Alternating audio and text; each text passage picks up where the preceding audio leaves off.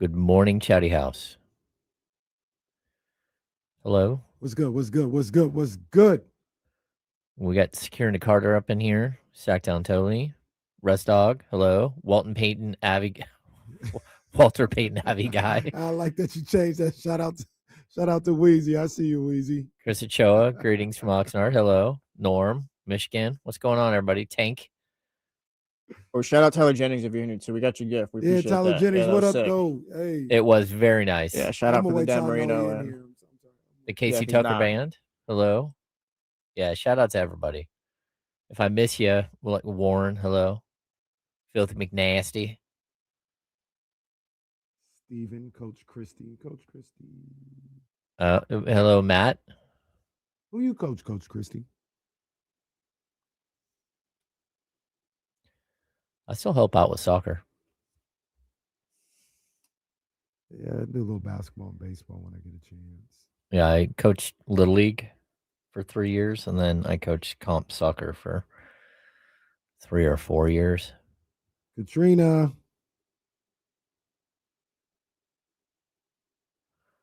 Tank, the trade deadline is February 5th, I believe. Walter Payton Avi guy. I don't know what the Sharks getting another one means.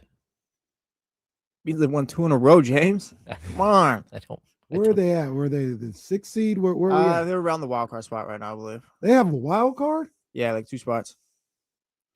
Okay. Coach Molly, what up, though? Leezy, what up, man? Whoa, hey, what are you talking about, Leezy? John Poles, yo. Bro, what the hell? What the hell? Oh.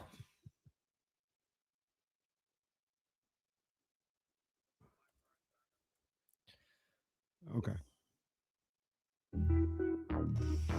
KFM West Sacramento, KRXQ HD2 Sacramento, ESPN 1320, Sacramento sports leader. Always live on the Odyssey app. We your number one spot. We your number one spot for some sports, huh? Got the city going crazy when we work, huh? We top 2, but we ain't 2, we in first, huh? And when you need the real, we is who you search, huh? D-Lo, KC, D-Lo, KC, D-Lo, KC, D-Lo. We your number one spot. Yes, sir. Yes, sir. Yes, sir. More fire, just like James likes to start. Tell him, James, say more fire, more fire. Okay. That's not what he's going to say, James. Say it. Nope. What's going on? It is KC and Ham here on ESPN 1320 on December 30th, 2025, the final live show of the year on ESPN 1320 Airways. It's your boy KC. You know, acknowledge me. I messed up my own opening. How I messed up my own opening? It's your boy Kenny Caraway. Yes, sir. Acknowledge me.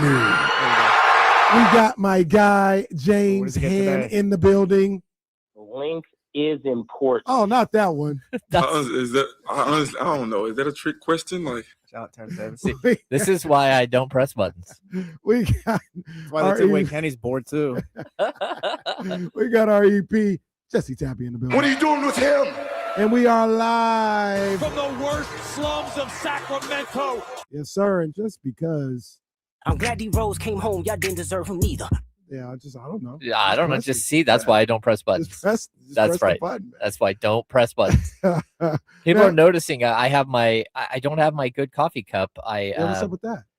Okay, so we had that concert here right before, because you remember I didn't work the Friday before Christmas. That's right. We had that concert here, I think, like on the right before that. Mm-hmm. And I got done with the show. I went out to wash my cup like I usually do, and I put it back in my locker. Well, there's people everywhere. So I just took my cup with me. Well, now I forgot it, and now I can't find it. Whoa. It's I thought James was going to say the cup turned up missing here. Yeah, I'm about to say, come on, man. You clean up for a Christmas party. You don't know what happens. So what, are we going to have to purchase a new one? No, I'll find it eventually. But how does one lose a coffee cup? I imagine it's got to be in your kitchen, in your house. It's in my kitchen or not somewhere. In your house. I mean, your kitchen, your car, or it's maybe not in my your car. Bar area. No, I've looked.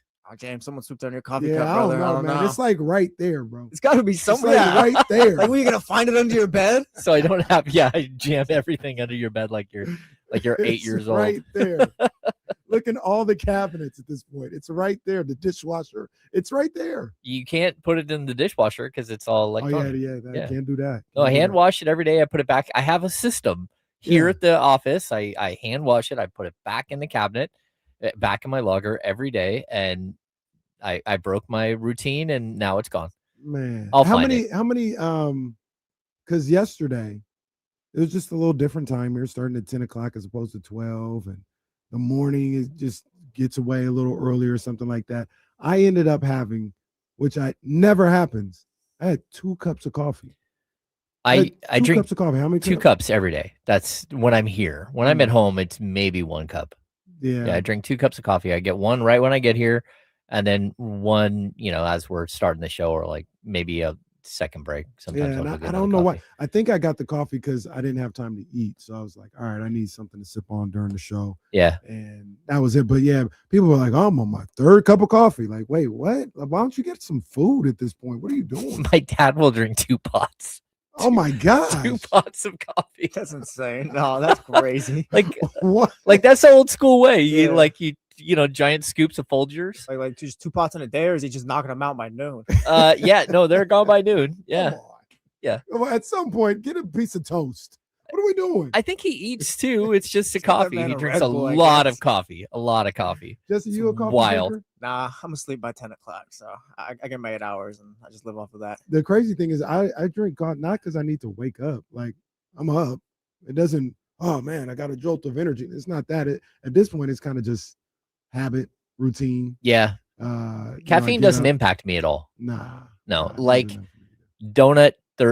donut Friday on a Thursday. If I have a donut and 2 cups of coffee, I'm wired. But it's the sugar, it's not the caffeine. But if I don't drink the coffee every morning, I get a headache. See, I hadn't gotten to that either. Because sometimes on the weekend I might not have coffee. Well, I'm old I'm as hell. fine. It happens. And you're young and spry. So There we you're go. young and spry. There we go. You know who is old as hell though? Matthew Stafford. Yeah, he is. And did Matthew Stafford's old ass lose the MVP award last night in that loss to the Falcons? Oh, 100%. I think he lost MVP award. I don't think you can give the MVP award to somebody who put up a bunch of stats and finishes 6th or 7th in the NFC. Like, that's just my point of view. Like you can. There's precedent for it. Like we went over it yesterday. There is. Whoa. Is there? So here's my. I mean, players have won MVP and not won their division. That's True. the precedent. True, but I'm thinking of Adrian Peterson right now. Yeah. That was a special season. Yeah, Not just a good season. I think Christian Ponder was his quarterback. That's fine.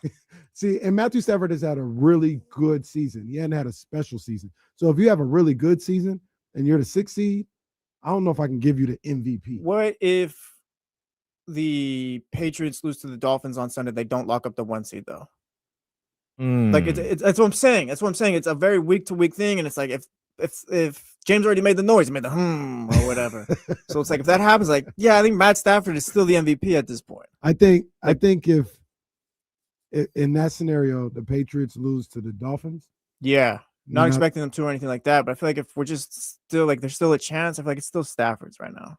Yeah, but what if we take the MVP award and we actually award it to the person who deserves it, not just a quarterback? No, that's blasphemy. Don't we're even, way past that. Yeah, don't even. No, because that's where I'm at. Don't even think of that. That is too sensible. Don't even think about that. See, we talked about this earlier. Hey, what about Sam Darnold? Can you give it to Sam Darnold? Well, that's not what we were talking about.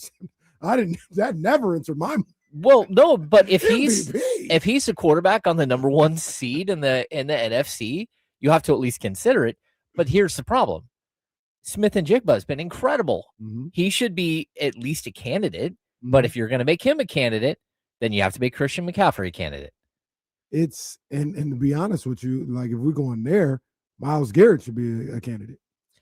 Well, I guess the argument that's the Adrian Peterson. Now Adrian Peterson made the playoffs. Yeah, but his team is not a playoff team. They're bad. Yeah. Is there more valuable position though than the quarterback position? I don't. I guess like I don't even disagree with you guys, but I guess like that would be their argument. It's like the quarterback is just so important, I guess. See, I think someone brings up Jonathan Taylor. Jonathan Taylor was to me. Taylor is a he was too. He was, and then he tailored off. Is this what is, No pun is it? intended. No, No pun intended. October 30th. Is this the date of the show? Yeah. What are you talking about? You're not a candidate today. No, he was though. He was a He candidate was. for a long time, and now it's like, hey man, your team's 8-8. You know, they had to bring Phillip Rivers out of mothballs and throw him out there. Like, I don't even know what happened. Like, he had to turn in his AARP card to go out and play. Look, I agree with you. But I agree with both you guys. Like it should be open to everybody. It's almost like if they said in the NBA only sinners can win the MVP. Yeah. Like that's what it feels like. That doesn't make any sense to me. That's crazy. But in Jesse's scenario of the Patriots losing to the Dolphins, I'd still give it to Drake May. My general point to it, because I don't think the Patriots are losing this week, but it's such a week-to-week award where it shouldn't be. I feel like over like the overall season, I guess, and I guess the Rams are kind of falling apart at the end here, not winning the division, whatever. But I think just body of work, I still would have went Stafford. I hear you. I hear you. I just have a hard time. I've been arguing for Drake May. At least been in the conversation all year, but yeah, I have a hard time giving it to Stafford for the 5th or 6th seed, and the season wasn't special. He was good.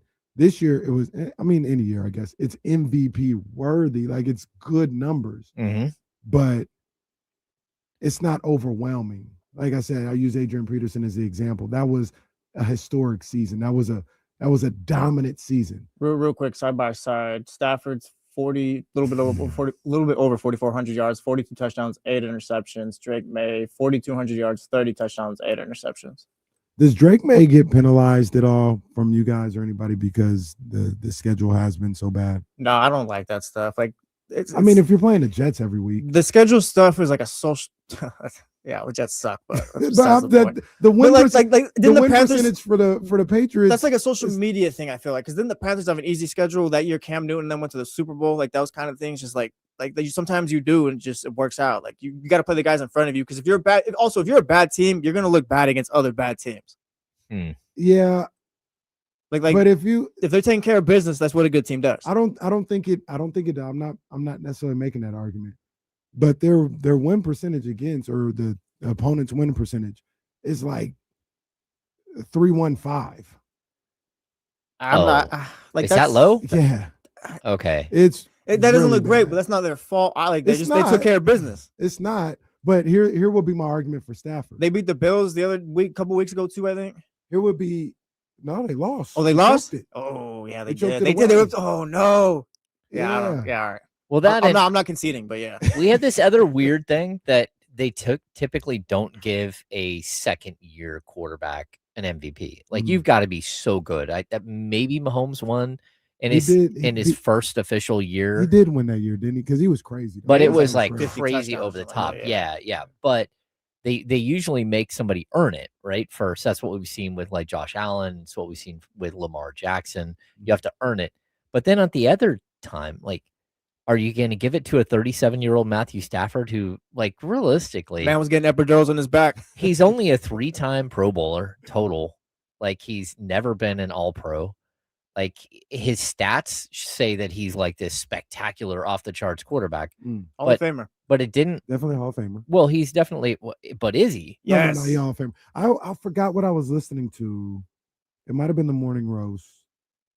I don't know. But somebody said if Stafford gets this Super Bowl this year, you got to look at him as one of the greatest quarterbacks of all time. I don't hate that at all. It's not crazy. I'm not like he was. We're gonna fault him for Detroit. Well, I don't know. I mean, you have to. He put up numbers. He's around top 15 in both passing touchdowns and yards all time, and like 15 is at the very least. He might be top 10 or around there, closer. But we can't just say that you had. And then the moment he does go to a new team, they win the Super Bowl. Yeah, but you can't say sorry. You played 12 years in Detroit and didn't ever lead them to a playoff or anything. But again, he went to the Rams, switched over the other quarterback, and won the Super Bowl. Once he got with a competent coach and with a great defense, he was He was winning. and a plug and play. Like, I mean, that They was. should have lost an NFC Championship game, but we ain't gonna go down that road. We ain't gonna go down that road. Who Was it I the think that dropped was interception? Jaquaski Tart. The momentum switch Come right on, there. man. Yeah. At the very least, you take 4 minutes off the clock. At the very least. What is that? There's a Paul Allen there, the Vikings radio guy.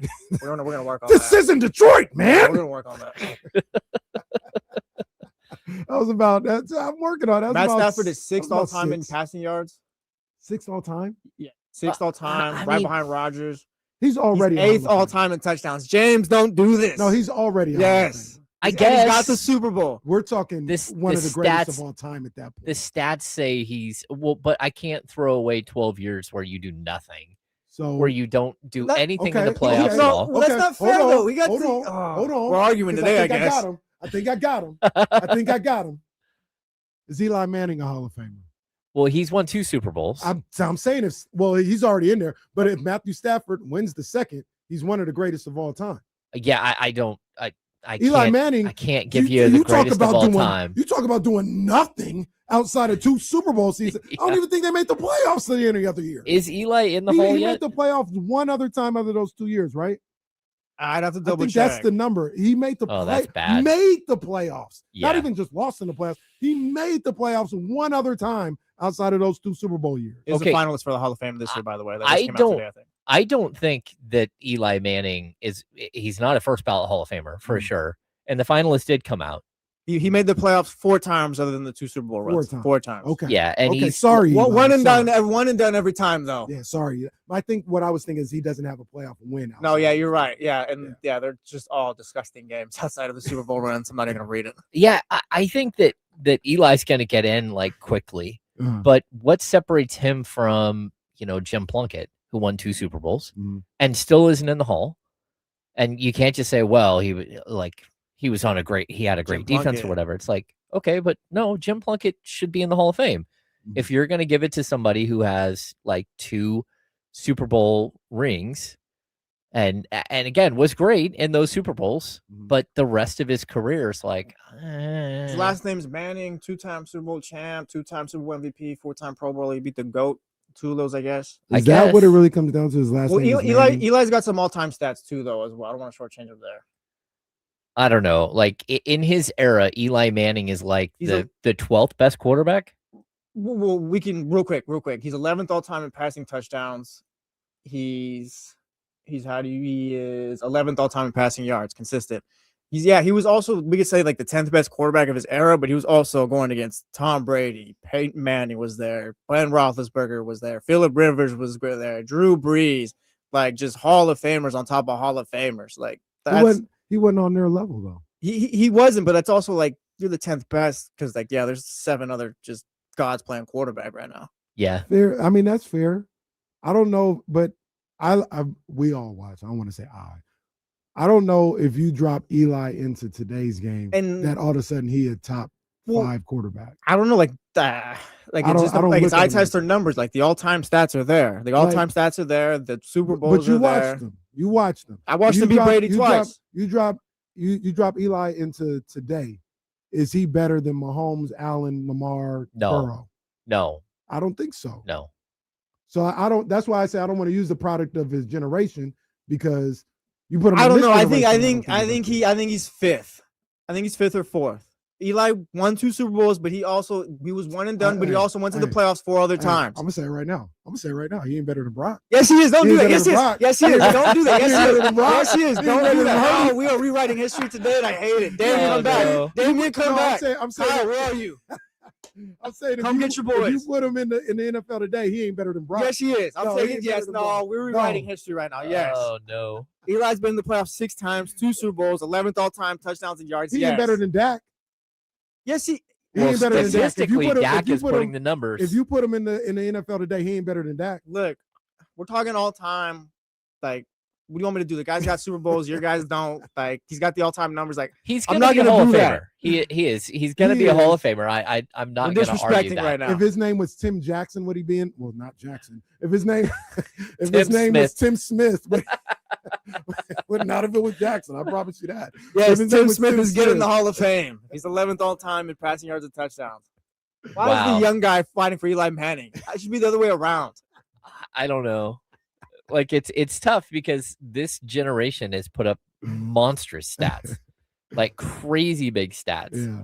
But you're gonna give guys nods for help. You know, we get in this discussion about like baseball players, right? And like one of the travesties that I've seen in Major League Baseball is it became such a defined. This is your path to the Hall of Fame. It's 500 home runs. It's 3,000 hits. It's 300 wins or 3,000 strikeouts. Automatic entry into the Hall of Fame. But what about a guy like Dale Murphy who goes out and wins back-to-back MVPs, was the best player in the 80s, or one of the best players in the 80s, makes the all-80s team. He's just left out in the cold because his career came up short and he didn't finish with 3,000 hits or 500 home runs. But now we're going to start letting guys in for much less than that, who have way fewer like hits and home runs, because like we decide that like it's arbitrary. 300 wins doesn't really matter anymore because the game changed. 3,000 strikeouts, okay, but even that is really hard to get to when you're one of 5 starters. When you're throwing 5 innings a start. Is the game easier for quarterbacks today too? I feel like it. Oh yes. So I guess that's an argument for Eli's side, I guess, because I feel like there's not too many Ray Lewis, Ed Reed types out there right now. Like we kind of talked about it too yesterday. Like Phillip Rivers comes back and he's reading defenses, audibles, pointing things out. We don't really see that anymore. It just feels like McVay and the McDaniels and Shannon's of the world are like, hey, this is going to be open. Go here. So I think about this often with the eras in the NFL, and I think it balances out. So today, these guys are unbelievable athletes. Like even from Eli's time, to today, it's just different. Like Patrick Willis is one of my favorite players and one of the greatest players of all time. D'Lo and Casey, friend of the program, Patrick Willis. Oh yeah, could have been. But Fred Warner's a different athlete than Patrick Willis. You know what I'm saying? Like Fred Warner's covering CeeDee Lamb down the seam. Patrick Willis, like even that era is different, right? But I think back to like the Montana, Marino, Elway era and the way defenses were allowed to play at that time. And I think about it more so from like a Jerry Rice perspective or some of those receivers. Bro, they were encouraged to, what they say, separate you from the football if you came across that middle. Oh, yeah. Like that, and that was a play on. It was play on, clean hit, nothing here to see. I remember watching Ronnie Lott hit, I think it was Mark Clayton in the Pro Bowl. He hit him so hard, and Clayton fell backwards and kept going. But it was like, oh my gosh.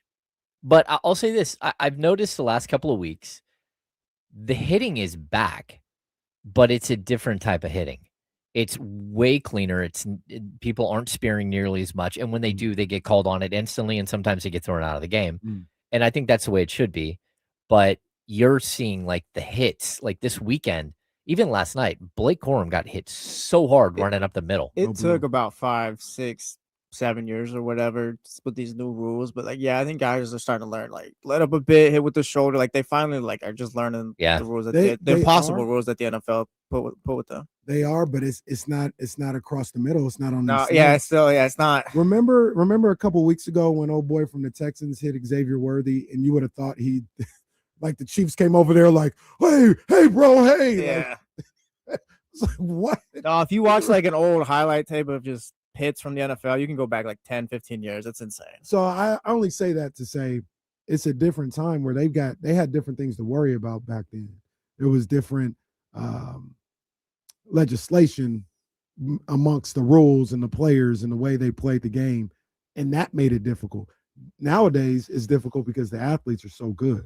Like the athletes are insane at this point. The game's so much faster, it's stronger, it's more explosive on both sides of the football. So I only bring that up to say it's both eras have their positive and negatives. Yeah. So Eli played in a different time that was a little tougher, but maybe he didn't play against the athletic middle linebackers and linebackers that you see right now. Okay. in corners. I'm gonna take this as a win for me. What was the wait? I don't know. What's I the don't know what it game? was. I don't know. We didn't even start about Eli Manning. Who are we talking about? Talking about Matthew Stafford. Yeah, Matt 'Cause Stafford. we talked about it started Whether with it's the Hall Matthew of Famer or Stafford. not. No, it started. Did he lose the MVP last night? And I think he did. I think he did. I'm gonna say no. I think he did, and the reason why You I guys think are he probably did, right, but I'm gonna hold up the integrity of the MVP. I'll tell award. you why I think he did. It's because Aaron Rodgers won the MVP in the last game of the season, the year that he beat Tom Brady, which is, to me, is still garbage. But he won it because they won their game and went in as like a number 1 seed. And to me, that's where, like, you do have to play all 17 games. There are times where a quarterback can sit out in week 17 and still win it, but your team has to be so good at that point that you're coasting in. I don't see that that's who they are. I'm trying to see real quick as you talk about that. I want to see, because I remember this was 2020. This guy went back to back. I'm going to throw Is this 2020 or 2021? What's Aaron that? Rodgers. What season was that? That was 2020, right? Because it was COVID. It was COVID. It's 21 and 22. I think he won back to back. So the season was 20. So I want to see what his numbers were that year. I mean, his numbers were good, but Tom Brady's were off the charts. I mean, I remember you read them yesterday. I forgot. Tom Brady had 5,200 yards passing. Yeah. I mean, yeah, 41, 15. 5,300 yards 47. and 43 touchdowns. He led the league in attempts, in completions, in yards, in touchdowns, in yards per game. Oh, I'm sorry. I'm looking at the wrong year. He was 48-5. It's 2021. For 4,300 yards. You're looking at 2021 or 2020? It's 21 is when Brady blew up. His second to last season. Okay. As a 44-year-old, Brady threw for 53-16. So look at 2021. And what is Rodgers finish with? 41-15, 37 touchdowns, 4 interceptions. 1,200 yards less than Tom Brady. So, yeah, and his team was 13-4. So, I don't know. But I do think that Stafford hurt his chances last night. I just didn't think it was a great performance, number one, but also his team isn't in it. Yeah, do we still believe in the Rams after that game? I was just about to ask you. I saw a tweet last night. I think it was like Ross Tucker. He was like, man, it's a shame that the best team in the NFL is going to be the 5th seed and has to go on the road. And everybody's like, are they the best team in the NFL? Yeah, they're like wearing down. it feels like it right now. Yeah, I don't know. Maybe like they haven't had Devontae Adams for the last couple of weeks. Has a hamstring yeah. injury, and I mean he led the league in touchdowns for wide receivers. So yeah, there were a bunch of 1-yard touchdowns. They were, but that's again that like you lose, you get the damn near guaranteed touchdown when you're down there. You lose him. Like maybe it's not as easy with Blake Corum, Kyron Williams, or I mean Puka's amazing, but you get what I'm saying. And was that was a catch? That was a catch. I thought so. I thought it was a catch. Yeah. Okay, so I'm going to throw a curveball here. This is kind of out of left field. The Cowboys this morning waived Trayvon Diggs, cornerback. If you're the Niners, do you claim him? Yeah, you got to make a call. 27 years old. Yeah, you can just claim him, but you claim him. I mean, now he's got a contract situation, right? How does that work? He has no guaranteed money beyond this year. If you're claiming him, you're taking like $430,000. You're responsible for his $472,222 in guaranteed money game checks this season. Yeah, the Niners have to, especially when you don't know what's going on with Renardo Green, and he might even be better than Renardo Green right now. The Niners have to pick him up on waivers. Yeah, absolutely. He's coming off an ACL. I think he got cut though, because I feel like him and Dallas been beefing this year. So I haven't really been seeing eye to eye from the things I've seen from the side. Yeah, I don't know. I haven't been watching Trae Diggs, but I know that's been a thing going on too. Yeah, I'm making the call. I'm claiming him. Yeah. Worst case scenario, I'm claiming he might not ever play. He might not start or whatever. But did you see what you had? Bless their heart. They're trying what they can. But these were third stringers and practice squad guys on the field on Sunday night. Yeah. Like, yeah, you bring them in or you claim them off waivers. Well, that and they lost Stout to he's in concussion protocol, right? He's a slot guy, but even with that, you can maybe move Lenore to the slot because he's able to play that, and you can put Trayvon out on the outside. Yeah, I'm in. Renardo Green is injured. You got Luter out there that was struggling. Like I said, bless his heart. No disrespect to him or my man Luke Gifford. I remember his name now, not calling him 57. They're trying. They're doing the best they can. But we're talking about third stringers and practice player guys. Like, yeah, you bring Trayvon Diggs in there. At the very least, he's a backup. Yeah. I mean, he's probably a starter. I agree.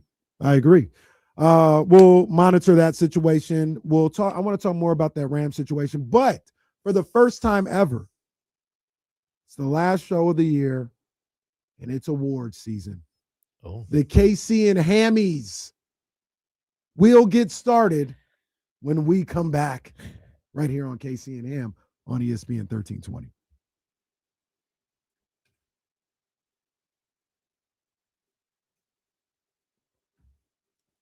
Stout was put in the concussion protocol during the game. Yeah, he didn't come back. But then there was somebody said that he had cleared concussion protocol. Either way, it's going to be monitored all week. And especially that's why people were upset about the 49ers having a short week. They have one less day to get him cleared. My casual college football thought of the day. I hate Ohio State trying to play the underdog card going into that game against Miami. Yeah. Well, no, hold on. Hold on. Jesse, the Louis Vuitton Dom, man. Shoot him the link, man. Okay. 1 p.m. Mark Jones will be with us 1 p.m. Oh, he's coming in? Yeah. Sweet. Yeah, that's nasty work. What's nastier work, Jesse? Ohio State doing that or Caleb Williams trying to do that before last week's game? Did you see that? Oh yeah, I did. Oh, I hate a number 1 recruit, 5-star private school. Yeah, they never no, everybody believed in me. You had every resource. Everybody believed in. We all thought you'd be here. We all thought you would be here. We all thought you would go to the playoffs. Tried to make it like he was just some little lonely underdog his whole life. Don't give me that. Bro. Yeah, stop. You were literally training to be here. I said, come on, man. What's this guy doing? I'm reading on Spot Track, whatever. Diggs is owed another $531,000 this year. He's non-guaranteed 15.5 next year. He has a 20.5 non-guaranteed in 2027 and a $21 million non-guaranteed deal in 2028. He's only 27 years old. And Dallas is on the hook for $12 million in dead cap money this season and $5.88 million next season with $12.5 million saved. Come on, man. Pay the man. I mean, or once again, though, the Niners can cut him before June 1st or whatever, and he's not on the books for next year. I don't know. I would not want to be on the books for the $12 million this year or the the 5.88. Well, no, I would take the 5.88 million next year because a $15.5 million non-guarantee deal if you're getting a starting cornerback who is an all-pro and he's 27. I would take the $12 million this year. This year's almost over. If you have the cap space, yeah, take the $12 million. Yeah, and I wonder if it's you have to pay that out or if it's just the cap hit. Because the 49ers are, I think they're like $45 million under the cap, but they can roll it over. Right. Because Brock's contract starts next year. Yeah. That's why they have so much current cap space, right? From The Athletic, New England Patriots wide receiver Stephon Diggs faces felony charges of strangulation or suffocation and assault pertaining to an incident that allegedly occurred on December 2nd. That's per The Athletic. That's not good. I'm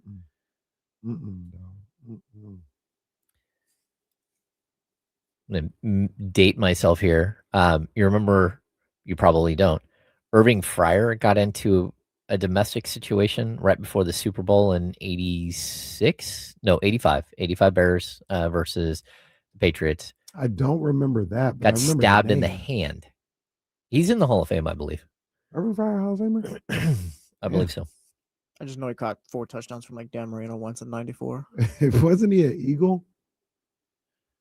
He started for years. He was with the Patriots, and it was him and I think Morgan Stanley were their wide receivers. This was. Yeah, he played. Well, all right. 8 years. There was some unfortunate. 5-time Pro Bowler. He's not in the Hall of Fame. Pre-Super Bowl situations in the 90s, 2000s. Eugene Robinson. Oh, that was crazy. I don't know that story at all. Didn't he try to pick up a prostitute the night before the Super Bowl? Oh.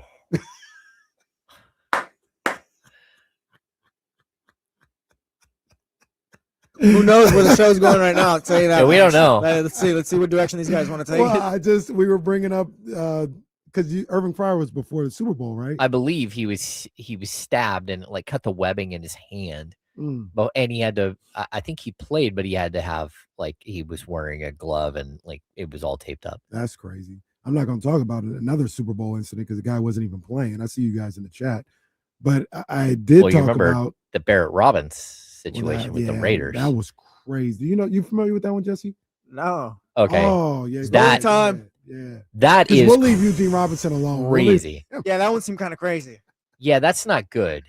Yeah, so Barrett Robbins disappeared like the night before the Super Bowl. Super Bowl was in San Diego. Yes, in San Diego, and then he ends up in Tijuana, but starting center for the Raiders. But had lost his marbles at that point. I mean, and then he ends up in prison at some point. And when I was at NBC, this is crazy. Shout out Steve Uhaldi from NBC Sports.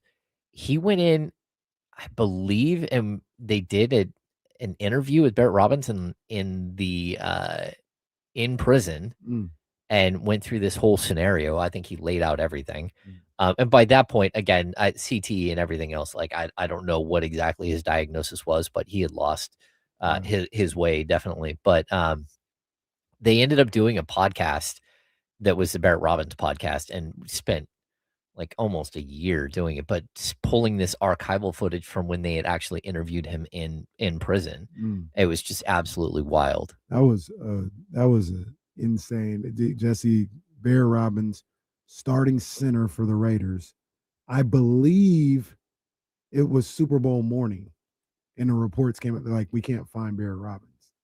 I think it was either Super Bowl morning or Saturday morning, but I think it was Super Bowl Sunday morning. Yeah. They're like, we can't find Barrett Robbins. They couldn't find him. Yeah, it's just completely crazy. That's crazy. Yeah.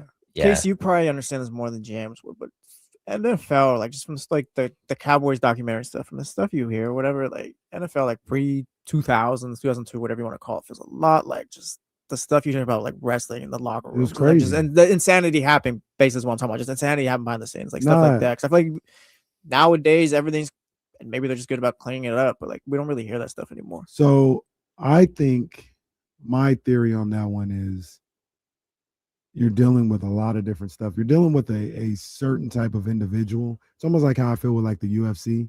Like they're just wired different to love participating in that sport. Like, so I'm not trying to disrespect or disparage anybody when I say, but they're just wired different. Like they love that. They get that intensity of the contact and the confrontations and all this other stuff. They love it. You know, the football players love it. So you're dealing with that type of individual. Then you're dealing with CTE and mental health issues because of all the hits, collisions and the hits. And the hits, a lot of the, like, I think what people don't understand is a lot of these kids start at 5 years old. Mm-hmm. And if you think that like putting a helmet on your kid at 5 years old and letting them run around there and hit people, oh, it's so much fun. They're like these little tiny things, but their brain is getting just like bounced around their skull. And that's where you like what we found, like as years have gone by, the offensive linemen, defensive linemen are having way more trouble than a lot of the other positions because of the micro concussions that you don't even know, just the contact of basically two like rams, like clashing horns. You know, you're getting these little tiny micro concussions all the time and they don't heal. And once you get one major concussion, it's so easy to get a second concussion, which we just keep seeing. Like Jesse's guy is like the poster child for concussion. Dart's been in the 10 a bunch of times this year too. Yeah, that's tough too. Yeah, you got to learn how to watch that. Yeah, you got to learn how to slide. And that's what Daniel Jones, like early in his career for years, he would take off running and just like straight up and down. Like, man, what are you doing? Yeah. And then he slides late, but it's more of like a pop-up slide and just got crushed so many times. And it's like, that's not great. Nah. Yeah, I feel for him because as someone, I played football, like, man, you can get hit hard. Like there's a couple of times I think I was concussed playing football and there's no one looking out for you when you're in high school. There's Nah. no one going around and checking to make sure that you What aren't was this, like concussed. the 80s, James? Late 80s, early Yeah, they're 90s. telling him, get back out there. Rub some dirt on it. Oh yeah. You just got your bell rung. Real Yeah, you're quick. fine. We'll smell This salt. guy's walking the wrong direction. And they're like, you're all right. Yeah, I got hit on a kickoff. I was running down, and all I saw out of the corner of my eye was a flash of red. And I was in a ball, like a heap, like maybe 8 yards away, where I just flew and just landed. Just like you get up and you're like walking sideways, like I don't know what just happened. But here I go when we get back over to the sideline. No, you're over there, son. Yeah, you're on the wrong side, man. So you put those things together, and then also, I think much like wrestling, Jesse, what these guys feel they need to do or to be able to play the next week. Now you're talking drugs. Now you're talking pain medication. You're talking all this other stuff, and that recreational drugs and all this other stuff, and that leads to just some of the bizarre stuff you see in that sport. And I think you don't see it as much anymore. Like it doesn't feel like you see Bear Robbins and Eugene Robinson. I don't know if Eugene Robinson was fits into this. That might have just been. I'm just talking about more of the chaos behind the scenes. Well, no, but I also think like the league has tried to clean up some of this, the concussion issue. Because we know about it now too, I feel. Yeah, like and it's out in the open. It's never going to be perfect. I mean, you're literally running around and getting hit by 300-pound people going full speed. And the athletes are bigger, they're stronger, they're faster. I mean, even my time in the NBA, how weights have taken over and how, like I was in the locker room the other night and Neat Clifford, it was a late game. And Neat Clifford, one of the trainers came in. He's like, "Hey, are we lifting after the game tonight?" And he's like, "No, not tonight because we got to fly out, or we got another game coming up like next day." But that's what they're doing now. I mean, these guys are going out, they're playing a game, and then they're going, especially the young players, are going straight to the practice facility after they're done, and they're hitting the weight room. And it's just a completely different sport. And that's why I always say, like, with a player like Max Reynaud, you're watching like the early version of Max Reynaud. Like the Kings are going to get him in the lab, and they're going to decide what type of body he's going to have moving forward. And that's why I think it's really important to let him play as much as possible right now, because you want to see if he's going to be, again, we talk about this, if he's going to be Vucevic, you need to bulk him up, right? He needs to gain 20 pounds. He needs to be bigger, stronger, and not as athletic, but bigger and stronger to hold his ground. If he's going to be more of like a Lauri Markkanen type player, you want to lean him down. You want to work on his shot a ton. You want to, there are certain things that you have to do to make him like more laterally, like work on his lateral quickness and all that stuff. And so I think there are two paths you can take here with him, but that's why it's really important to see who a player is, get him out on the field or on the court, and then go from there. The NFL is just a different thing, man. Every single guy is yoked. And I've said this, and you walk into a Major League Baseball, like into their clubhouse, there isn't a dude in there that, like, if he walked into your gym, he'd be the big dude in your gym. The baseball players are yacked. I mean, even a guy like Jed Lowry, stacked. You're like, what in the world, man? Like, I would never have thought that, like Matt Chapman's forearms are like probably an inch or two bigger than a softball. Like, his forearms are huge. You're like, how in the world? It doesn't look that way when you're watching them on TV. And even when the camera goes in close, it doesn't look that way, but they're all sort of the same body type. Just all of them are ripped. It's wild. Well, it's one of those things too, where it's like with the baseball players, you don't think about it this way, but think about all the swings they take. That's, hey man, hey, look, I'm talking about baseball. Chat, I'm talking about baseball. I'll tell you how to do your job. You don't tell me how to do mine. I'm a sports analyst. I'm talking about baseball. But when you take that, what, Kenny? When you take that many swings and you're swinging in the cage every day, it's like take 200 swings. It's almost like chopping wood. I don't know. Chat, you guys can be the No, secondary shit, referee don't today. leave nothing to the Chatty chat. house. What do we Don't think? What do we think? I don't know. It's like Paul Bunyan. That's what it is. All right, Cole says throw it. Flag. Shout out, Cole. Thank you. Come on, man. Come on. But that you get the backs, you get your shoulders, all this other stuff, you get your triceps, you get all that worked out by that. But as we talk about CTE and we talk about drug use in the NFL in the 90s. I don't even know how we got here, but that's okay. It's the last day of the show. Let's celebrate the NFL now with the Casey and Hammy's NFL Game of the Year. Professional radio host. Oh man, Segue. I love football. I do love football. I love the sport. I do too. I love the sport. I do too. Hate all the stuff that has to come with it because of the nature of the sport, the CTE, the people getting their bodies just mangled and stuff like that. Yeah. But man, the sport, the competition of it all, it's a great sport. It really is. I do too. They got their ass beat on Christmas though. I want to celebrate that as a basketball guy. The NBA spanked that ass on Christmas. You think so? Yeah. They did. And spare me the ratings, bro. Oh, well, check the rate. Like, dude, the games weren't that good. It's fine. Like, yeah. I didn't watch any NFL game. Yeah, it wasn't. Like, the NBA had better games. They won. Yeah. I hate that they try to like infringe on each other now. Oh, NBA was salty about that on Christmas Day. Charles was talking about that. Oh no, LeBron talked about that last year.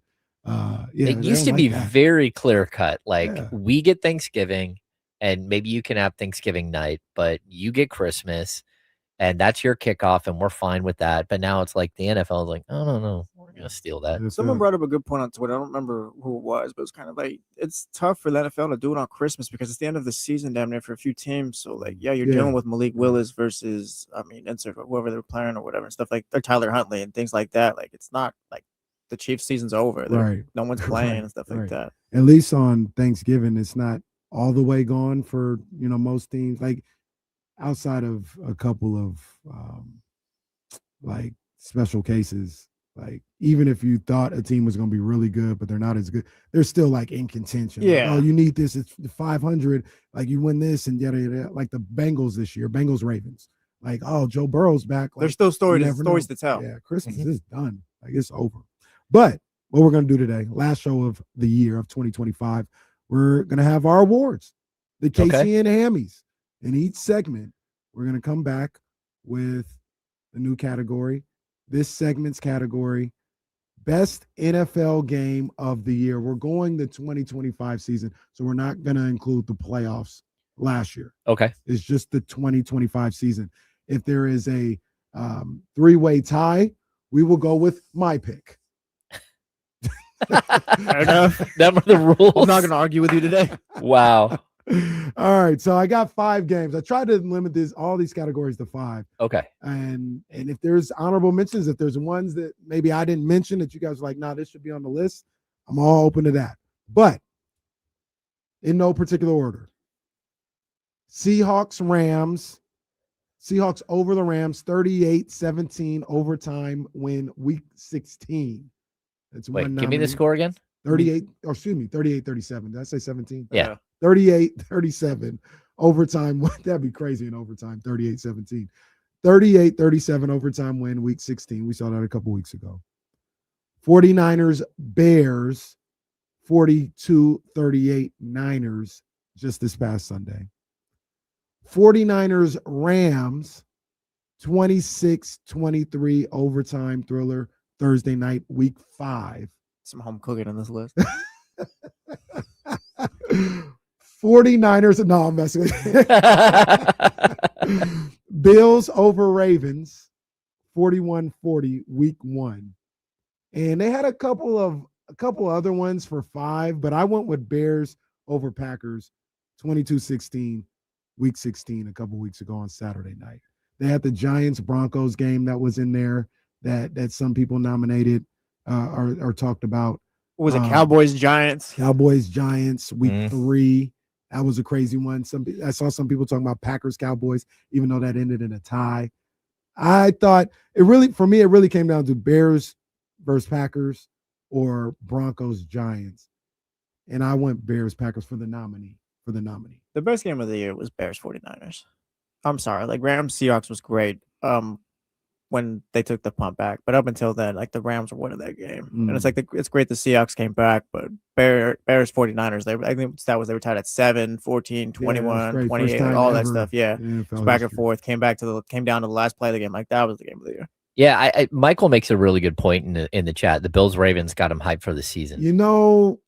Jesse, we talked about this, and as I was making, that was still a fantastic game. And if you take it for the time, like now the Ravens aren't as good enough. Yeah. But at the time, it was this how we kicking off the season. It's two of the greats to play the game right now. And the game started being good, and Josh Allen came back. I want to hear what you guys too. It did. The crowd was lit for that one as well. Not that they weren't in the first game in the Ravens Bills, but I haven't made my vote. Give me December. Give me a December football game. Jesse says Niners Bears. What you say, Ham? I'm gonna go. In all honesty, I'm gonna go Niners Bears because watching that game, number one, I had this sense that the Niners were gonna win the whole game. Right? Like there are some games you're like, oh, that's not gonna happen. But the fact that it was tied at 7-7, 14-14, 21-21, 28-28, and 35-35. The game never got away. It was like this epic battle. And for me, what it really came down to was experience versus inexperience. And while Brock Purdy gets, all kinds of hate heaped on him for whatever reason, he was the more experienced quarterback and looked like the more experienced quarterback and came out on top because that's just the way it goes. Like you have to go through those trials and tribulations as a quarterback, and Caleb Williams hasn't gone through them yet. Yeah. He's just now arriving after a year of not really, being ineffective. In year 2, I think he's been amazing, but you can also see that there's like a career trajectory that you can't skip over. And here he is at this point in his career. It's like he learned a lot from that game, and he learned a lot from the moment where Brock Purdy had already learned what he needed to learn to make that play to use check. Yeah. He'd already learned some of the things he needs, and that's where it's cool to watch an NFL player develop, and then some players just never develop past this point. They never get to that next step. Look at Dak. It doesn't matter how many times he throws for 4,500 yards and a bunch of touchdowns. When the chips are down, he's not there, and it's tough. But that's something that you have to decide. Caleb Williams, are you going to be Dak and put up a bunch of numbers, or are you going to be a player that goes and wins games? And I think that's where we're reminded once again that Purdy is a guy who has won 4 playoff games early in his career, who has led a team deep into all the way to the NFC Championship game, all the way to the Super Bowl, and that he has that special thing. And it doesn't matter how good of an athlete he is or whether he's got the biggest arm. It doesn't matter. He's a winner. And to me, that's where Caleb Williams should be trying to get to, where you're a winner. It doesn't, and all that other stuff, whether you're an athlete or whether how far you can throw the ball, it doesn't matter anymore. Either you're a winner or you're not. And so far, he's showing me that he is. In year 2, you're taking a team all the way, and you have a chance to be the number 1 seed in the NFC, and you come up just a little bit short. But show me that you learn from it. Show me that you're ready to take the next step. So I thought, like, just as a game, I thought that was one of my favorite games to watch. It was back and forth. It was super fun. 2 high-level teams, and the more experienced team came out on top. The winner of the KC and Hammy for best NFL game this year, Niners Bears gets the KC and Hammy. That's right. Who's accepting this award? Is it Brock? Is it Kyle? I think Kyle should accept the award. It might be the only one he gets. Yeah, Kyle, go ahead and say some words. Yeah, you want to do that? Go ahead and say some words, Kyle. I mean, it was just a good game and stuff. The Mac was out there on the sidelines, but Brock Purdy was doing his thing and stuff, and Christian was great, and and stuff, and I thought the one free play, I didn't think it should be a free play and stuff. I think there was contact, but got to watch the film and stuff, and it's just one of those games where I told the guys, we're not talking about playoffs until we get there, and now we finally got there and stuff. Thanks, Kyle. Now I got to talk to Casey. I have an issue with Casey. Or you? Hold on, I got issue. Whoa! I saw you tweet yesterday. Mac Jones is one of your one of your favorite 49ers ever. Oh, he really is. No, have some shame. What is that? He really This is. goes down to 15. No, man. Hey, Hey, look, 15 of your favorite 49ers of all time. Mac Jones, I got a soft spot in my heart. For Yeah, that. Part Steve of it, Young, part of it, Jerry Rice. Well, I remember watching Cap. No, and all, Frank Gore. You know what? Throw Mac Jones in there. No. it might One of be my 15. favorites. It might be off the top of my head right now. Montana, Rice, Dion, Ricky Waters, Yeah, Mac Jones. Steve Young, Colin Kaepernick, Patrick Willis, Patrick Willis. Ronnie Lott for me. I don't really remember Ronnie, but I Yeah. don't remember Ronnie like that, but I love Yeah. Ronnie. Hasn't gone to Brock Purdy, by the way. Well, I'm going in order here. In order. Fred Warner. You know, Richard Sherman was actually a good one. I enjoyed Richard Sherman. Seahawk. I enjoyed Richard. He doesn't he's believe I was that. gonna say, he's a Yeah. 49er to him. I don't know. Bryant Young. Brian, yeah, I like Brian. He don't make the favorites list for me though. Favorites, not best. Like that's the whole point. Mac Jones is never the best. This year Favorite with Mac is wild Jones, still. huh? Favorite is still wild. Throwing him in there. That's He's wild. top 20. Top All right, 20? that's like all right. He's No. top 20. One of my all-time liked 49ers. Wow. He's top 20. I'm I've putting enjoyed, Charles Haley above. Like, wait, how do you make I've- the top 20? I've enjoyed the Mac Jones experience this year. And this goes beyond, like, yeah, Mac Jones played well. I had to apologize. He was a much better player than I gave him credit for. And he played well, and he helped the Niners get to this point in the season.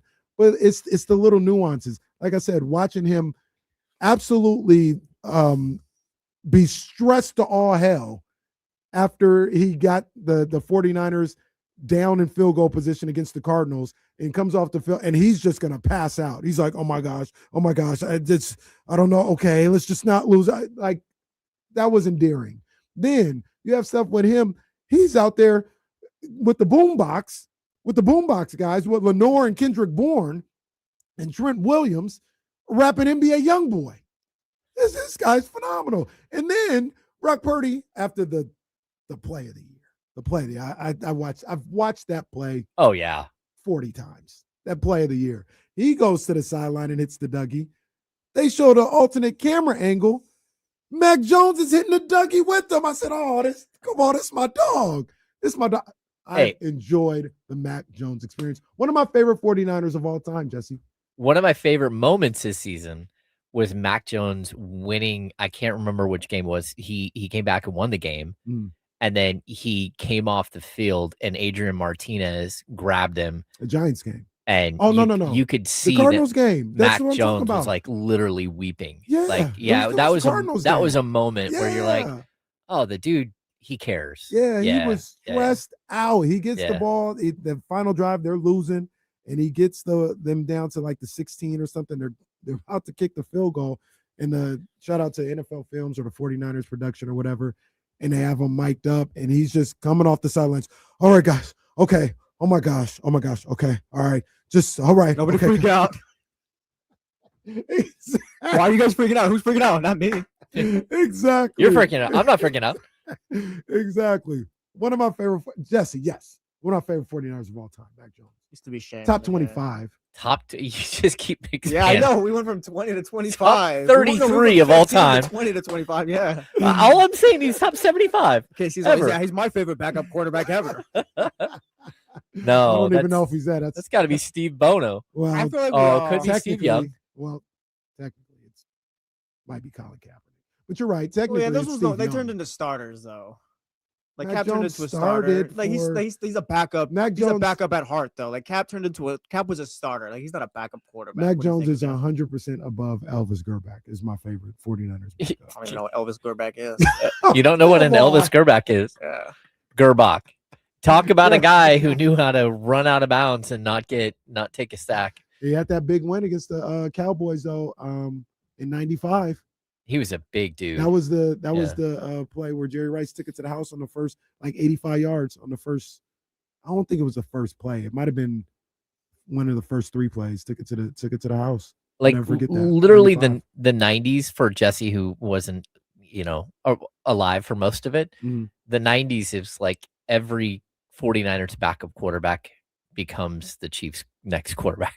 It's like Joe Montana, like Bono. it like loses his job, then Steve Bono, then Elvis Gerbach. They all became Chiefs There's- quarterbacks afterwards. There's a guy. Jesse is great with the history for the young guy that he is. He's great with the history. Yeah, of course. But there's a guy on YouTube that puts together these season recaps. They're like 30 minutes long of like almost all the sports. So he'll be like, "Hey, I'm gonna recap the 1995 NFL football season," and they're fantastic. Really? They are great. They're so thorough. They tell the story. I'm gonna text you one of them, Jesse, so you could see Eugene Robinson in 1999 and how that was impactful. Sounds good. I got a joke I'm holding on to that just been running bit on the show for the last few years. Oh no! When we come back, I gotta hear it. Well, it's not even that. No, it's fine. Text me. I got you. Hey, when we come back, the KC and Hammies continue. We have the best NBA game of the year coming up. Plus, okay. Yeah, because we'll talk NFL in a little bit because I want to get to the Sam Darnold thing. I do want to get to Sam Darnold. Oh, yeah, matter of fact, best NBA game of the year we're gonna push that back a second because I want to get to Sam Darnold. I want to get to Sam. We're gonna talk about that when we come back. Okay. I want to talk about Sam Darnold when we come back. Just got to confirm the Louis Vuitton Don, Mark Jones, is gonna pull up on us at 1 p.m. So we'll talk to him at 1 p.m. But when we come back, Seahawks ain't winning no Super Bowl. Like, we got to stop this. They're not winning the Super Bowl. We'll talk about it. It's KC and Ham, ESPN 1320, Sacramento's #1 sports station. Tyler, I see that you're in here, big dog. So I wanted to wait till you're in here, man. I appreciate you on the gifts. He got me a Malik Monk card. I think this is a rookie card. Shout out to my dog Tyler. And he got that Chris Webber rookie as well, man. Shout out Tyler. This is dope. Shout out Tyler. Appreciate the note in there too. I got Marino and Waddle. Shout out. Boom. I got Mahomes and Ricky. I feel like I used to have this Chris Webber card. I used to be a card collector. I used to be a major card collector. Yeah, shout out Tyler Jennings for that. We appreciated that one. Yeah, that was awesome, Tyler. Nice note. Ken, Yeah, which one?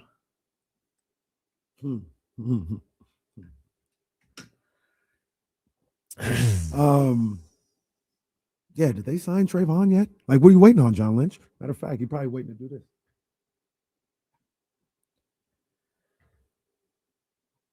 It's one of your worst. Okay.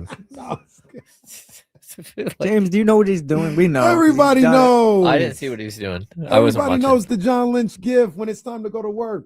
You need someone to like grab the computer and kind of pan the camera that way. Now maybe that'll work a little better.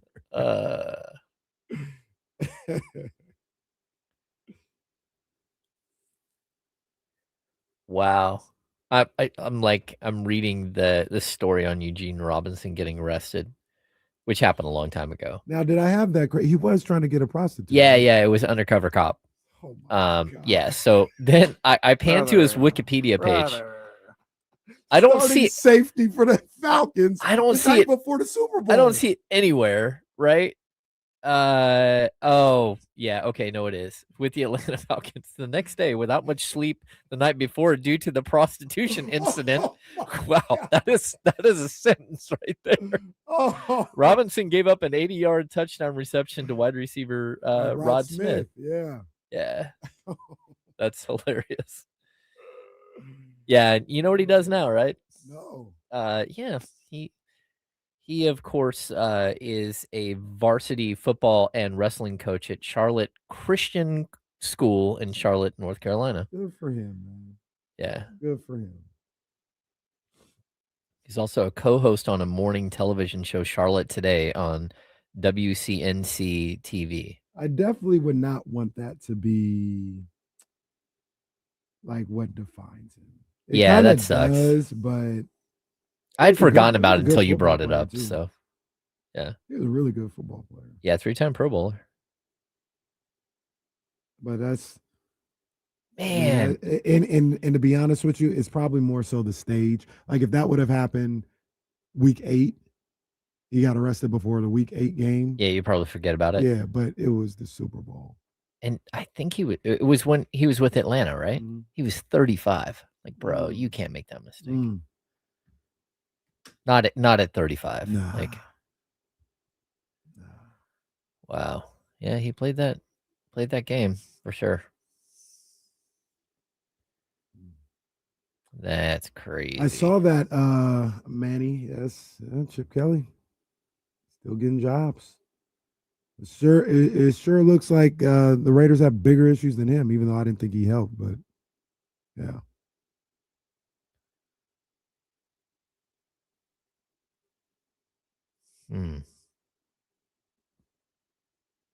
I don't want to see him never coach again. I just wouldn't hire him because I don't believe in his football philosophy in 2020. I don't think he's very good, but I wonder how much of it was just Pete Carroll wasn't letting him work either.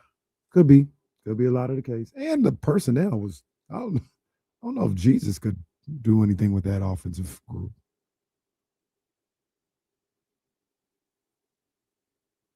Did you guys notice everyone leave yesterday because the heater went out or whatever? I didn't know that's why they left. Yeah. I walked outside and Matt, one of our engineers, was like, "Yeah, everyone's just dropping like flies." Like, well, wait, everyone why? left. It was hella cold yesterday.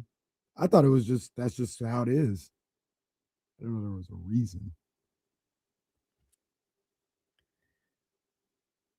I guess it's malfunctioning today, so we're playing in the elements again, boys. Oh, that reminds that. All right, I'll ask you.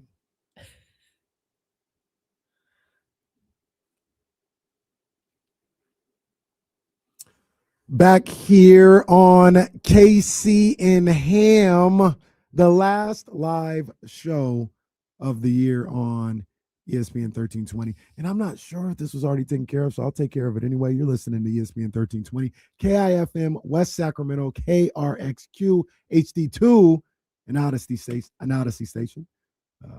In programming here, you can, because it's not dealing with KC, so you can watch us on YouTube. You can watch us on Twitch. You can watch us on Twitter. Oh, it's free on the Odyssey app. Free on the Odyssey app as well. By the way, you don't have to say the we're playing on the commercials. That's what I thought. I wasn't sure. It's all good. We're covering all bases. That's it. It's only when we bridge the hour mark. Yeah. Well, they do it throughout the show.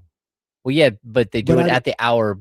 If we're on break, it's part of the commercial break. Just making sure. We're good. Handling bases. I don't want to get fined. I like to double check too. It's all I good. don't want to get fined. Yeah. So we've got the KC and Hammies going on. We just had the best NFL game of the year. It was 49ers Bears this past Sunday. Won the award. Shout out to the voting committee. It was a clean sweep, actually, by the way, because I voted for that game as well. But still want to talk a couple things about football. One thing I wanted to talk about that I just remembered as we were coming out from the break. So I think you might have been on the air with Damian and Kyle, but I don't know. Did you guys talk about the Chiefs moving? Briefly, like not really anything where we spent a lot of time on it. Moving where? Moving to Kansas. Okay. Did you hear about that? They got the stadium deal in Kansas. That's officially. But it's like right across the river, right? It is, but I think people in Kansas City are mad about it. Like people, it's almost like an Oakland and San Francisco thing, like Warriors leaving Oakland. I've tried to dive into it a little bit to see like how they feel about it, and if like, oh, it's not a big deal, they're just moving over the state line. But no, people in Kansas City it's literally like Oakland and San Francisco. They're upset about it, but that's neither here nor there. That's not what I want to say. Well, real quick, while we're on that, just real quick, stop putting every stadium in a dome. So that's why I'm okay. That's where I was going. Go ahead.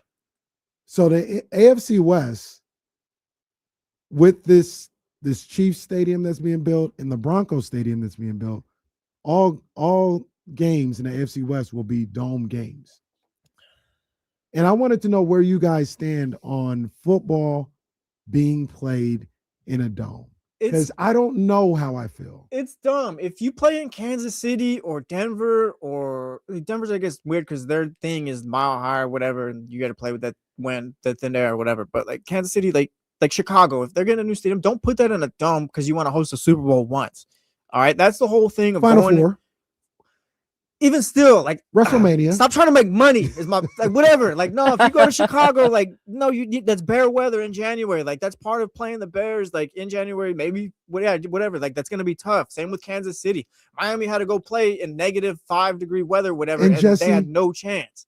That was stupid. No, that's part of it. That's dumb. home field advantage. They do not need to be playing football where limbs could fall off and people could die. Okay, maybe that was extreme, but point is, I need the elements. I need home field advantage. But that was dumb, and that's where I'm conflicted because I agree with you. I like the elements, but when you get to the games like that, Miami can't. That was stupid. The Packers, part of it. It's part the of Packers it. and 49ers played a couple. Well, this was like 10 years ago now in a playoff game that was like -8. Like, what are we doing? That's football. That's sports. That's playing outside. No, that's not basketball. No, that's not basketball. That's not sports. We're not basketball. No. Whatever. We don't need to do basketball. But let's put the Final Four somewhere. Dumb, Put it in it's dumb when Indianapolis. baseball has to play in December and the They pitcher don't is play in wearing. December. They will eventually.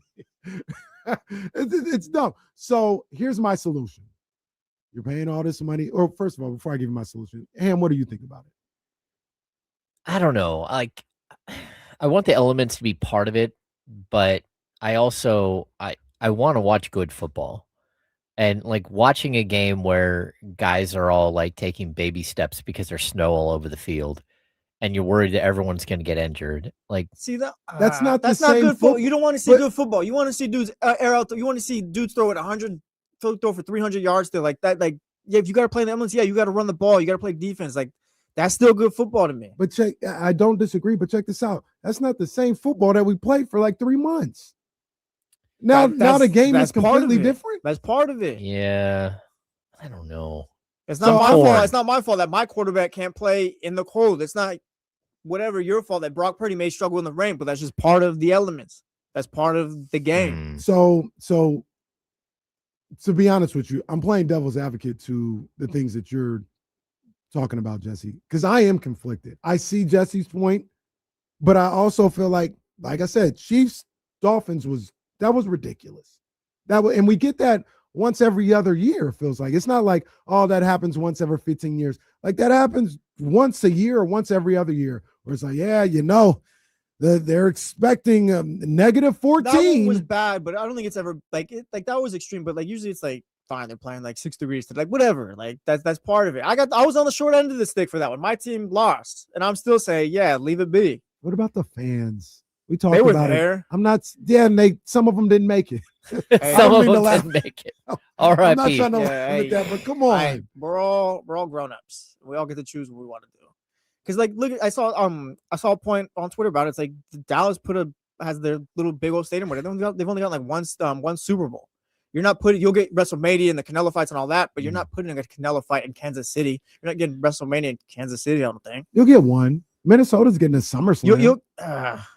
Yeah, I don't know. I don't like it. I don't like it. Like, yeah, go ahead and make your money, whatever, but I don't like it. So here's As my a sports solution. fan, I hate it. Here's my solution. You're paying all this money for these stadiums. And I know it's easy for me to be like, hey, just add another 500 million. Like, yeah, at this point, what is it? You're paying $2 billion. Add the other 500 million. Make them all retractable. Yeah, I'm kind of down with that. Just make them retractable roofs. Yeah, because there are certain times of the year where it's like, okay, it's totally fine, right? I don't know about like tornadoes and stuff like that if they hit Kansas City, but I don't. We see it with Tropicana Field, right? Is that where it just got destroyed by a hurricane? So I guess you have to be kind of cognizant of that, like just sort of the natural disaster element, plus building a stadium where it snows a lot and having a retractable roof where it snows a lot. That's not easy either. That's like an engineering feat. If it's snowing that day and we're gonna have it your way, I want that damn roof open if it's a snowstorm. Okay. But if there's 12 feet of snow on a retractable roof, figure it out. We need the home field advantage because tourists coming into town this weekend. Well, they can figure that out though, because I guess. I mean, if I can't have my elements, then you can't have your retractable roof. Yeah. It snows in Minnesota. I haven't done the research on this but James, it's you're still supposed to know these things. You're the one that fixed the table at the Golden One Center, or was it Arco?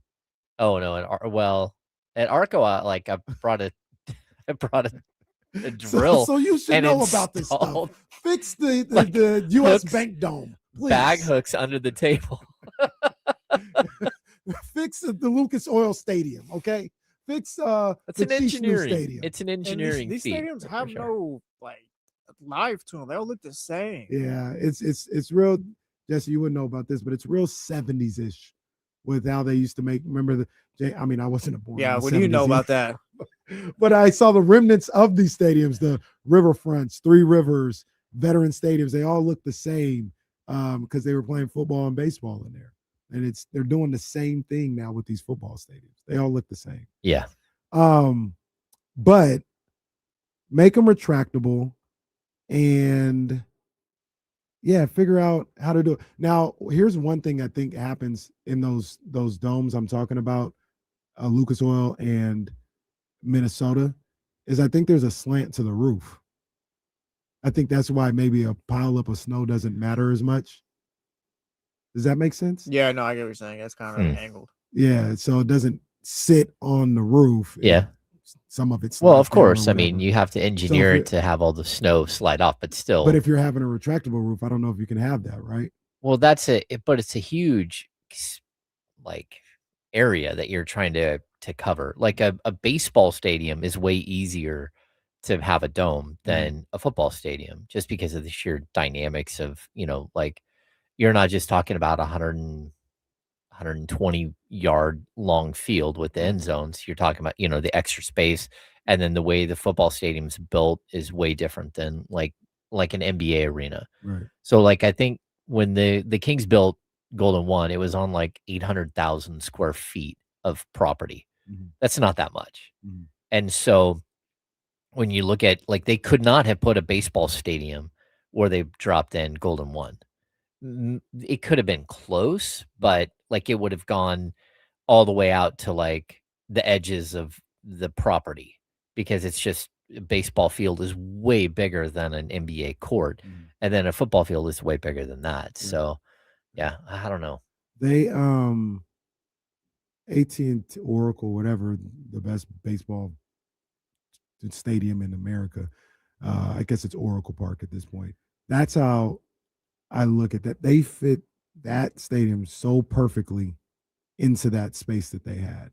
Like it is. Yeah, the Giants. Yeah. Yeah. It is not like a large area of space. Of course not. But it fit absolutely perfectly. Now maybe they could do stuff like what the Bills and the Titans are doing. They're going to be open air stadiums, but the way the stadiums are built, like you think of like Philly, Kansas City right now, from the way I see them, they're really, really open, like open air, super open air. Yeah. The Bills, it's like a shield. It's a building where the roof is open, and that at least protects the fans a little bit. And maybe, I don't know a whole lot about the engineering of it or the weather of it all, but maybe that keeps it from being so cold. You know what I'm saying? Like, think about how Levi's is and how Philadelphia is. It's super open air. But if what's a good example? The Meadowlands is like this. The Meadowlands, it's a building with an open roof. Maybe that makes it not as cold because of that. Interesting. Yeah, I think that there's a way to do it, but again, the further inland you get, the more extreme the temperatures are. Yeah. What happened to the game I loved? The game. It looks like it's over, man. Says a Dolphins fan. I think exactly. DC, I think DC is gonna. I don't think so. Here's the funny thing. I think it'll be a dome. It might be like SoFi. So Washington will lose that element as well. But here's the funny thing. Did you guys know this about SoFi? SoFi is a dome, but they cannot host the Final Four because there's open airs on the side. Oh, yeah. Which is kind of dumb. Like, I went to the Final Four. Stop, bro. Like, that's not a big deal. I went to the Final Four in New Orleans, and it was really crazy to have a Final Four in a basketball and a football stadium. I hate it. I've never been, but just looking at it, like it was so far away. Yeah. I mean, the players look so small, And that was really kind of strange. Although it was cool to be, because we were in the second deck, but looking down, they had, the 4 schools represented in sections of the stadium. So, I mean, I think that the year I went, like almost every team was all blue. So, but you still got to see, it was North Carolina, Kansas, Duke, and one other. It wasn't Kentucky. No, I can't remember that year. I can't remember who it was we saw, but still, it was cool North to see Carolina and Duke in the semis, wasn't it? their groups. Yeah. It was Paolo against Baycock. Yeah, didn't Carolina send Coach K home again? They sent him out with a loss on his last game at Cameron Indoor Stadium, and then they thought that would be the end of it, and they were like, "Oh no, we got to play him again in the Final Four." I think they beat him again. Villanova was the other team. Villanova, good knowledge. Well, shout out Google. Yeah, I'll take the credit. Oh, was Villanova? Yeah. Yeah. Good research. Yeah, because it was Abaji and Christian Brown. Mm-hmm. Yeah, it was that was a good fun. Final Four. That was a hell of a Final Four right there. Yeah, that's it's one of those bucket list things. Yeah. That was Jesse. That was that championship game was the day we went to Morton's. Oh yeah. Yeah. Oh wow. That was a night. That was quite the night. You guys went to Morton's? We went to Morton's. We had this was before your time at 1320, I believe. We had we were celebrating Kenny. Yeah, we now it's all celebrating Kenny. Don't do that. Listen. No, we were. So we're all at Morton's. Me and poor Damien are sitting next to each other. We got to watch the national championship on my phone. So we're just sitting there all hauled up. We're there for Kenny. Saw like the last 2 big minutes. old promotion. And poor Damien, like he's dad, isn't he? He's a vegan or whatever, so doesn't get steak. And the whole table was like, "Oh, Damien, are your Brussels sprouts good? How is your food? Is it? Oh, that looks delicious! Wow, that's awesome!" You were pandering. They were, not me. I'm sitting there like, "Oh my gosh, shut up! Like you guys are pissing them off." And I was like, "Wow, that looks great." And then they're standing on tables to take picture of Kenny signing his contract. There was big shrimp there. There was big shrimp. I forgot now that I think about it. PDX was in the building. Yeah, he was there. That's Jesse's boy, PDX, right there. Yeah. But yeah, that's where we watched that championship. Well, quote unquote, watched that championship game. We didn't watch the whole game. And then we were getting updates like, "Yo, it's a 2-point game. Yeah, with 2 minutes left." There's a room to the left too. They open the doors, having a party. The TV's in there. We're kind of peeking like, "Oh wow, that looks amazing." Why didn't you guys go in the bar? The bar has TVs. It was dinner with business. the bosses. Yeah, it was business. Yeah. Oh, dang. Yeah, classic times. But you think Sam Darnold's ever been to Morton's? That's a phenomenal job by you. He didn't go to Morton's the other night, I'll tell you that. Great segue, because I even pushed back the next award for the KC and Hammies, because I needed to talk about this, because I was thinking about this, and we organically, just in the kitchen area, was like, "Yo, Sam Darnold." Bro, the Seahawks ain't winning no Super Bowl. Write it on the board right now. Write it on the board. I'll write it right now. Hold on, James. Go ahead. You know what? That's not even like a I don't know. board. Is that board worthy? Hold on. Because write it on the board, I guess. What if I went a step? Because we're picking them one against 7 other teams, but wait, he's gonna take it a step further. Let's hear it. Then, yeah. Super Bowl, All NFC Championship. I was gonna take it a step further. All right, take it how far you want then. Yeah, you got it. Say it for the radio though. The Seahawks aren't winning a playoff game. Write that on the board right now. Write that on the board. Oh my goodness. That is disrespectful. The Seahawks aren't. I don't know if that's going to be the case. I think we're doing too much with Sam Darnold. I don't think it's as bad. Maybe it is, but right now I'm giving him the benefit of the doubt. Right or wrong, I guess. He's put up a really, really solid 2 years. That's the thing. He's I saw a stat this morning. I got to go back and see which quarterbacks are with him, but one of only 6 quarterbacks to ever win 13 games in a row 2 seasons. Really? Yeah. So okay. Sam Darnold wins, and to be fair, we're only hanging on to 1 game this season where it's Sam Darnold's back. He's seeing ghosts again. It's on there. Yeah. And look, I like Sam Darnold. I don't have a problem with him. I don't like doing this with quarterbacks. Jesse, Damian, Kyle, everybody does it all the time. And I always push back. I'm like, don't do that to them, man. Like, just because he hasn't done it in the past doesn't mean he can't get it done this year.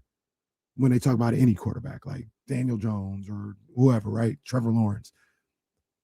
Sam Darnold, outside of the Rose Bowl, that was an epic game. Rose Bowl when they played Penn State, and he came back and had a phenomenal game. Mitch will remember that game if Mitch is listening. Outside of that game, when the chips are down, Sam Darnold ain't never performed. He ain't never performed. Now, he won a couple of weeks ago when they played the Rams. But it was almost in spite of Sam Darnold. We're doing one game though. Like you talk college. You talk college. That's fine. I'm not gonna hold college against him, okay? Because now he's playing with NFL players. But like the Rams game last year in the playoffs, that was bad. Yes, but they won 13. We won 13 games again this season with a different team, and again, it was all good up until that Rams game where he threw 4 picks. But other than that, he's been fine. I feel like we're doing too much with Sam. You might be right too. Like maybe he is, but I feel like he deserves a little bit of the benefit of the doubt. He's only played in 1 playoff game. Yeah, I'm kind of with you. I think now we are harsh on him. Like this Seahawks team is the defense is great. JSN is one of the best receivers in the league. Kenneth Walker and Zach Charbonnet have been good running back duo. Like I think we got to give him a little bit more benefit of the doubt. Right, I'm sorry. Oh, well, that and I think Smith and Jigba is like number 1 wide receiver this year without any question. I mean, he's been absolutely phenomenal. But I also think a lot of that's Sam Darnold because they don't have like legitimate number 2 wide receivers. They don't. Their tight end situation has been like kind of weird and like they've slowly developed guys. Their running backs, they haven't really like centered on one and really fed one of them. And, you know, they do running back by committee. I think he's done a really good job with a team that, you know, last season he's not putting up the 35 touchdowns he did last season, but I still think he's been very, very solid. Now, I want to be careful with this because the 49ers play the Seahawks on Saturday for the 1 seed. So I don't want to be disrespectful to Sam Darnold. Watch him have 350 yards, 3 touchdowns against my boys on Saturday and play great. If I had that kind of power, I really would. I don't have that kind of power, so it doesn't matter what I say, right? But what's the difference? We talk about that playoff game. We talk about Smith and Jigba. What's the difference between last year, 1 seed on the line, going to Detroit with Justin Jefferson? Well, it's just that he's like, it's just 1 game. It's 1 game. Well, now it becomes 3 or 4 games. Well, we got that game. Yeah. We got the Lions game at the end of the season. We got the playoff game. We got the Rams game this year, the first one where he stunk it up. Maybe I need to see the 4th time. I don't know. we've got the second Rams game. Now he won it, so I'm not like, you got to take that into account. And on that final drive, he made some great passes. Yeah. The one to Cooper Kupp was fantastic. I thought the touchdown to JSN was a hell of a dart in the back of the end zone, and he got the 2-point conversion. So shout out to him for that. Mm-hmm. But I'm a big history says like when the chips are down, he's not gonna show up. I'm a big believer what you've seen, guy too. But I think I'm gonna give him another chance. I think the Seahawks team is better than last year's Vikings team. Let me ask you a question. Oh, sorry, James. Let me ask both of you guys a question. If he comes out and he wets the bed on Saturday, you still feel the same way? Probably not. But okay. You know what? That when you ask me that, it'll be Monday, and today's Tuesday. It'll be different. But what if he just loses the game? Like the 49ers are better, and they just come out ahead. Like if Sam Darnold throws 4 picks or something, then yeah, like okay, let's call it. Like he's always going to be one of those guys. He's going to be like a Derek Carr, right? Look, he didn't even play good on Sunday. He was like Klay Thompson. Remember when the Warriors won the finals in 15 and they won and Klay is sitting on the bench happy and he's got 5 points. That's what Sam Darnold was on Sunday. Carolina was never in that game. It's fine. Just do what the game gives you. Carolina wasn't. They were in the game until they turned the ball over. Yeah. Sam Darnold wasn't doing nothing. Look, dude, I'm not gonna write him off yet. Okay. If he throws a couple picks on Saturday against the Niners, then yeah, that's gonna look pretty bad. But I put it on the whiteboard. It's right there, man. Seahawks will not win a playoff game. You've got them losing to the Niners, so I think that'd put them up against Carolina or Tampa Bay. You got them losing that one? Yeah, they not, and that's a crazy situation too. Carolina, that tiebreaker situation. Yeah, Tampa crazy. Bay might not even make the playoffs if they win, because if Atlanta wins, then they're out. Which they probably should. Yeah, I don't think they're playing anyone strong. They play the Saints. The Saints? Ooh, I don't know. That's a tough one. Tyler It Shepard's is. been pretty good. Yeah, he's been playing good. But yeah, and Carolina there's, has a little bit more leeway. yeah, that's crazy. But yeah, no, I got them. If they play Carolina, they're losing that game. Seattle is. If they got to go back to Carolina, they losing that game. Ooh, no, I don't. James said no. Yeah, I just don't. I don't have any faith in Carolina. That's fair. I What about the understand that. Baker Bros?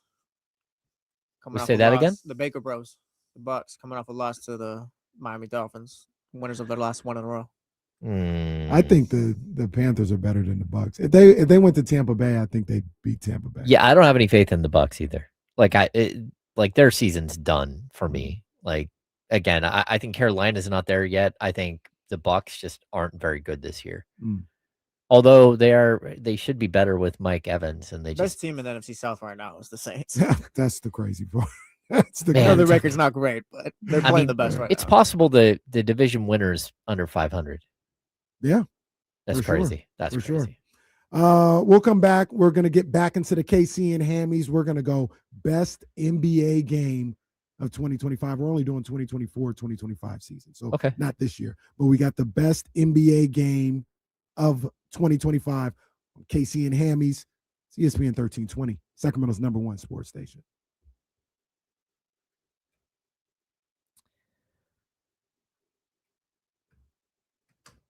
What is Mike Evans at? Mike Evans at 334 yards. Oh, no. No, he's not going to get his 1,000. Yeah. He needs 664 yards. No, 666. My bad. Quick math. James, he's not going to get it with that attitude. One game. God, he's been so incredible throughout his career.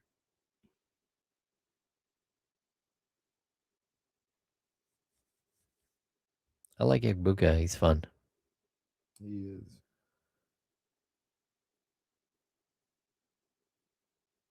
Someone asked if Jokic got an MRI. I think the MRI came back clear this morning, and it's a hyperextension. Yeah. He's going to be out a month. Of course, in that month, the Sacramento Kings will not be playing the Denver Nuggets because they've already played them 14 times early in the season.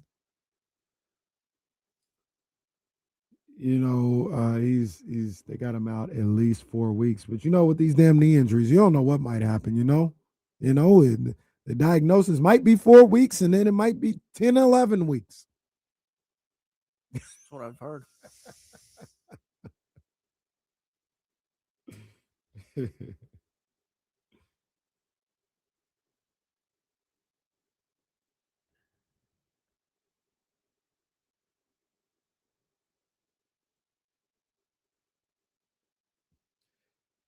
Is there a reason the Cowboys released Diggs now? No, I think they're out of the playoffs, I and saw a series of things that kind of led up to it. But they're if I- also hoping that someone They don't like each other. picks him up. But here's and take some of the money. Is that it? Yeah, I think that if you pick him up, you're on the hook for the $12 million in cap space this year and the 5.88 million. If he clears waivers and then you sign him, then all of that's out the window. The only reason I ask is because it's like their season is over, and I know what you're talking about. Like they don't like each other, but bro, if I help the Niners, Eagles, or somebody win the Super Bowl because I got rid of this guy, like what? I feel like you're kind of past that. Like, there's no like. But for what? If there's I think- no reason for me, like I don't gain anything by cutting him today as opposed to 2 weeks from now. It's maybe not burning a bridge though. Like, do Or it right by just- the agent. yeah, Just, just- we'll let your guy go, and we'll just wash your hands of this. We'll just move on. That's probably the right way to go about it. It's awfully nice of them. Well, because it's like from the Cowboys. Like I got bigger issues. Don't worry about the 49ers winning the Super Bowl right now. I'm not. Look, I know you were a tier one hater, but I ain't helping nobody when like I give somebody a starting cornerback. Yeah, that's crazy. Like the Bears get a start. It ain't like I'm not giving no. it'd be a little bit of an issue if Philly picked him up, maybe. Maybe Philly. I ain't giving nobody a starting cornerback. Nope. Yeah, that's just a weird one. You know, it's like the Niners could have waived Ayuk this entire time. But I think they might still believe he has some value. I don't know about that.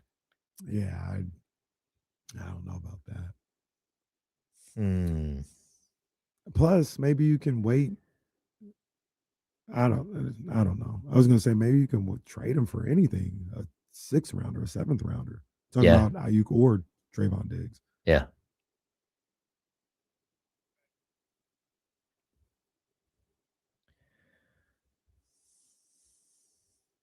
Wasn't sure if the guy was there or not on this one, but he's not. It's me.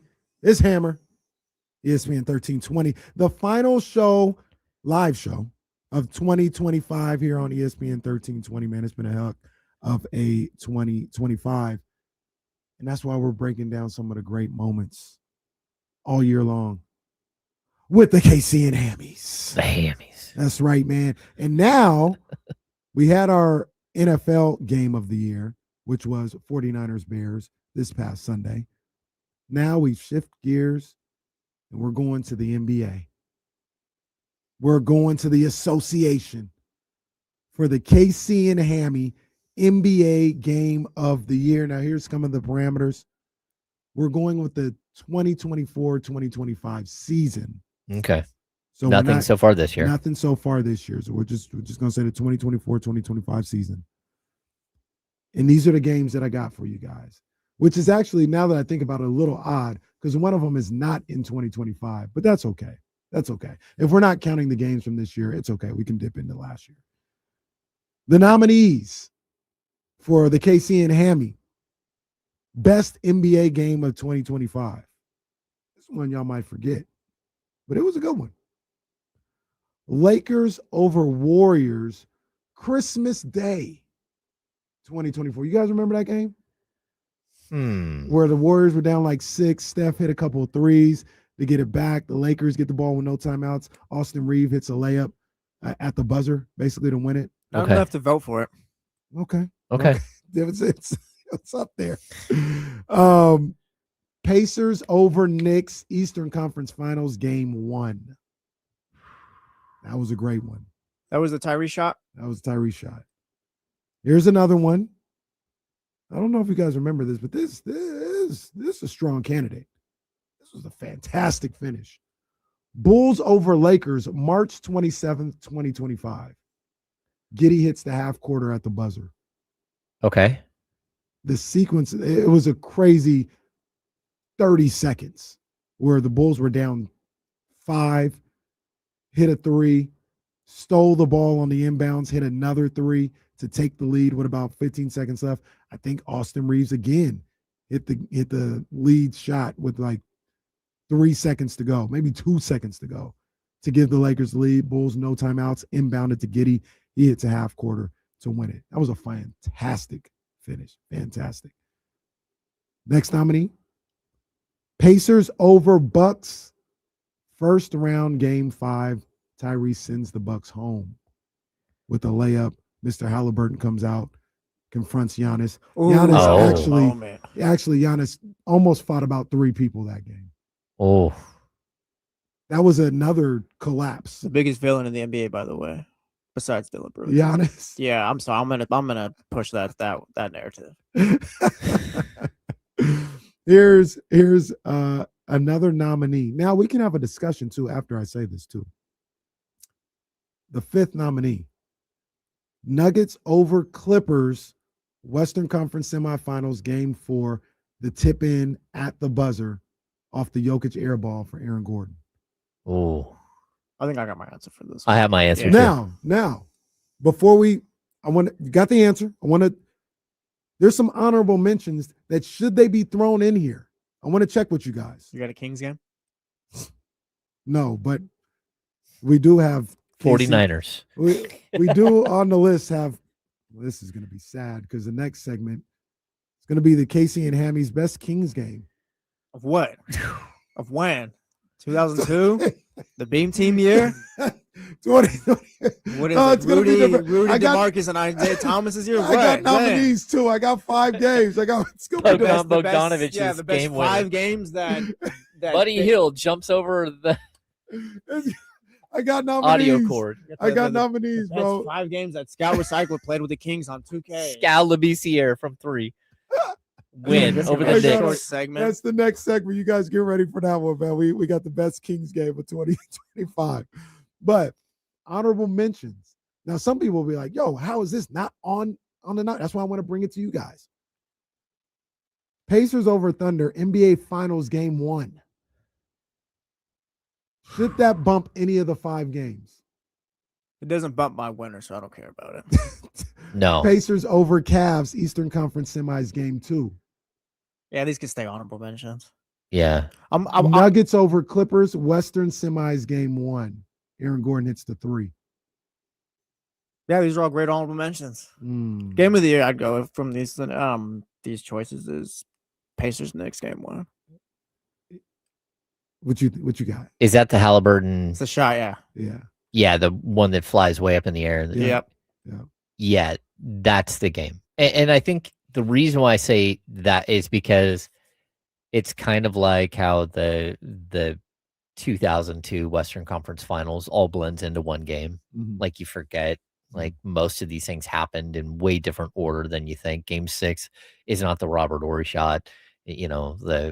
All of it blends. Yeah. I think that Tyrese Halliburton, his entire playoff run was so epic and then so tragic. There's 5 Pacers games on this list. Well, and there should be, and because it was all like high drama, Yeah. and it was watching a young player become a superstar in front of your eyes, and then watch a team bungle his injury and completely allow something that should not have happened happen.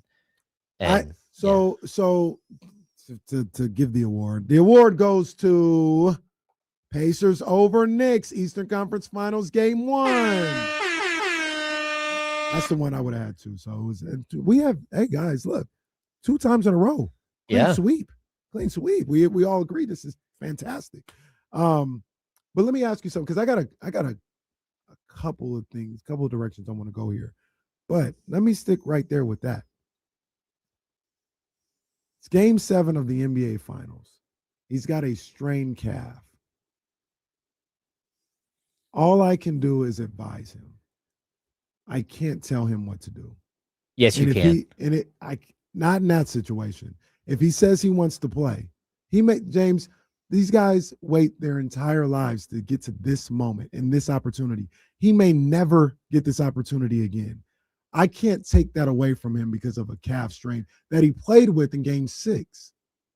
I can't tell you I'm not going to play you in that situation. I'm with you, but I would also say that as team doctors and the outcome. Like he made it through Game 6. You don't know the outcome though. You say there's a high chance, but people play with calf strains right now. Not really. They usually sit for a month. And that's the problem. Like it happened, and then they decided to go out and play him. The risk, and here's where I would say somebody needed to be the adult in the room. It's because he might not ever get there again, because he might not ever be the same player again. Yeah, but he might not get there again just because of the NBA. We talked yesterday about Allen Iverson thought, I'm gonna be in the NBA Finals all the time. No, I get that, never but got there. we're talking about a guy who had basically made it to the Eastern Conference Finals 2 years in a row. So there's nothing that says that he's not going to get there again. And now all of a sudden that team is imploding because he's gone, and you're having Pascal Siakam like, I can't believe I'm playing meaningless games. This is horrible. I mean, there's no way I'm telling him you cannot play that game. And I'll flip it a little bit on the other side. If I'm Tyrese Halliburton and you don't let me play, I want out of here. I don't want to be here. There's that game. It'd be different if it was Game 1 of the NBA Finals. It's one game. It's Game 7. You just let me play in Game 6. That's the other thing. I wouldn't let him play in Game 6. But they did. Okay, they did. But Yeah. now it's Game 7. You're not telling me no in Game 7. You're not. And if you do, I don't want to be here. Well, Tyrese doesn't play that game either. Like, he's Yeah. living with the what if for the rest of his life. He's- Well, he I said- get that, but He said, I don't have no regrets. James isn't wrong. Like, I get what James is James saying. I isn't get it. wrong, but I feel like just Tyrese being an athlete and just like you said, you work your whole life for this, and it's just kind of like I feel like you got to leave it up to the player, Mhm. as tough as it is, because like it happened. Mhm. But also, it's like if he's at I don't know if he spoke about it since, but if he's kind of at peace with the decision since, then all right, we all just kind of move on. I think he did. He definitely did. I don't want to. Hopefully, I'm not getting the quotes wrong, but I think he said he had no regrets, and I think he said he talked to KD before Game 6. yeah. And he asked KD, said, "Hey, what would you like if you could do that over again? Would you handle it differently?" And Kevin Durant said, "No, I'd play again." And I think Tyrese, when KD told him that, he was like, he said, "I was already gonna play," but hearing him say that says, "Yeah, I'm definitely playing." Yeah, I get it. I totally get it. But as someone who was in the stadium when KD popped his Achilles in Toronto, Mhm. it was just horrific. Mhm. Like that, and you knew it right away. And the problem that I have is that there are avoidable injuries. Like I'll just be honest here. Like Tyrese Halliburton could have gone out walking his dog the day of the final of Game 7 to take his dog out to go to the bathroom. Dog bolts one way to chase a squirrel or something. He could have popped his Achilles. Real quick, we saw that in the Bears game on Sunday. I don't think that guy had a calf strain, but remember the guy, the linebacker from the Bears? Did you catch that when just regular play goes behind him, he takes a step. Yeah. Looked like he popped his Achilles. Well, I mean, that's it's the is same thing crazy. happened in the Super Bowl with the 49ers and Yeah, he's coming on the and Dre it's crazy, Greenlaw. coming on the field. Yeah, just Yeah. all hyped up, jumping up and down. No, that can happen. But here's the problem. Like Jason Tatum just randomly popped his Achilles. Dame Lillard randomly popped his Achilles. That's the difference is that Ty popped his Achilles after the calf strain, and you knew the risk. You knew you were taking a tremendous gamble with his career. And it's going to cost him a year of his career. But on top of that, he could not be the same.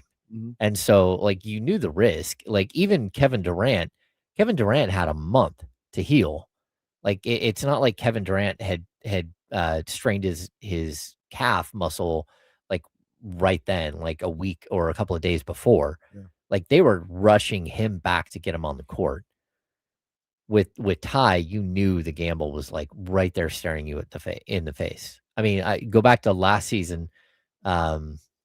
It was Trey Lyles, like had a calf strain right at the end of training camp, and they're like, "All right, he's out for, I think he missed 6 weeks."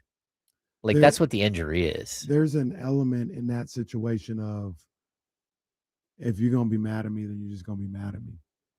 There's boxing trainers who Deontay Wilder's trainer, it comes to mind too.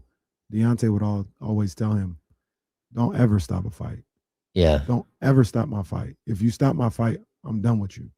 And he stopped the fight, the second fight between him and Tyson Fury.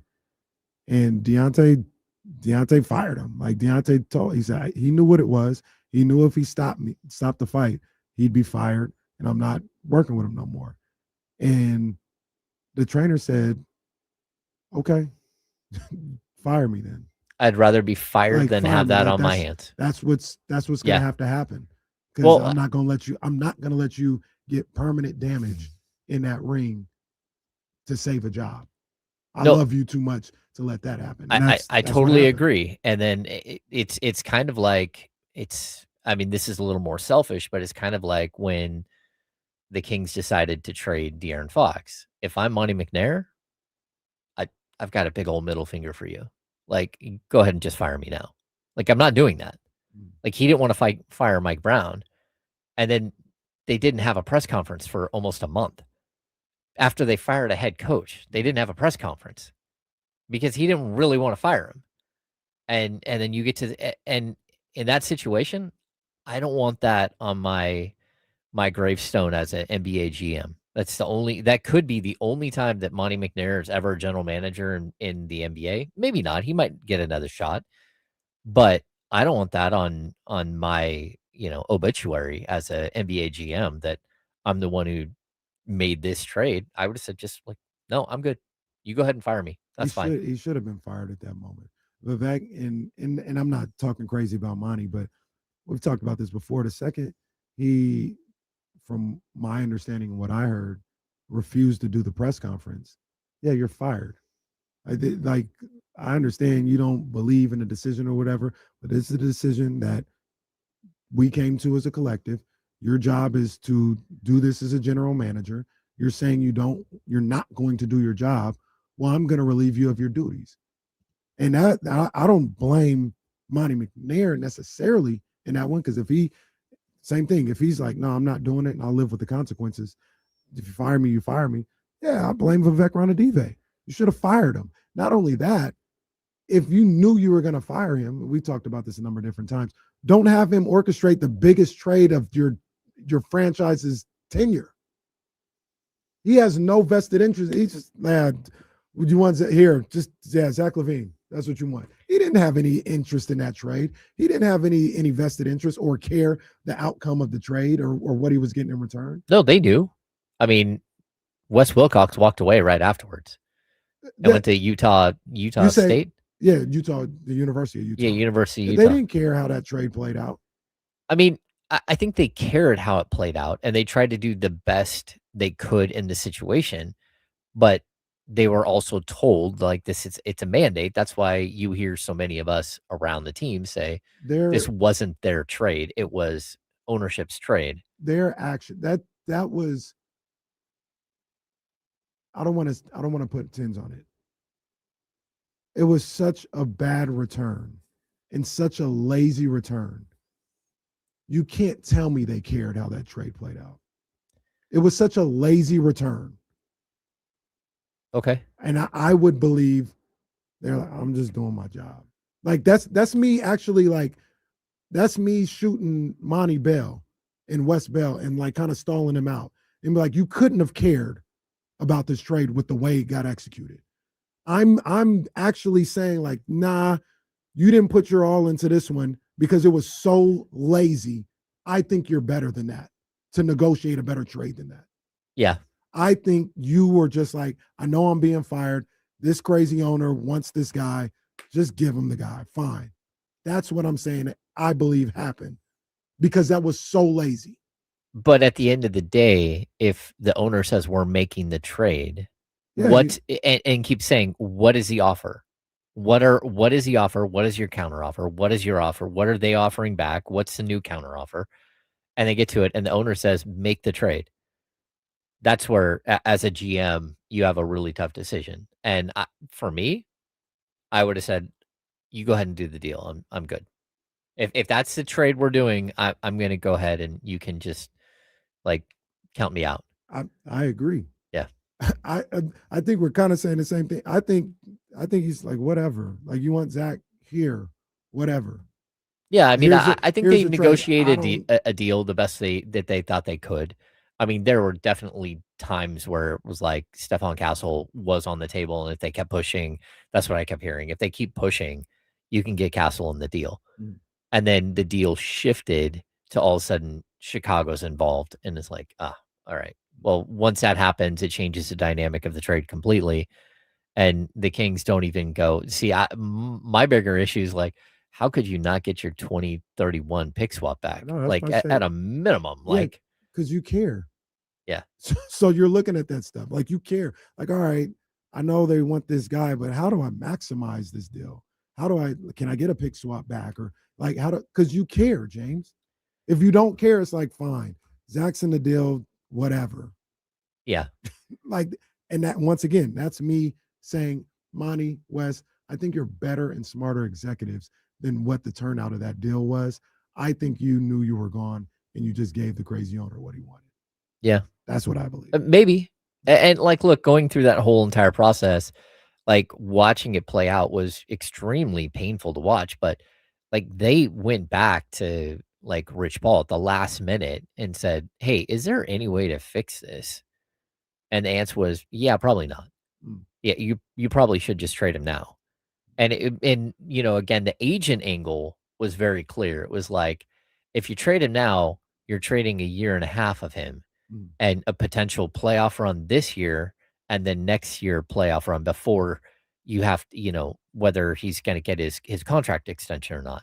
At least now you get 6 months to figure out if he fits in your building and all that stuff. And so they were pushing for a trade then. The Fox did not believe that he was getting traded at that moment. They thought, yeah, he's going to get traded, but in the offseason. That's where they were. And for me, I would have just let it play out. That's where I would have been. I would have let, again, De'Aaron and Scott Perry, and because they already knew what they were doing at that point. They did. I mean, it's like the worst kept secret in Sacramento ever was that Luke Walton was going to become the head coach of the Sacramento Kings. And it was during the year where Dave Yeager has his team playing at like an incredible level, and they're rolling and they're in the playoff hunt all the way down the stretch. And then they fall apart at the very end of the season. Well, like all of us had heard that Luke Walton was going to be the head coach, like at the All-Star break, even though they were winning and everything else. This is another situation though, where you're like, man, some of these things are so avoidable. Yeah. And so, yeah. Back to the KC and Hammies real quick. The best NBA game, we chose the Pacers over Knicks, Eastern Conference Finals game 1. Doing this little study, getting these games together, one thing that really stood out to me is, man, the NBA playoffs were popping. Yeah. There were games that didn't make the list. Like, I don't know how you put them on here. Sorry, Jesse, but games 1 and 2 of Celtics Knicks. Mm-hmm. Those two games were crazy. The Nuggets Thunder had a good series and had some good games in that series. Go 7, obviously. The NBA playoffs were on fire. Not to mention everything the Pacers were doing that got in there, but it was great. It was good stuff. Yeah, and I think what we're seeing is like the handoff from like the old guard in the NBA to the new guard. And to me, a lot of it is just so much fun to watch. Like watching Tyrese Halliburton have all these moments. That's what basketball is about, man. That's what, again, you've got for all of these aging stars that are about to leave the game here in the next like 2 to 3 years. It's going to be a tough like blow to the NBA. We're talking about LeBron. We're talking about Steph and James Harden and DeMar DeRozan and Russell Westbrook and Paul George. And, again, even at this point, Embiid doesn't have much longer left in the league. There's all Chris Paul. Like, these are incredible stars. And it really reminds me of this incredible group of quarterbacks that we saw age out of the NFL. And, watching guys like Peyton Manning and Drew Brees and Tom Brady and, Ben Roethlisberger and like this whole entire group of players that are all first ballot Hall of Famers, like no question. And it really does remind me that you have to be able to hand the league off to somebody new. And I think the league is trying their best to do that, but some of it's forced. Like I want Anthony Edwards to become the star that everyone thinks he is before they actually anoint him that. And I think it's this rush to like, oh my gosh, we have to backfill. It's like, well, I mean, you've got Luka, you've got Jokic for, a handful of years left. You've got some of these players that have taken the natural step. Now it's like, how do you capitalize on that and hope that some of these other guys come through and become the players that you hope? I think the league is waiting for Victor Wembanyama to become like everything that they think he will be, but health issues and everything else has kind of like slowed that a little bit. The SGAs of the world, like they're stepping up, but you have to have those voices in the league. And for whatever reason, a lot of the guys who are in this new generation, they're not the personalities that of the guys that we're seeing leave the game. Ty, yes, but the rest of them, like maybe not. And that's part of like how the NBA world works, is that they prop up individuals so heavily that they've got to have it all. They've got to be the personality. They've got to be the guy who can go out there and do the commercials and all that stuff. And that's where I think this struggle is right here with this group. I got a thought about that. Well, I want to talk about that real quick, but I want to ask Jesse, because you talk about the new guard, or it's gonna be the old guard leaving. Who of the Steph? I'll ask you too, Ham. It's not just Jesse, but Steph, LeBron, KD. Who's the Eli Manning of that group? Not those three, but you know how you talk about Brady, Manning, all this other stuff, and Eli had to instantly popped into my head. Okay. I think I got it. Who is it? It's Paul George. That's not. You know, bad. I was trying to think of somebody who won a championship though. yeah. Is it Kawhi? No, because Kawhi's better than Eli, right? Yeah. He is. Yeah. He It's is. the injuries. It's Like, not Russell Westbrook, right? So, all right, man. Oh, it No, is, it is, it's it is, not. it is, No, it it's is. not. No, it It's is, not. it It's is, it not. is. Yeah. Don't do that to It Russ. is, it Don't is. do No, that you to did Russ. that. You It did is that. not in That's Russell crazy. Westbrook. I'm just saying Sorry, Dan. his mind did come through my head. No, But it no, is. it's not Russell Westbrook. It's fine. What do you mean? It's like Eli's top. Russ is so much better than Eli at basketball. Now I'm gonna have to go back. Someone and said look. Harden. I think Harden's better than. I think Harden's better than Russ. Well, all right, we'll settle. Oh, well. Hey, we gotta go to No, I break. think that's. We gotta go to break. I think it's Paul Pierce. No, we gotta go to break. We'll be back, folks. Hey, Randy, how about you go take a lap? How about I kick you out of the chatty house, Randy? I think that's the one. I think that's the one. What the hell's your problem, man? That's hilarious. Randy. It might be. It might be. Stop. I don't want to play this game no more. Paul Pierce is 18th all time in scoring. Yeah, I'm gonna go through and look here. And who is it that that stands out? Oh man. Oh, that was nasty. Brandon Miller.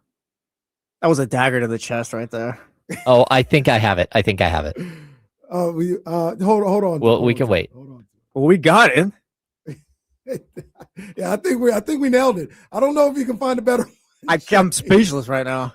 I think there is one that fits. I hope so, James. I need you.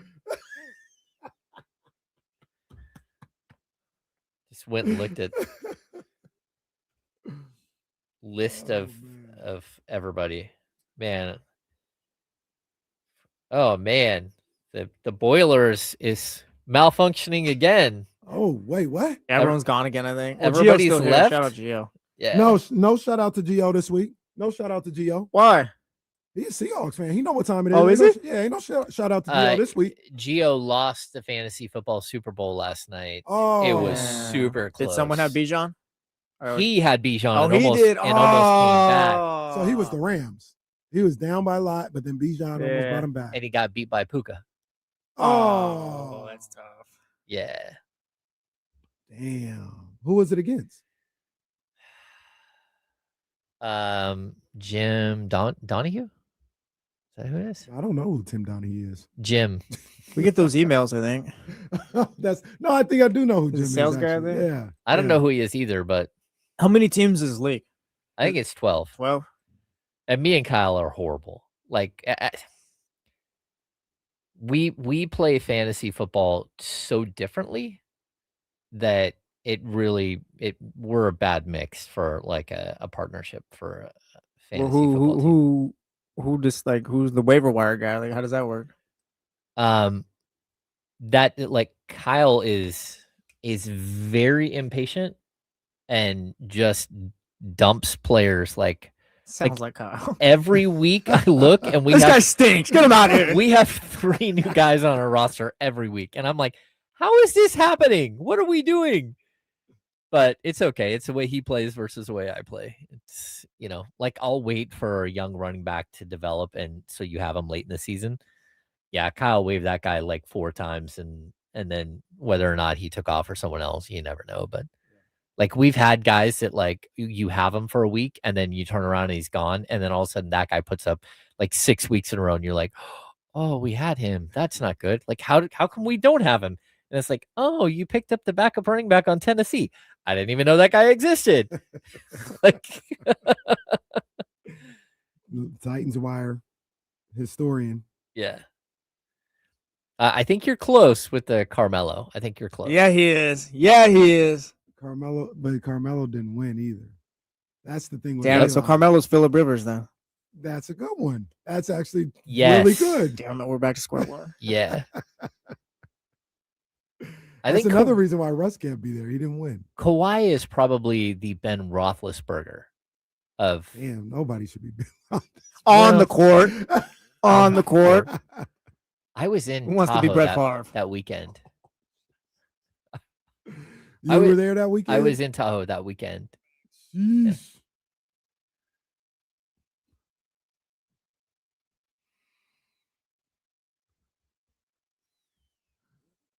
Final show of 2025 here on ESPN 1320 is KC and Ham with my guy Jesse Tappy as well. My least favorite show. Well, hey, you looking for James? Tell me out here. So the question I posed, because I got like two other NBA things. I got an NBA hot take. I got an NBA hot take it's scorching hot. It is scorching hot. Not for me. I think it makes perfect sense. But I think other people will be like, hey, so you bugging. But I'll get to that.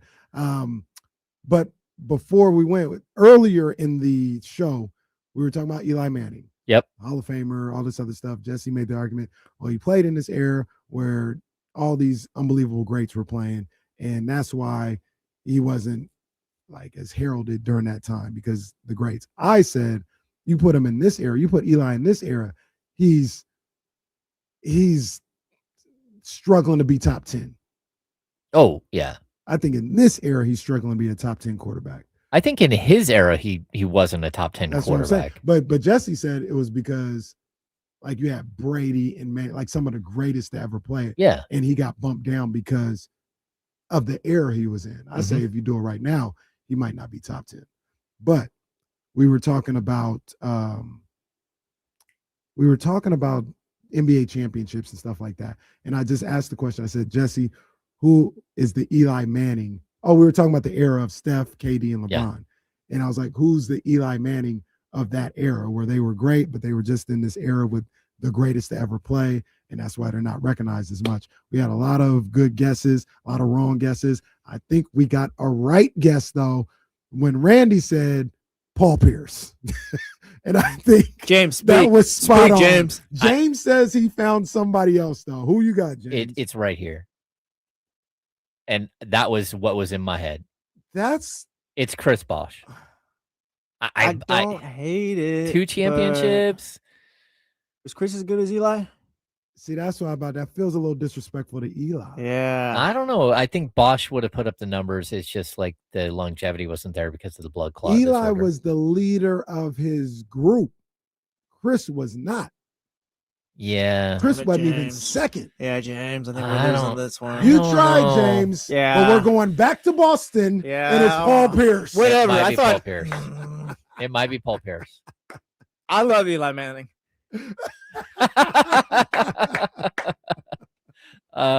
It's funny because you can look at, like, my first thought was Mahomes and Steph Curry. Like that's a good combo, right? And then you can kind of go through some of the other, like LeBron and Tom Brady. Like, you know, they've been there a bunch of times. Nobody else really won. Oh, KD's probably Peyton Manning.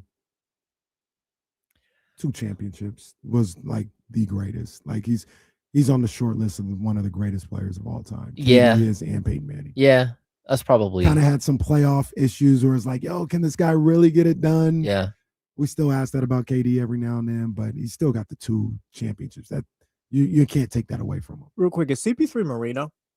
Ooh. Yes, that's a great call. Ooh, I like that. Pat myself I like back that. for Yeah, good call. Good call. Don't try and change the subject from Paul Pierce being. No, it's fine. I accept it. I accept it. It is fine. Like, whatever. I'll be an Eli Manning stand now, I guess. That's a good one. That's a good one. Because there are people who will look at Marino and they say he's the best quarterback I've ever seen in my life. There are people who will say that he was better than Elway, he's better than Montana. He's better than Brady. Like talent-wise, they say he's the best, but he don't have the hardware. And there's people who say, I mean, it's maybe not the best player ever, but there's an argument Chris Paul is the greatest point guard to ever play. Yeah. He's the greatest of like 3 generations. Like I think I think Steve Nash can, like, I mean, he won 2 MVPs. Chris Paul better than Steve Nash. I don't think it's close. Yeah, no, I don't think so. Either. I don't think it's, I think when you talk about better than Chris Paul, I think you got to get back to Isaiah Thomas and Magic Johnson. Yeah, that's possible. Yeah. Well, John Stockton. And the guy that we all want to ignore at this point, John Stockton. I was about to say, R. Kelly ain't a point guard. I don't know what you're talking about. No, I mean, he's up there. I think Chris Paul is better than John Stockton, though. But John, it's a conversation. I remember seeing young John Stockton, like when they played the Lakers in some playoff series, maybe in his second, third season in the league or whatever, and he was going crazy. He was so fast, so crafty. And he had the point guard mind. He could shoot. He could pass. He could get by. Like that's when this was a long time ago that I saw this game, but it was like an NBA Classic game or whatever. And I was like, damn, man, John Stockton was like really, really good. Like really, that was the first he was off the charts good. Yeah, and I also think like if you watch Chris Paul play, there's like an inevitability to him. Like when you're watching him, there's nothing you can do to stop what he does. And it's just like one play after another. Like go back to like even the preseason this year where the Kings played the Clippers. Chris Paul walks on the floor in the second quarter and has 9 assists in like 5 minutes. And the game's over. You're like, how in the world did he just pick them apart like that? Yeah. That's what John Stockton was like. I remember so many times watching the Utah Jazz play where a 6-point lead felt like 25 and the game was over. They had a 6-point lead on you with 5 minutes left in a game. You weren't winning that game. They were going to score on every single possession, and they were going to use the entire shot clock on every single possession, and the game was over. And so that's where I think Chris Paul and John Stockton, like there was such a, there's a way that when they step on the court, you know who is running everything. Where like Steve Nash was just so much more fun to watch. Like a lot more flamboyant. Yeah.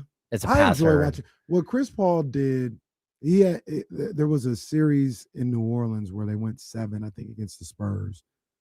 And I mean, we could pull it up if we really need. We don't really need to, but his numbers are crazy. I feel like he averaged like anywhere between 27 to 30 points per game in that series. Yeah. Against New Orleans. It was crazy. And to go along with like maybe 9-10 assists.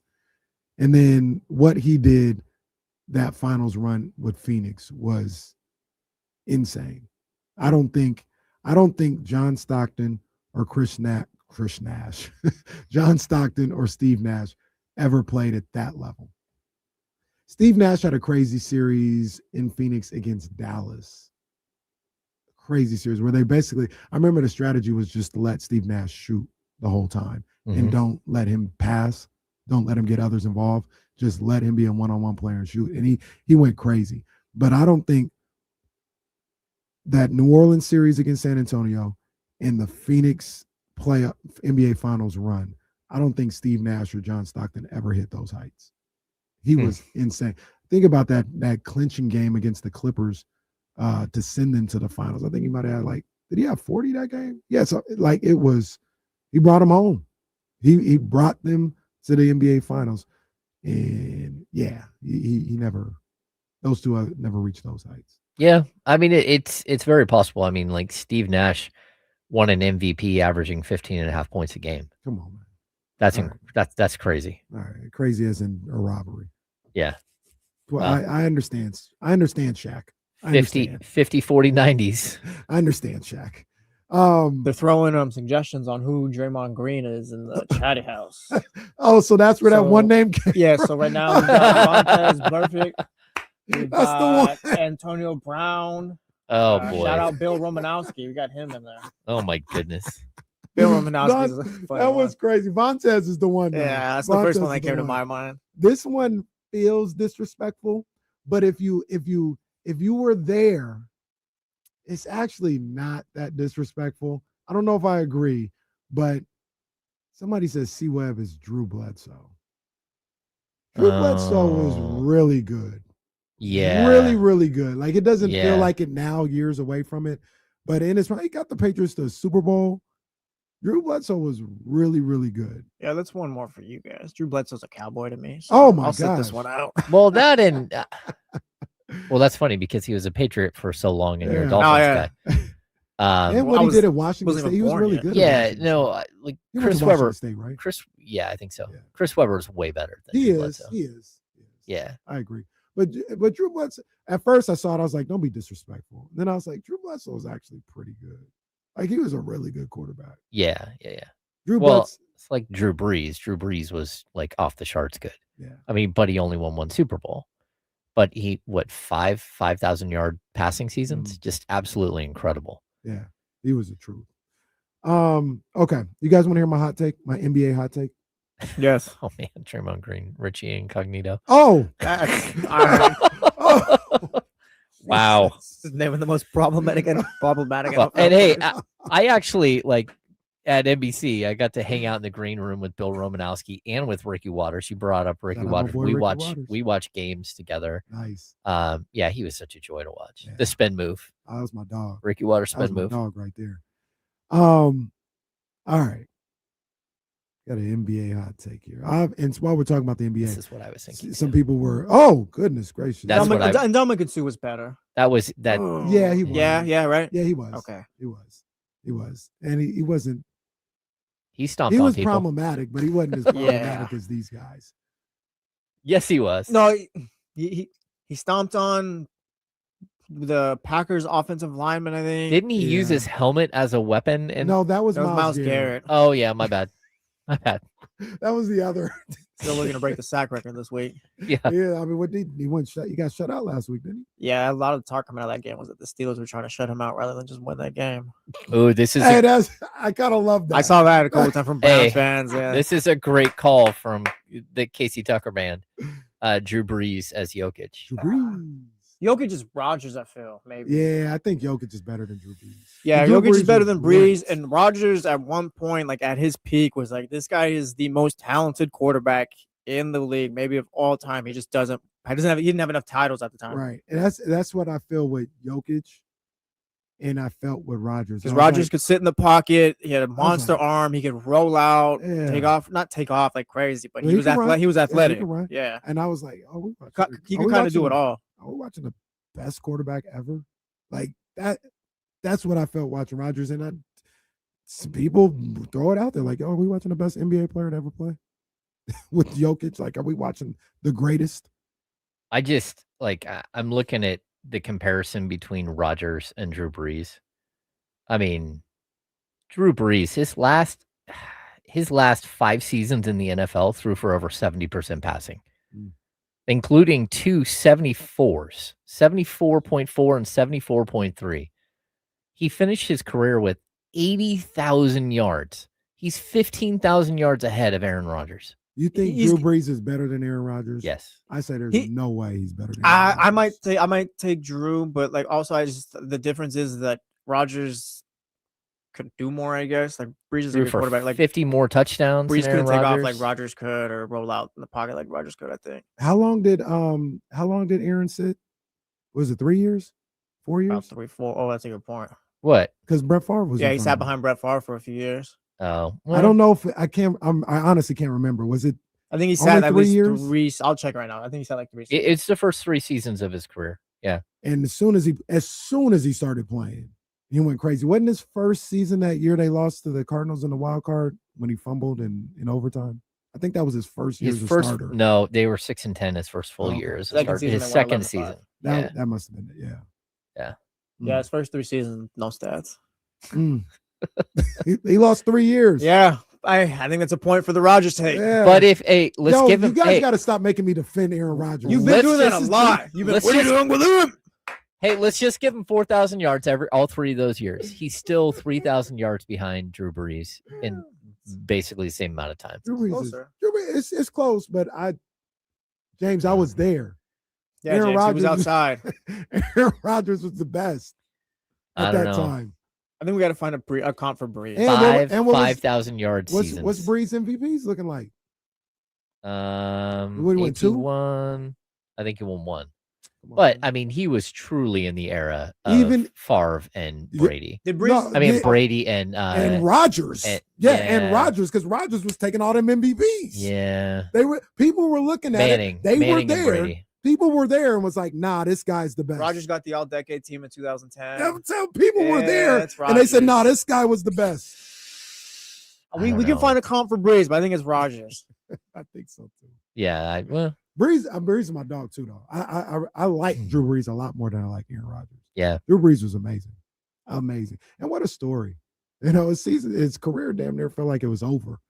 And it actually took off after he left the Chargers. Oh, yeah. I mean, because he tore up his shoulder. Yeah, well, Jesse, yeah, it could have been. Yeah. And actually, you know that story. He was supposed to go to Miami. Miami said no. They failed his physical, and we got Dante Culpepper, and the Saints Get your got. roll on. Get your roll on. That's like I don't know about you guys, but every sports fan has like that one where it's like, yeah, my life would have changed right there. Well, It's my Luka. sports life. It's that one. Luka. That was Yeah. the one. If Drew Brees becomes a Dolphin, oh my gosh. Yeah. Maybe Ricky Williams doesn't start smoking pot. I don't know. Yeah, the Chargers thing was crazy, especially just how good he was. Yeah, with he was them. really good with the Chargers too. Yeah, but his first year, he sat as well. He sat behind somebody. Stan Humphries, was that who it was? That's my guess. What year? What year? Was it? 2001, probably Stan Humphries. Stan Humphries. That's my guess. I don't know if it's true. I've got it right here. No, he sat behind Doug Flutie. Well, Flutie was special. He not in that year. 3,464 yards, 15 touchdowns, 18 picks. Come on, Doug. Come on, man. Look, he couldn't see over the line, though. That was the problem, man. You had to roll him out to the right because you couldn't see over the line. Yeah. All right. My NBA hot take. Y'all ready for this, man? Uh-oh. Because I know my boy James. And I think James is going to be like, you're dead wrong. I might throw something at you. That'd be better for the show if you did. Thunder can't beat the Spurs. Oh, They can't beat the Spurs in a series. Might be They cannot beat the Spurs in a series. I'm gonna need to see it. If they play them in a series, they will lose. What if Chet stands up for himself? What if that happens? What if Chet stands up to the big bully? What if that happens? It's like, no, Wemby, you're not gonna bully me anymore like this. Wemby's just gonna shove them again. Just gonna shove them. They can't. If they match up in the playoffs, the Thunder can't beat the Spurs. And I saw this. In the NBA Cup game when it was the game, right? It was the way the game was played and the matchups of it.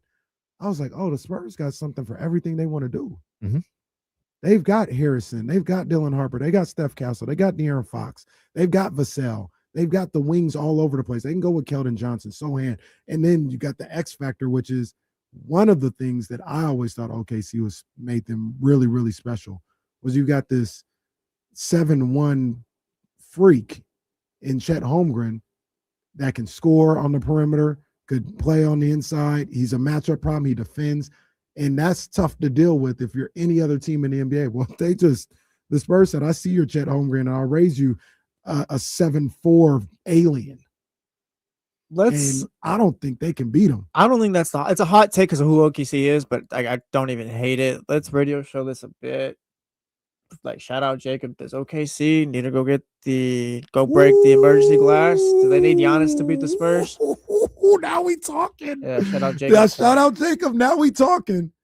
Like let's be real. Like, Chet hasn't looked good, and we're just talking. We're radio show right now. Chet hasn't looked good against the Spurs or whatever. Maybe he does and all that. But do you just push the red button if you're OKC and be like, let me go get Giannis because I know he can? So here, maybe, because this is what I'm saying. Can they not beat them in a game? I'm not saying that. Yeah, you can get games. Yeah. Can they beat them 4 times in a series? I don't think they can beat them 4 times. So you might have to go do that. You might have to go do it. Do you think the Thunder would do that this year, though? Like, go get Giannis? No. I think they're going to have to be proven that that's the case. And, look, 4 regular season games or 3 regular season, whatever it is at this point. you're gonna have to see where this thing all plays out. Mhm. Like there is something to this being the dog days of the season and them coming off a championship and all that stuff. I do want to see what it looks like though. Is that whiteboard worthy? Oh, Not yet. Let's get to the well, because it's too far out. I feel. I mean, it is like it's very. You can write it. specific. You can write it down, and if we get to there, it's like okay, like we got here. I'm putting it there. Go ahead. Because You're grown, just man. like Do what you want. just like they try to take away the 49ers to get the 1 seed from me. Won't be doing that. I said that early. All right, he's writing it down. James, Write you got it any down. takes you want to write down before the year ends? I don't know. I did have a take. What was my big? I got the Eagles losing in the wild card round. I feel great after the Bills game, even though they beat them. Right now, the Rams are going into Philly. I had a hot take. Oh, it was that the Lions would run the table if they made the playoffs, or they were still like the scariest team in the playoffs. Frodo in the chat says we're acting like the Spurs didn't just lose back-to-back home games to the Jazz and Cavs. Yes, for the sake of the bit right now, yes, we are. You already know Ignoring where that. I'm going. It- You already know where I'm going, Jesse. I Give think me my it's flowers. Come on, man. For what? Come on. You guys try to disparage it at every turn. The It Chiefs is line, it is whatever. it is the take of the year. We're doing best of the year, best of 2025. Nobody in all of sports media had a better, more correct take than me. I win the award. James, I don't know if you're aware of this. I said at the beginning of the season, the Chiefs and the Lions will not make the playoffs. You scared yourself off of your own take 3 weeks it was in. just an it's just an observation. Just an observation. But I said it. People thought it was crazy talk. I said it. you did. That's the best one in You 2025. wavered. Well, no, it was just observation. Just observation. Oh, week 3. Oh man, dang, this quarterback's hurt. Okay, yeah. But it's still there. If we had a whiteboard, I wouldn't have erased it. So yeah, somebody give me the award. Christina Williamson or L. Duncan. I need the award. Somebody. Yeah, we're not doing that. We're not. If I'm the Thunder though, like going back to it, yeah, I'm not. I don't think you make the move for Giannis yet. Yeah, but I think if you gotta wait one more year. One more this. You gotta wait this season. I mean, you gotta wait till the end of the finals. Summer. Yeah. Let's wait till the summer. And if Chet keeps just kind of coming up short against that team. I mean, because every time Wemby talks, like, oh, Wemby, what do you think of Chet Holmgren? We prepare for him the same way we do Alex Caruso. It's like, all right, that's not nice. Wouldn't it be interesting though if Chet is a player that has to eventually go because he can't figure out how to like defend one player? If they go full Harrison Barnes on him?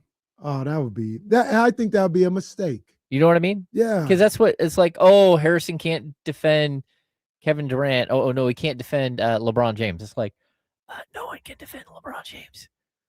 So the killer though, James, is I don't even know if it's the defending of Wemby. He can't score. Yeah, he doesn't do anything. He turns into a pumpkin. He can't do nothing. That's not good. And it's like, yo, figure something out. Work on the 3-point shot some more. The dribble pull-up game or whatever. He can't do anything. And normally you would just kind of let it work itself out. But one of the greatest players of all time is available. And you have the assets for him. Do they play before the trade deadline? I'll look. I know they do have all the assets to go. If they play before the trade deadline, and the same thing happens again, you're not shutting your window trading for Giannis, trading Chet Holmgren for Giannis. You're not shutting it. I don't even think you'd be shutting your window. I don't even, like it's not closing any bit more or anything like that. No, because Caruso would probably be one. Nah, you could probably do Lou Dort. Because I'm about to say you can give all your picks and Hartenstein and let's just say Lou Dort. And you still got SGA, Jalen Williams, and Holmgren. And Giannis. Now. But I'm saying, like, as far as your young guys. Yeah. Like you didn't give up any. You could give Milwaukee, and I'm not trying to because I know he's dealing with a health scare. But who's the guy they always talk about? Is it Jokic or who's the guy who can't play because he's got cancer? Yeah, you can get Milwaukee him. Spurs Thunder January 13th. Well, yeah, but you could also they get beat up, bro. Hey, If they get, it's January 13th, James. If they get beat up again, Oh, no, Presti got to get on the line. but you can also They might have a game. The trade deadline is the 5th.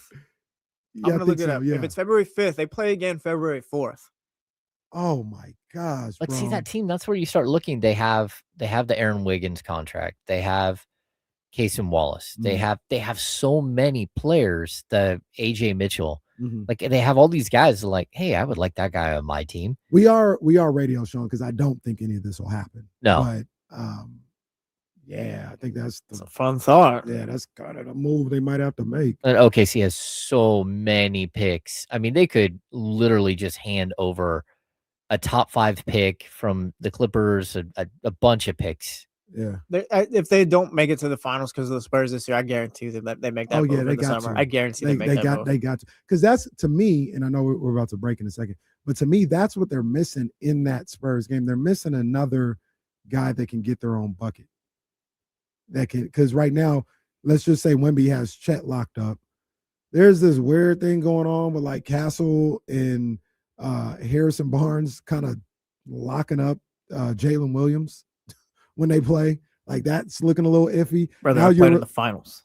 You see that when Jalen, what's like playing on Christmas, bro? They're playing in the finals. Oh, all right. Hey, man, he got a little Caleb in him, bro. I don't know about that guy, but SGA does his thing, but sometimes in these 3 games, I feel like he all alone in these games against the Spurs.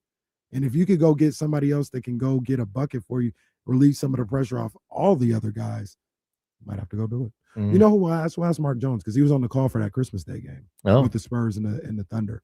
And yeah, we'll ask him. He's coming up at 1 p.m. But James, Jesse, the KC and Hammies continue. We've got more. We've got more, and this one feels a little disrespectful. This one's going to be a little tough. It's the Sacramento Kings game of the year. Yeah, I've got nominees. And is this the one that doesn't get aired on TV? Is this?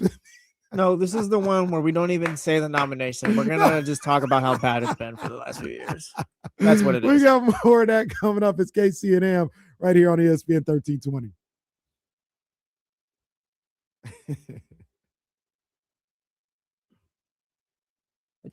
They tried to say he was as good as Jaylen Brown. I won't forget it. Who? They tried to say Jalen Williams is as good as Brown. Oh no. Hey, look, he had a great finals. I got questions about Jalen as far as like the way they talk about him.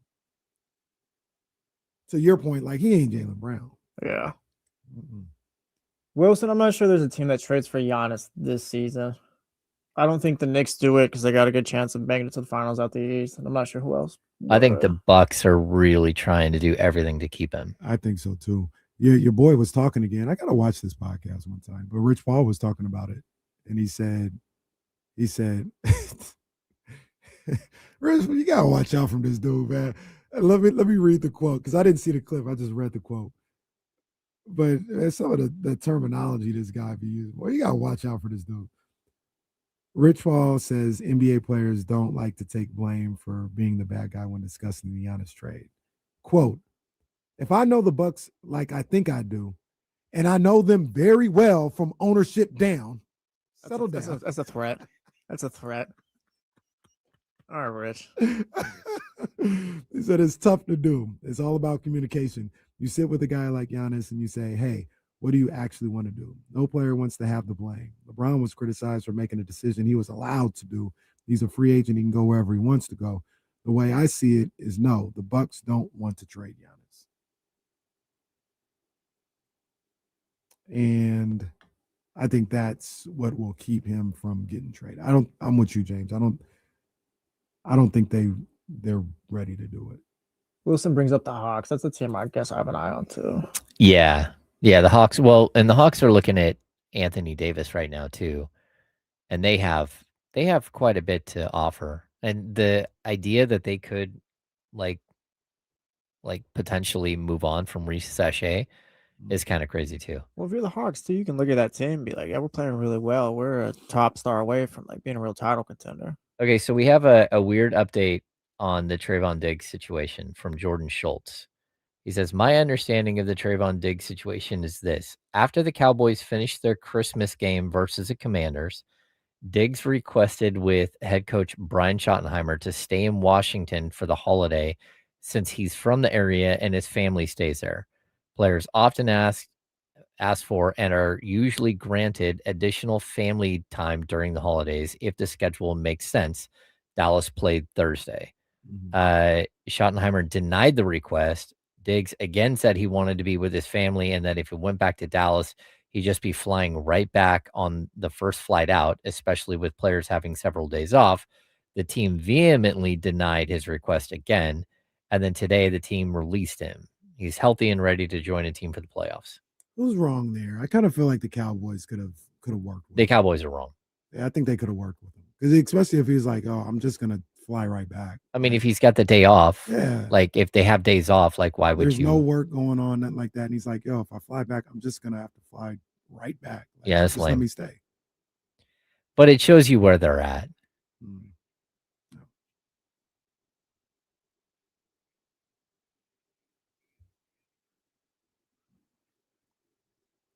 ESPN 1320, KC in Ham for the final live show of 2025 here on Sacramento's #1 sports station, ESPN 1320.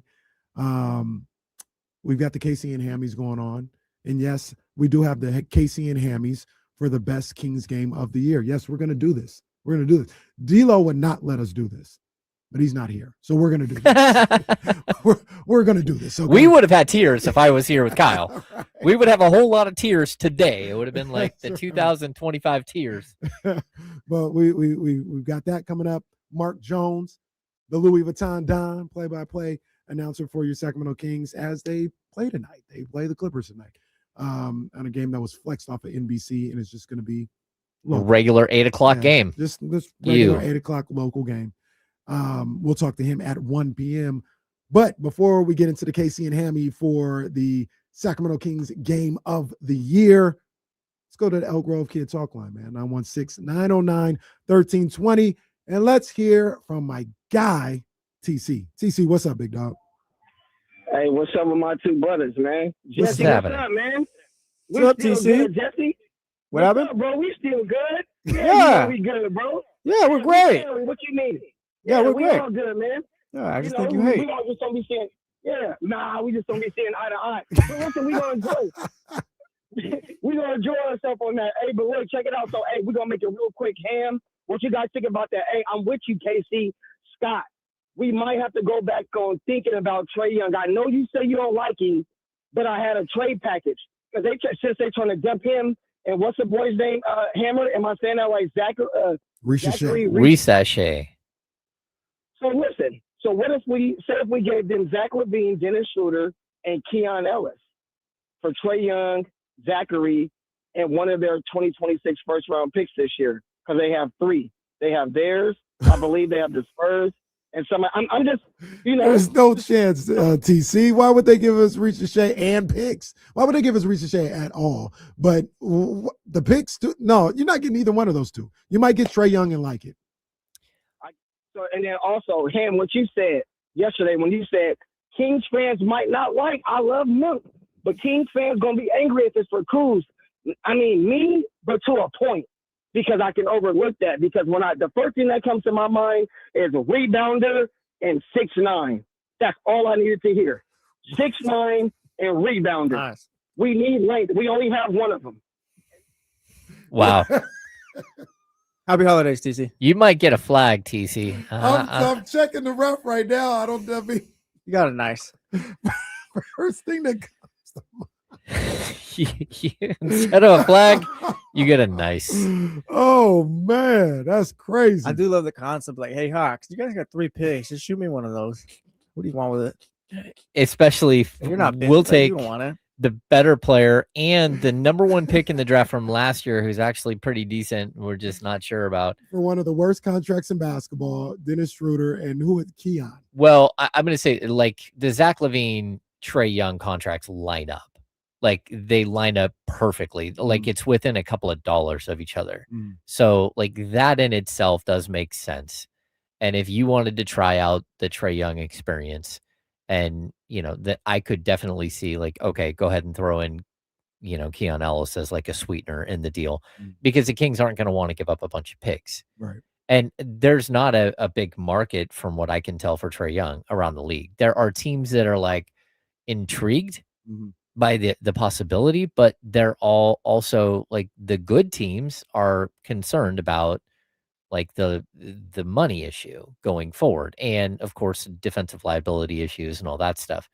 But hey, look, I personally, if it were, hey, just a straight swap and throw in something smaller to try the Trae Young experience for a year and a half at this point, like why not? Like he's gonna want money, but at the same time, you can be like, all right, you can test and see what kind of money's out there. Right. You can opt out of your 49 million for next season if you think you can go get more money. But at the same time, like you might want to just see if you fit here and if we can figure something out and this is the place you want to stay, and we'll figure out the same thing ourselves. And then we're gonna come to like we're gonna throw out the old calculator where every guy who's made an all-star team makes 60 million a year, and we're going to rework a contract that makes sense for everybody because that's where the league is heading. Look, I'm all with it. I'm willing to take a chance on Trae Young. It kind of feels like we were talking about this a little bit before the show started. It kind of feels like Scott isn't going to do anything of significance this year and maybe even this summer. Like the what he's going as far as adding players. I think the significance, he may ship out guys. He may try to move on. He's definitely going to try and move on from guys, whether it's Zach, DeMar, Malik, even Sabonis to a certain degree. Like I think he'll move on from them. But this bring in Trae, take a chance on Trae, take a chance on LaMelo, take a chance on Ja, take a chance on, well, not a chance, but try and get Kuminga. Like I don't think any of those returns are coming from a Scott Perry deal in the next 9 months. Yeah, I'd also say, like, I think one of the issues that you have is that the Kings are at this weird point where the players that they do want to trade, they might be able to move, but really can't get any value back. And so you're gonna, no matter what, you're taking a step back in talent, right? And so we talked about it the other day, how like the Bucks are in this weird position where they're out like surfing the trade market for players that they don't have to give up any assets for. Or if it is an asset, it's a super far off. I think they've got a 31-32 first round pick that they might be able to include, right? Most teams don't want to wait for that. So most teams are like, come on, man, like whatever. We're not gonna make some weird trade with you to give you talent and you give us a bunch of expiring stuff, or you give us a bunch of, clunky contracts that don't really help us. But there is a group of players that have negative value in the league, but it can still help a team. It's just that their value is in the negative, right? So Zach LaVine is one of those players. Jeremy Grant is one of those players where their contracts are huge. They can still play. They can still help you. And I feel like the Kings are one of those teams that are on the other side of the spectrum where they have players that fit that bill, but they don't fit a lot of other bills. Like, so you might be able to make a swap with a player that doesn't fit what you're doing anymore to a team that they have a player that doesn't fit. And that would be the Trae Young for Zach LaVine type play. You could not put Trae Young and Zach LaVine in the same backcourt and think that, throw in Max Reynaud and Domantas Sabonis, and it's like Keegan Murray has to defend 5 guys every single game, and that's it. Like, that's not the way you can build a basketball team. But if you did ship out one for another, just to see if it would work differently, and to see if what Trae Young looks like with a star big man that can take on some of the passing responsibilities and play in the pick and roll different way, all that stuff. I don't know. Like, why not at this point, if you're the Kings, especially if the contracts are equal length and you're going to have to pay $49 million no matter what. I'd rather have Trae Young as a $49 million expiring contract next year than I would Zach LaVine. I mean, he's younger. Injury history is better as far as like catastrophic injuries. And on top of that, you can still work on an extension for him because he's 27 years old, where I don't feel like most teams are pining for Zach LaVine to get him in your building so you can give him an extension to keep him there for 3 more years or something. Yeah, I'm with you on that one for sure. Okay, a couple of Kings. I want to get to I do want to get to this KC and Hammy's the best Kings thing because number one, it's funny. It's a little depressing. Actually, it's very depressing. But KC and Hammy's best Kings game of 2025. Mind you, we're not doing any games this year. And it's for the 24-25 season. Some of them might bleed into 2024. Yeah. I really think there's only one, but go ahead. I found 5 games. 5 okay, that nominees. was tough, but it was difficult, and it might just be 5. Okay. But I found 5. Kings over Heat in Miami, November 4th, 111-110. That was the game where Sabonis got the putback after the Fox missed jump shot. Sabonis gets the ball, falling to the ground, puts it up there, and scores and wins. Yep. That's on the list. It's just sad. Kings over Suns, 127-118, November 10th in Phoenix. Probably the first month of the season. Oh, it gets worse, just so you know, Jesse, because there's another November game that's going to be up for debate here. No, November 10th. This was the one where, if you guys remember, both Fox and DeRozan took over in that game. DeRozan got him to overtime, and then in overtime, De'Aaron Fox went off. They ended up winning that game, came back. I think they were down maybe 10, 12 points. Late in the fourth quarter, they were able to get that win. The next nominee. Let me make sure. I want to make sure I have the date right here. December. No, it's November 15th. Well, let me see if I have that one. Well, there's no losses on here. Oh, there should be a loss. What's honorable mention or not? What's the game you talking about? To me, this is the game of the year. It's the 130-126 loss in overtime to Minnesota, where De'Aaron Fox scored 60 points. Yeah, that was a good one. And then that was a good one. Backed that up the next night or 2 nights later. Oh no, it was the next night with 49. Yeah, that was a win. They beat the Jazz. Yeah. McLaughlin with a big corner 3. Yeah, 121-117. 109 points over 2 games. And you traded him same season. That did not make the list though. But it's on the list now. It's on the list. It is on the list as a nominee for the committee. The one that I had was 2025. 2025, Jesse. Damn, I don't like this date, but January 6th, 2025. Kings over Heat. 123-118. Double overtime game at the Golden One Center. I have the answer for this, by the way. No De'Aaron Fox in that game. No De'Aaron Fox in that game. I got 2 more for Jesse real quick. Oh, I didn't put the date here, but this was sometime in February. It doesn't matter. Kings over Mavericks. 129-128 in overtime in Dallas. DeMar DeRozan hits the game winner. He goes crazy in overtime. So does Malik Monk. Kings get that win. And then the final one that I have, Kings over Timberwolves, 115-104, November 24th.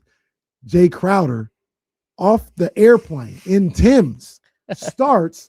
They win. He's talking crazy to Julius Randle. I think Malik Monk had a big game that game too. I think he scored a lot there. This list is an abomination. An abomination. Which one's the game where Doug took the class up to the beam? Oh, that was I think it was the Grizzlies game. I'll go ahead and make that my vote, even though it's not on the list. Let me see. Man, what did Jay Crowder played in how many games? 2? It felt like at least. I think it might have been 9. He started 2. He played in 9 total. Wow. It wasn't a Friday night. I think it was the Sixers game. No, it wasn't New Year's Day. It might have been the Dallas game. On December 30th, 110-100, they beat the Mavericks.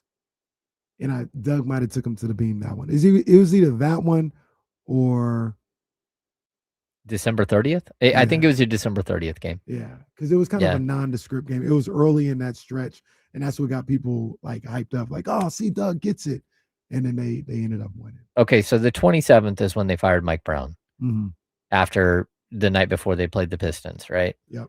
Then or the night before, after the Pistons, before they played the Lakers. Yeah, before they played the Lakers on a Saturday, and that's where they called him on the way to the airport. Yeah, so I'm looking at that Lakers game, and then it's the next game that they played Dallas, and I think that is when they went up to the beam. That was a suggestion from Kevin, the security guy in our media hallway. Oh, yeah. Kevin's my guy. Yeah. He got a nice Letterman's jacket that he always wears that I really like. Yeah. Yeah. Shout out Kevin. So what's the answer, guys? What's the answer? Jesse says it's that game, Mavericks Kings 110-100. I think the Kings were down. Weren't they down like 25 in that game and came back to win? Maybe. I think they were.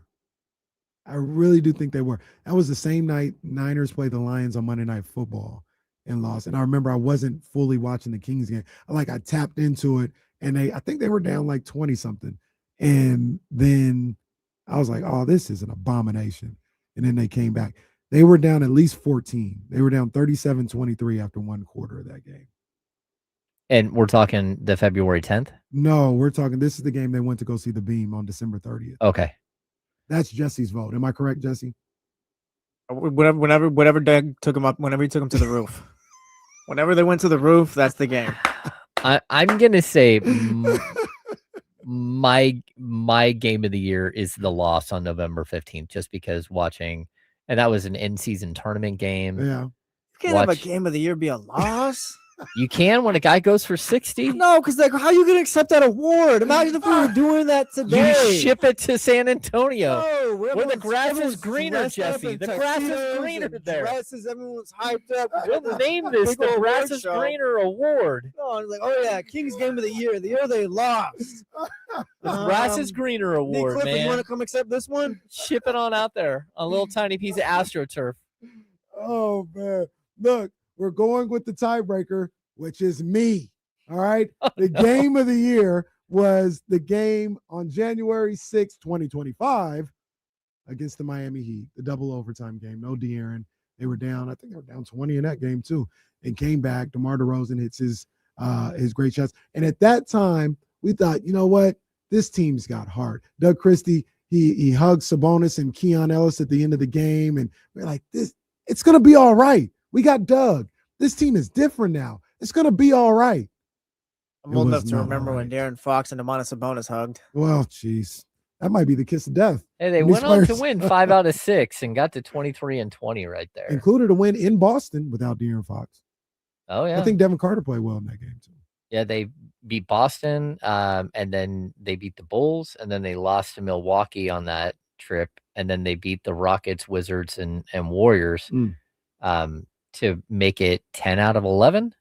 Yeah, 10 out of 11. This was as sad as I thought it would be. It's absolutely as sad as I thought it would be. It's not good. We've got Jesse sure. saying, hey, whenever they took him to the beam, that should be the one. The nondescript. Yeah, whenever they were going to have class outside. And he's not that wrong. James isn't that wrong either. I'm clearly not wrong because this is the winner. It's the game against the Heat. All right. But this is just sad. It's sad.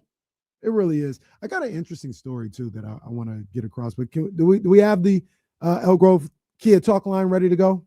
Yeah, Mitch, if you're ready to go. Mitch, what's good? Are you at the doctor's office? What's popping, guys? Happy and healthy New Year again. What's up, man? How you doing? What's good up, show. Mitch? Yeah, James. I'm glad you come back Monday, right? So you have a nice little vacation. Too many vacations 2 weeks in a row. That's nice. That's right. I wish I was working some other times. I still have to cover Kings games, just so Mitch, you know. Mitch, you're retired, bro. You don't what?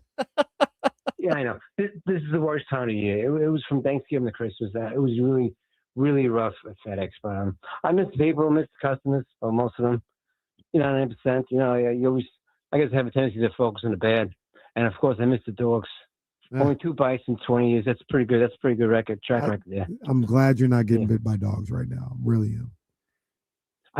That's the I remember, and my dispatcher yelled at me. What? You so proud that you were professional and you didn't scream. You should have screamed Bloody Murray. I didn't make sure they had the shots. I had to go back, and then police told me, no, we'll do it. You stay. It's a whole big thing, huh, Mitch? What's that, Jesse? So it was a whole big thing. It sounds like.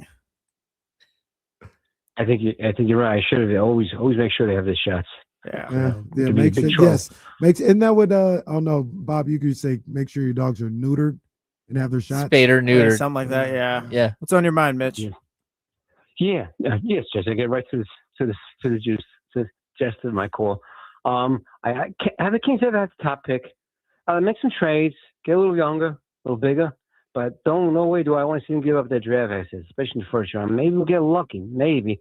And they don't blow it. I just hope they don't treat the first pick of the first round like you're playing blackjack. You don't hit 6 times. You're not going to win 6 times. Get the best available player. Hopefully get lucky. Barry Bonds and Jose Canseco are 2 players. You were talking about players that were, good, great, but not the greatest. Like Drew Brees and Phil Rivers. He never won a championship, but they were almost neck and neck. Well, Drew Brees. That's the Chargers. They let go of the wrong quarterback. Wait, you faded him. Okay, so that's the move. And I won't mention this guy's name. I'll give him his initials.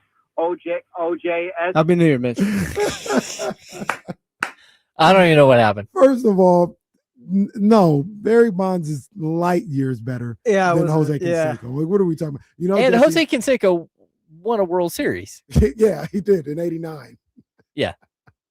Also, I saw something where Alex Rodriguez, he did a podcast, and he said, Jesse, I want you to listen to this. He said, you know what?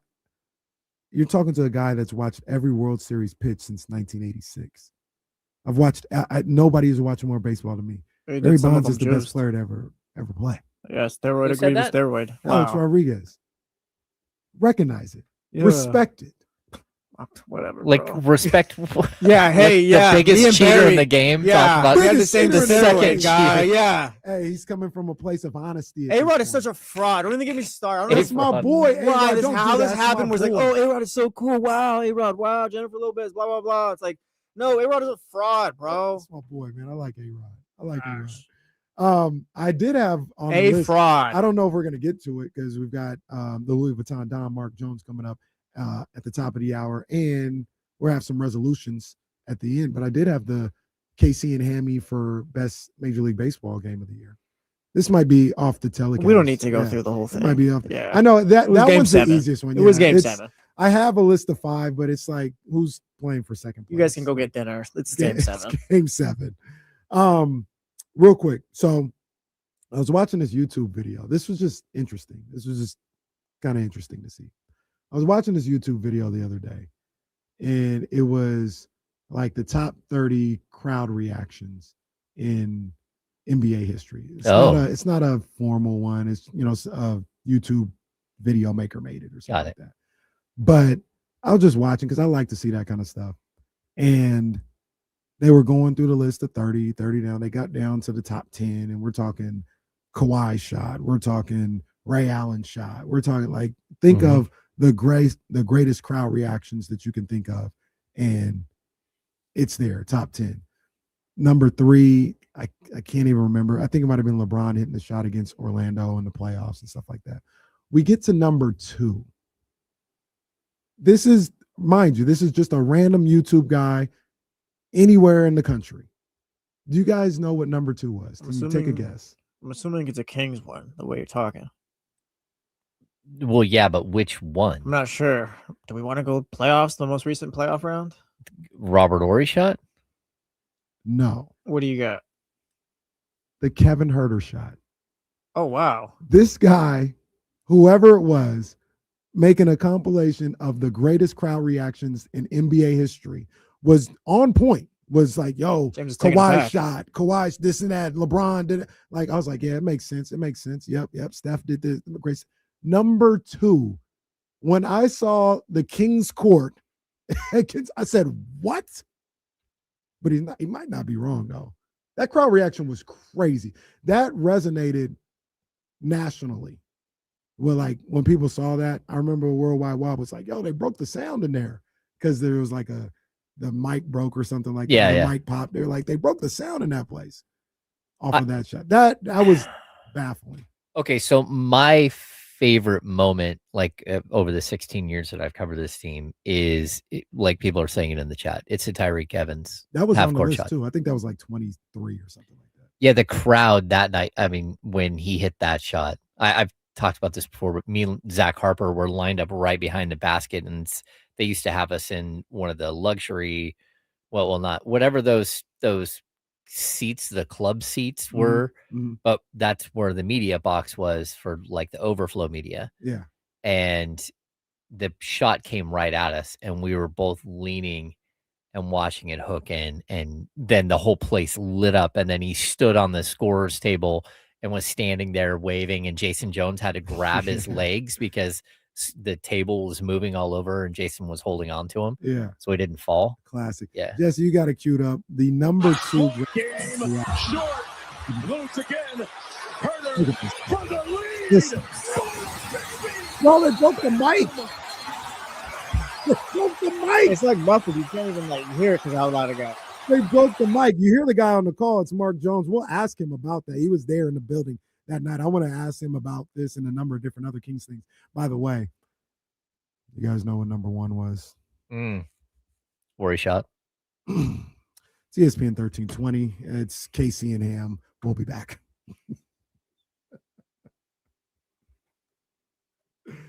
Oh, man. I got one for you right here. David Boston. David Boston also took supplements. His weren't recreational, though. Yeah, Tyreek was recreational. David Boston was he was a beast. I mean, there was a reason for that, but yeah, he was a beast. I don't remember too much of his NFL career though. He played for the Chargers, right? No, Cardinals. Cardinals. And he did play for at one point. Yeah, he did play late, but he drafted by the Cardinals. That's right. Yeah, but it wasn't. I mean, he burned out. I think it's 5 years. That's why I brought up David Boston, because of the way he flamed out so quickly. Yeah. So is Ricky Williams OJ Mayo? Woo, he was better than OJ Mayo. Yeah. Okay. Oh yeah. Ricky was going to work in Miami. Yes, he was. OJ Mayo was really good though, and not in the NBA, but in like as a prospect. People talk about OJ like he was going to be like one of them. Yeah, he was supposed to be next.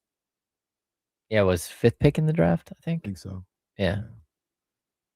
Was he the same draft as Westbrook? It was either Westbrook or Harden.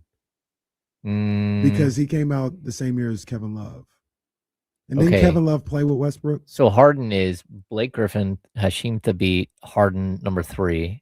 Number 4 is Mayo Tyreek. Mayo must have been. Wait, no. 17 win. Yeah, it's Tyreek is number 4. Number 5 is Johnny Flynn and Ricky Rubio. 5 and 6 to Minnesota. Number 7 is Steph. So Mayo. And was number the 9 year is before, DeMar. And that was Kevin Love and Russell Westbrook. Okay, and Westbrook went 4, I think. Yeah. So I disagree on this one. Ricky came back after his suspensions and whatever, and ran for 1,000 yards again. David Boston in his 3rd year had 1,598 yards, 98 catches, 8 touchdowns. The next year, 512. The next year, 880. Out of the league, and then came back to play for Miami for 5 games and had 4 catches for 80 yards. I got a Tyreek Evans. Damn, I forgot his first name. Now it's not going to be the same. But what's my man Gordon for the Browns? Melvin? Oh, Melvin Gordon. The receiver. Oh, yeah. Oh, Josh for the Browns? Josh. Josh. I think you said Broncos. Yeah, but that was a continuing issue. Like, that wasn't the problem. I don't mean necessarily that aspect. Just like how great Josh was first or second year and then flamed out completely. That's how Tyreek was. Tyreek was like all-star the first 2 years of his career. All-star level, 25 and 5 was his first year. His second season was a little worse. Yeah. Yeah, Josh Gordon just had. I mean, he had one season. He had he's David Boston. He had 1,646 yards his second year, and David Boston did. no, Oh, Josh Gordon. Josh Gordon, and he barely broke 700 yards 2 other years.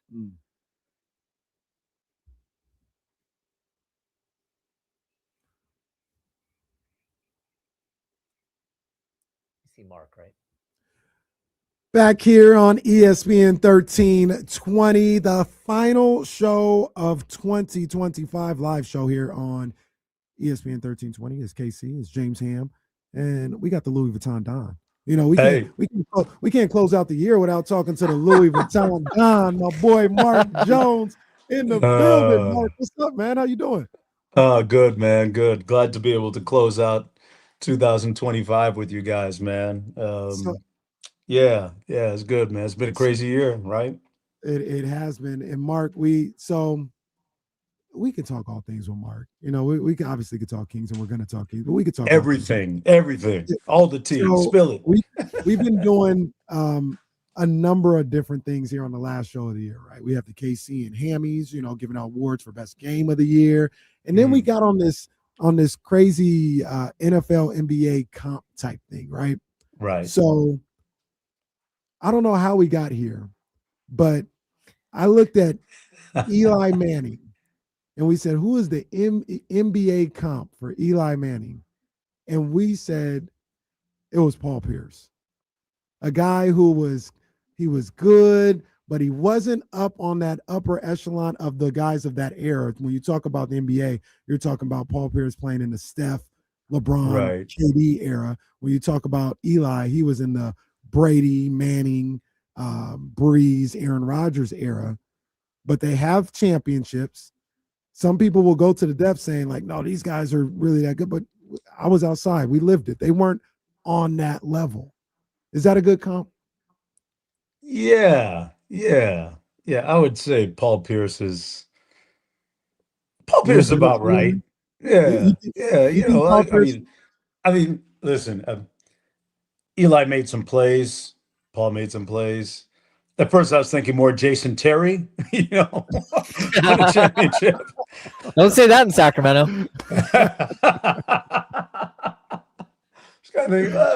Paul Pierce is kind of close. Yeah, you know. So I mean, yeah, it ain't Sasha Vucevic or Luke Longley, but yeah. Here's what I hear. That's good, man. I don't know. Maybe I don't have Eli in high enough esteem. You know, so I was just about to say, this is what I hear when I hear you answer that, and I don't think you're necessarily wrong. I think you think Paul Pierce is too high for Eli Manning. Yes, yeah, I might. I kind of agree, because the truth was the truth for a reason. Like that was no, he could Eli Manning the truth. Yeah. No, before Pierce got other guys, he was it on that team and putting up numbers. You know. Comparatively speaking, I don't think Eli's quite there. And I got to be careful because I got his nephew, Arch Manning, in my bowl game tomorrow. Yeah, I know. We're sending the clip, Mark. Hey, Arch, your uncle was nice. He was nice. He wasn't Pierce nice, but he was nice. And if you talk to Arch, tell him go blue. Tell him KC in Sacramento said go blue. All right? I will, man. I will.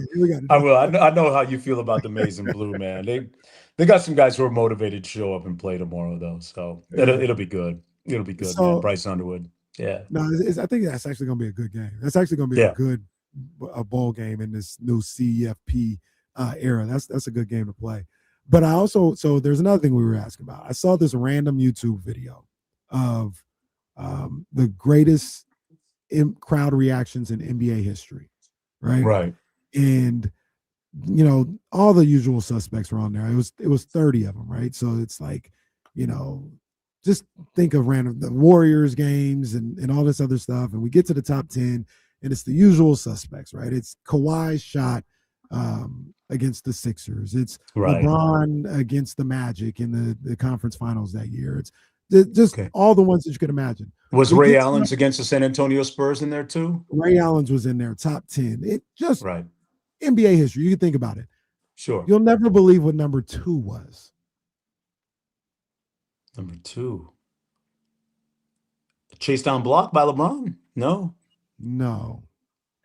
It was. You're not going to get it, Mark. You're not going to get it because I was. Okay, I'm going to give up early. They might not be wrong. Is it really that obscure? December 30th, 2022, Golden One Center. Kevin Huerter hits the shot to beat the Utah Jazz. This was some random YouTuber. This wasn't a Kings fan. This was a random NBA guy. It was like, this is the number 2 crowd reaction. And we went back and we played it. My man Mark Jones was on the call. You were in the building for that one. I don't know if you heard it on the telecast, but it did like break the microphone when that shot went through. Like you played on the broadcast, and there's like a pop that happens on the audio.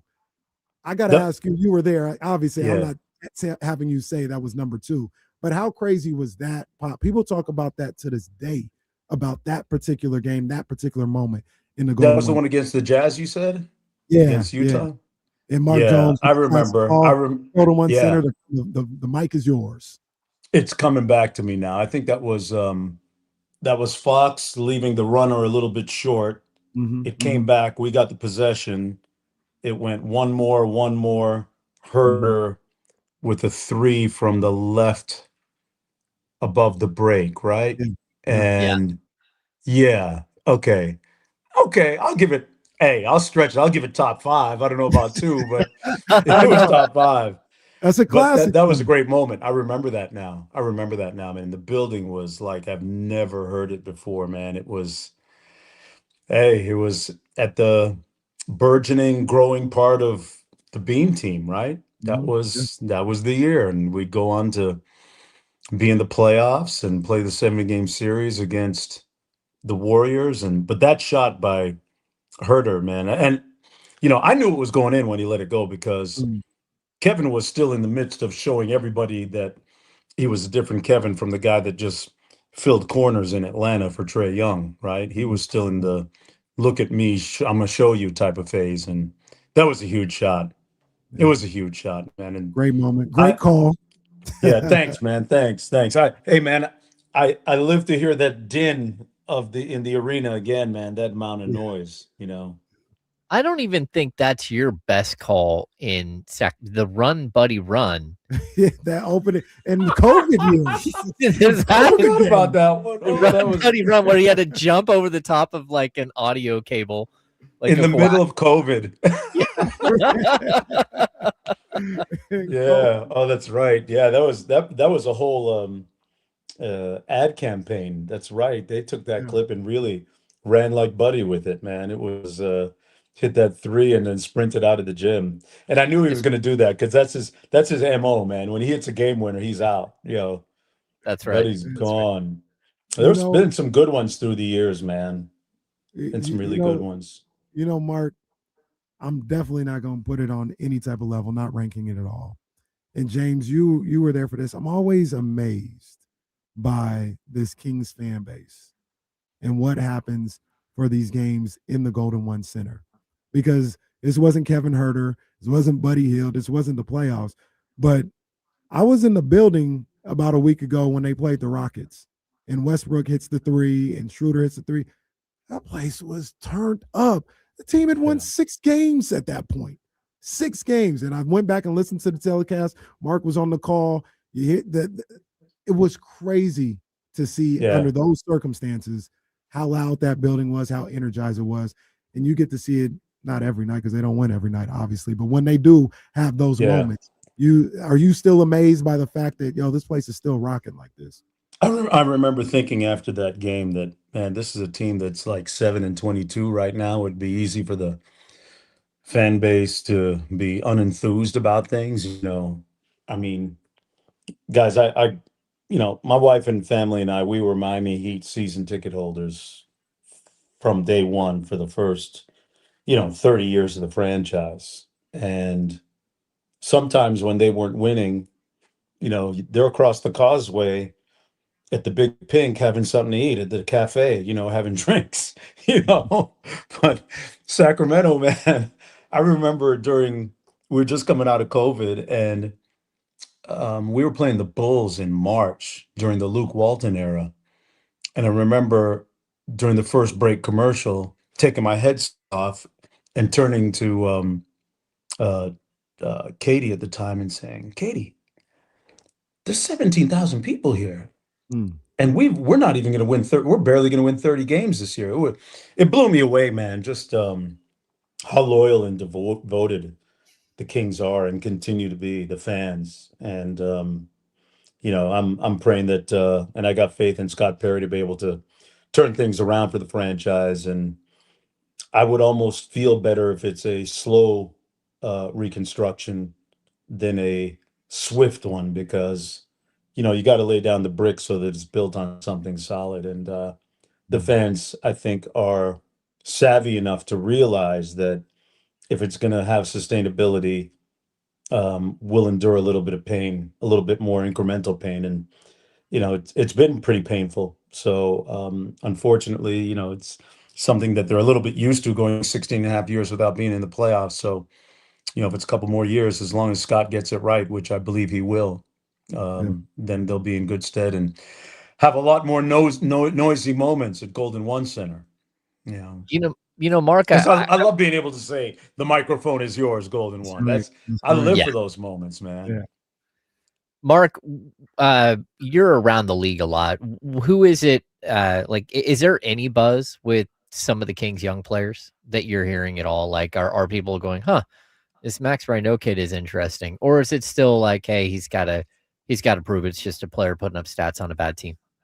I think there's a little bit of that, James. Somebody, as Charles Barkley famously always says, somebody's got to score 20 points and get 10 rebounds on a bad team. But Max's learning curve is still ascending. So I think he's being viewed in high standing around the league. I think that people know that the Kings are buyers at this point, and management subsequently is going to have to be shrewd and deal from a position of strength.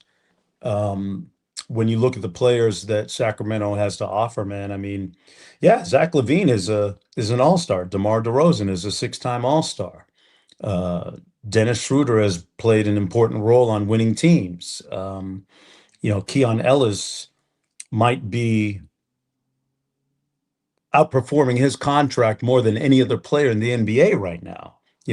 His value might not be as high as it is, but I think that if, his representation pulls out video and says, hey, we already got money on tape, what you're seeing now is a little bit of an anomaly. And I think, people around the league are savvy enough to realize that. So, there's buzz about Sacramento Kings players.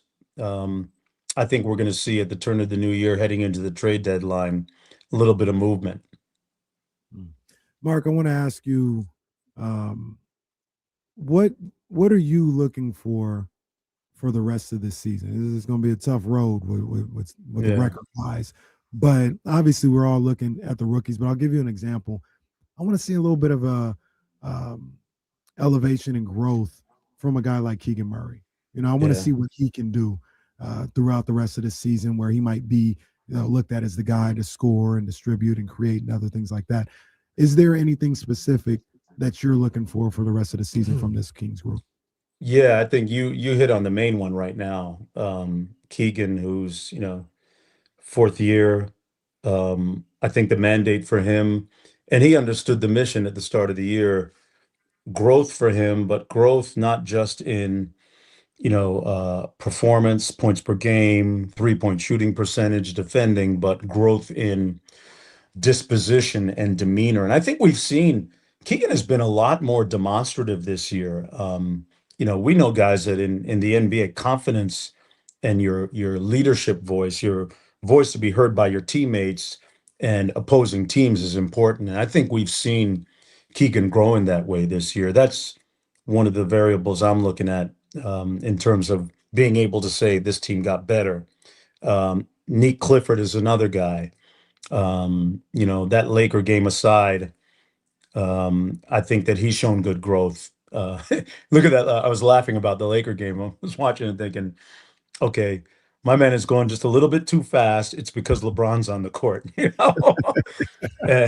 that can happen. We forget these are 22, 23-year-olds still, and He'll admit it to me afterwards. But and then Max Renault, hey, listen, you can say what you want about Sacramento being an 8-win team, but to put up 15 and 10 over the last little stretch of games is still impressive going up against NBA competition.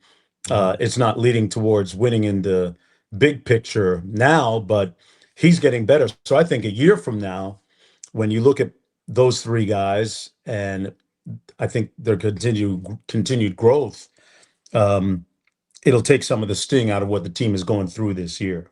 And Renault is a guy who's, I think we've seen it with him already. I think Nick Clifford is the next to show kind of a nice steep improvement in terms of where he's getting his shots, being able to score, and the game slowing down for him just a little bit. Right now, he's going through what a lot of rookies go through. It's not being able to stay out of foul trouble, right? I mean, how many games have we seen it where it's tweet, 2 quick whistles, and he's got his palms up in the air wondering what happened? It's the same thing that a lot of rookie wings go through in terms of growth, is being able to chest that first dribble on a drive without picking up foul.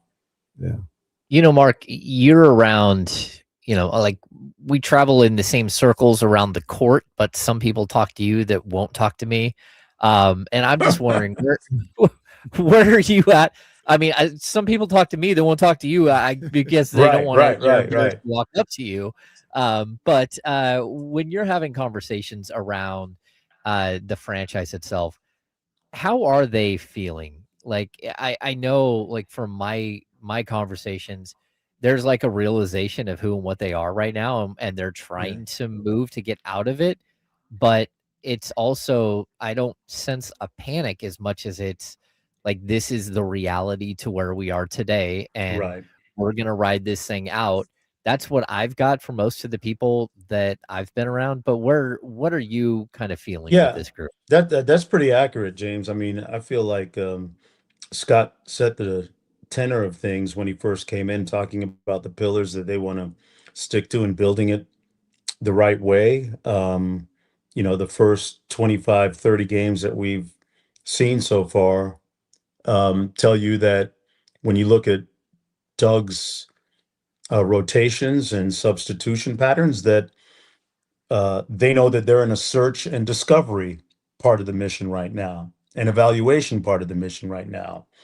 And I actually take comfort in the fact that they haven't jumped into doing something rash. They're going to wait, and they are going to do something that serves the franchise well, not just for the rest of this year, but for years to come. And that's the feeling that I get in speaking with people around the franchise, front office scouts, that this approach has to be very methodical. It has to be, very meticulous and well thought out, well researched. And, listen, in the worst case scenario, there are going to be 5 different franchise changing players available in this year's draft lottery. And if it doesn't land, us, the Kings, in that top 5 in the lottery, then we'll be sitting in a better place for other reasons, I believe, because of Scott Perry. I'm with you on that one, Mark. One of the great things, we were Mark Jones, play-by-play guy for your Sacramento Kings. He is going to be on the play-by-play for the Citrus Bowl tomorrow, though. So check that out. Yeah.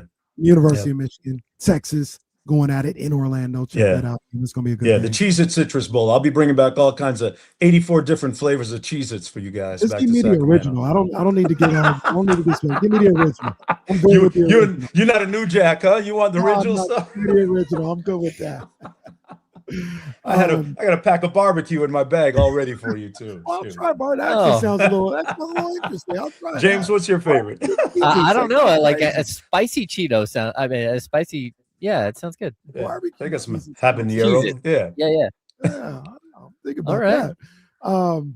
But one of the great things about Sacramento and the Sacramento sports scene, we love the NBA. We love the Kings, but we love the NBA. And we got into a discussion earlier today, and I had a hot take, Mark. I had a hot Okay. take. I want you to tell me what you think about this. And there's nobody better to ask you because you just saw this situation. You just saw it on Christmas Day. I say the Thunder cannot beat the Spurs. They can't beat them. It is a bad matchup. They can't be in a series. They may win a game or something like that. But 4 times, it is a terrible matchup for the Thunder. I don't think they can beat the Spurs. They better not see them in the playoffs. Yeah, man, that's a on point hot take because 3 times in a row now, I saw it with my own eyes calling the game on Christmas Day. If the thing that impressed me the most about San Antonio was that number 5 guy that used to play in Sacramento.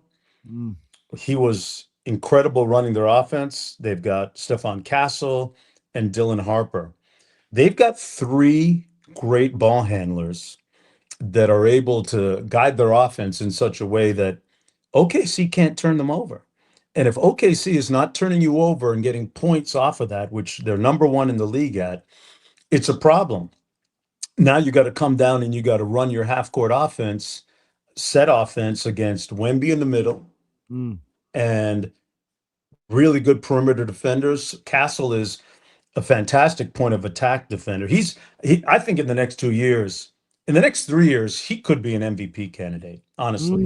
Like he's that talented on both sides of the basketball, and his offensive game is growing. You've got Dylan Harper coming off the bench. People were wondering whether they would have an abundance of guards with him and Fox and Castle. That thing has worked out great with the 3 of them. And then wings with Vassell and Keldon Johnson, who I think is a 6th Man of the Year candidate. They got all the weaponry to match up perfectly against OKC. And yeah, I mean, Alex Caruso was telling me before the game on Christmas Day, I'm like, Alex, man, what's going on? These guys dragged you a couple of times. He says, Mark, he said, we need it. We need it because we're playing 14 games where Shea's not even playing in the 4th quarter. We need to be able to look at ourselves and find a way to get better. And these 2 losses against San Antonio are good for us because it's making us get better. And then my guy Alex Caruso goes out and shoots 0 for 9 on 3-pointers. I mean, it was just that type of day. But San Antonio has all the utensils, man, to give them problems from, Fox, Wemby, Castle, Keldon Johnson off the bench, Harper, Vassell, Harrison Barnes, who really is the rudder on that team. Harrison got those guys together. This is a story, I think I told it on Christmas Day. He got a bunch of those Spurs together in the summertime and took them out to LA, and they had kind of private workouts and scrimmage 5-on-5 out at LMU University for a week, and just helped accelerate their growth and chemistry as a team. And it's showing now. Yeah, for sure. Yeah, that's a great take, man. That's a great take. Boy, the Kings, it's not only De'Aaron Fox they miss, it's Harrison Barnes. Yeah. Like just like a different path that you take along the way that, doesn't work out. And man, talk about a pro's pro. Keeping everybody together. Mark, what are you looking forward to here as 2026 is about to start with the Kings? Like, what is it that you would point to that Kings fans should keep tuning in?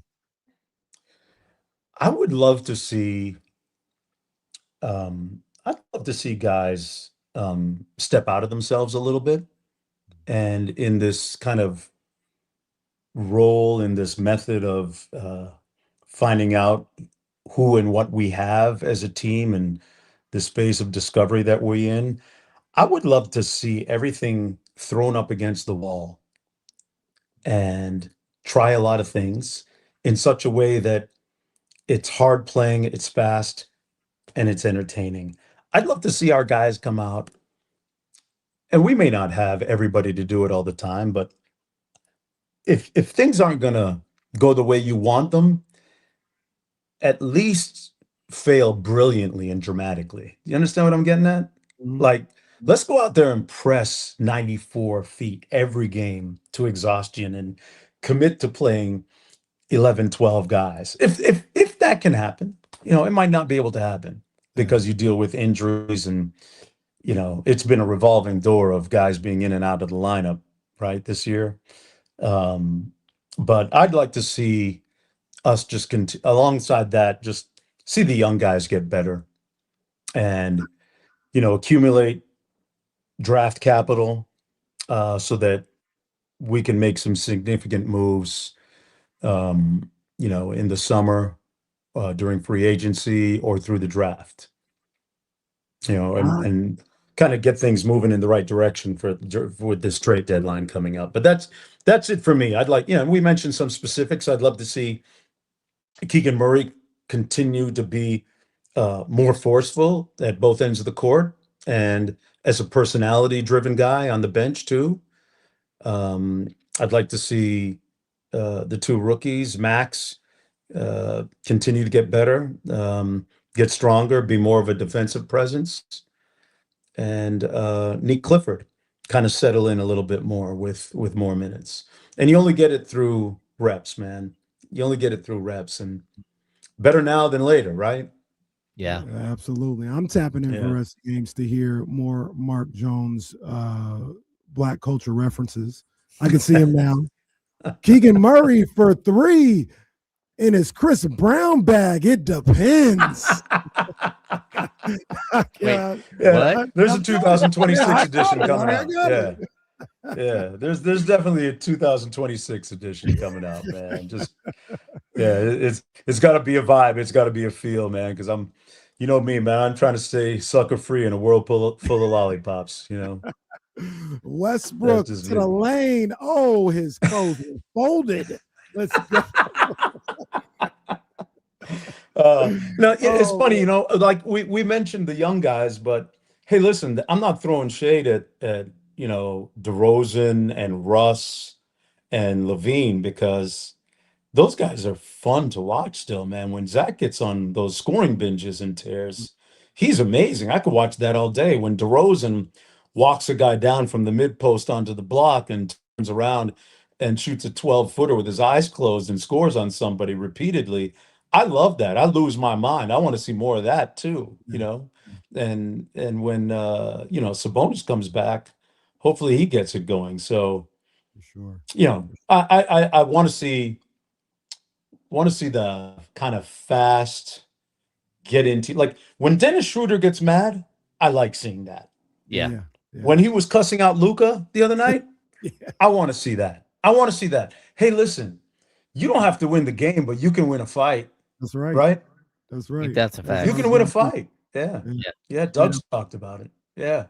Mark, man, we appreciate you as always, man. You came through in the clutch like you always do, man, and we're gonna be tapped in. I mean, I'm gonna be tapped into the Citrus Bowl. You know that. I'm tapped in.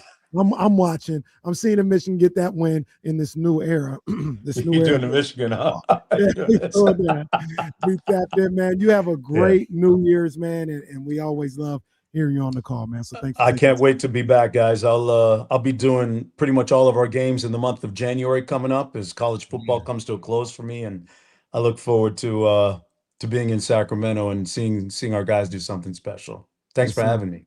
No problem, man. Mark Happy New Year, man. Keep up Happy the New Year, dog. dog. Yes, sir. The legend, the Louis Vuitton Don, Mark Jones, right here on KC and Hammer. We got one more segment left for the year. We're going to have a good time, man, before we get out of here, man. It's ESPN 1320, Sacramento's #1 sports station. He's always good. He is good. Man, I hadn't been watching. Keldon Johnson's having, man, he's shooting. Yeah, when he said that, I did the same thing. I was like, wait. 58.3% from the field and 41.8% from three? Oof. See, I'm not saying he would have done that here, but that's a guy, like, if you were locked into, like, making that trade, like, you couldn't get a Keldon Johnson back? That's where the route went sideways. Like, if you would have just dealt with the Spurs and not brought in the Bulls, you could have got back a Keldon Johnson. I mean, they ended up trading with Zach Collins, but you would have got both of those guys most likely. And then you should have just kept pushing for a Castle. I mean, that's it. Like, and I know that they weren't like on board with trading him, but there were moments where Like I heard very specifically, if they keep pushing, they can get Castle. I would have clowned the Spurs. I would have if they would have traded Stephon Castle. They would have been crazy talk. Yeah.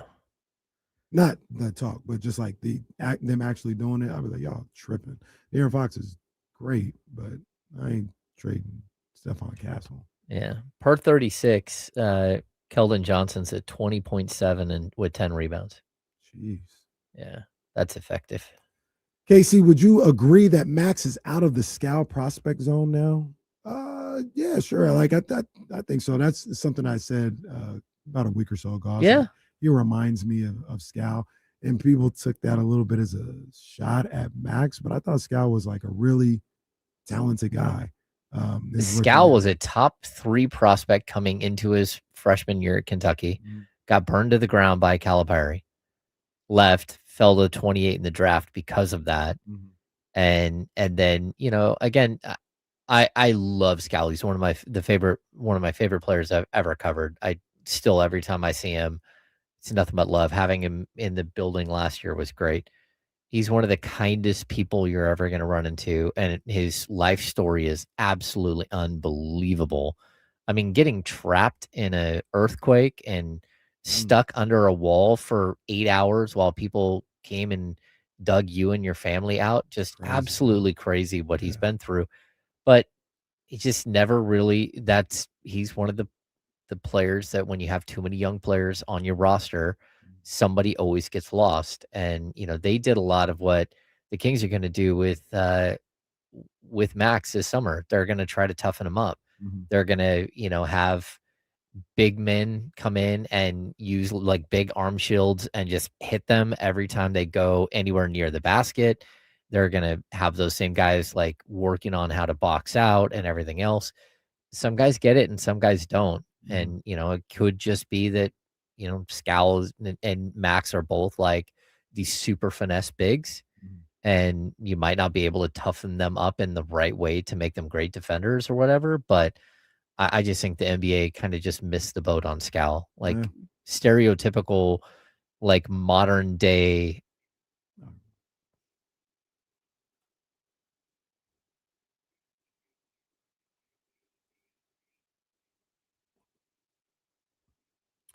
Back here on the final segment of 2025 here on ESPN 1320. It's your boy KC. It's your boy James Ham here as we wind down today's show here on ESPN 1320, Sacramento's #1 sports station.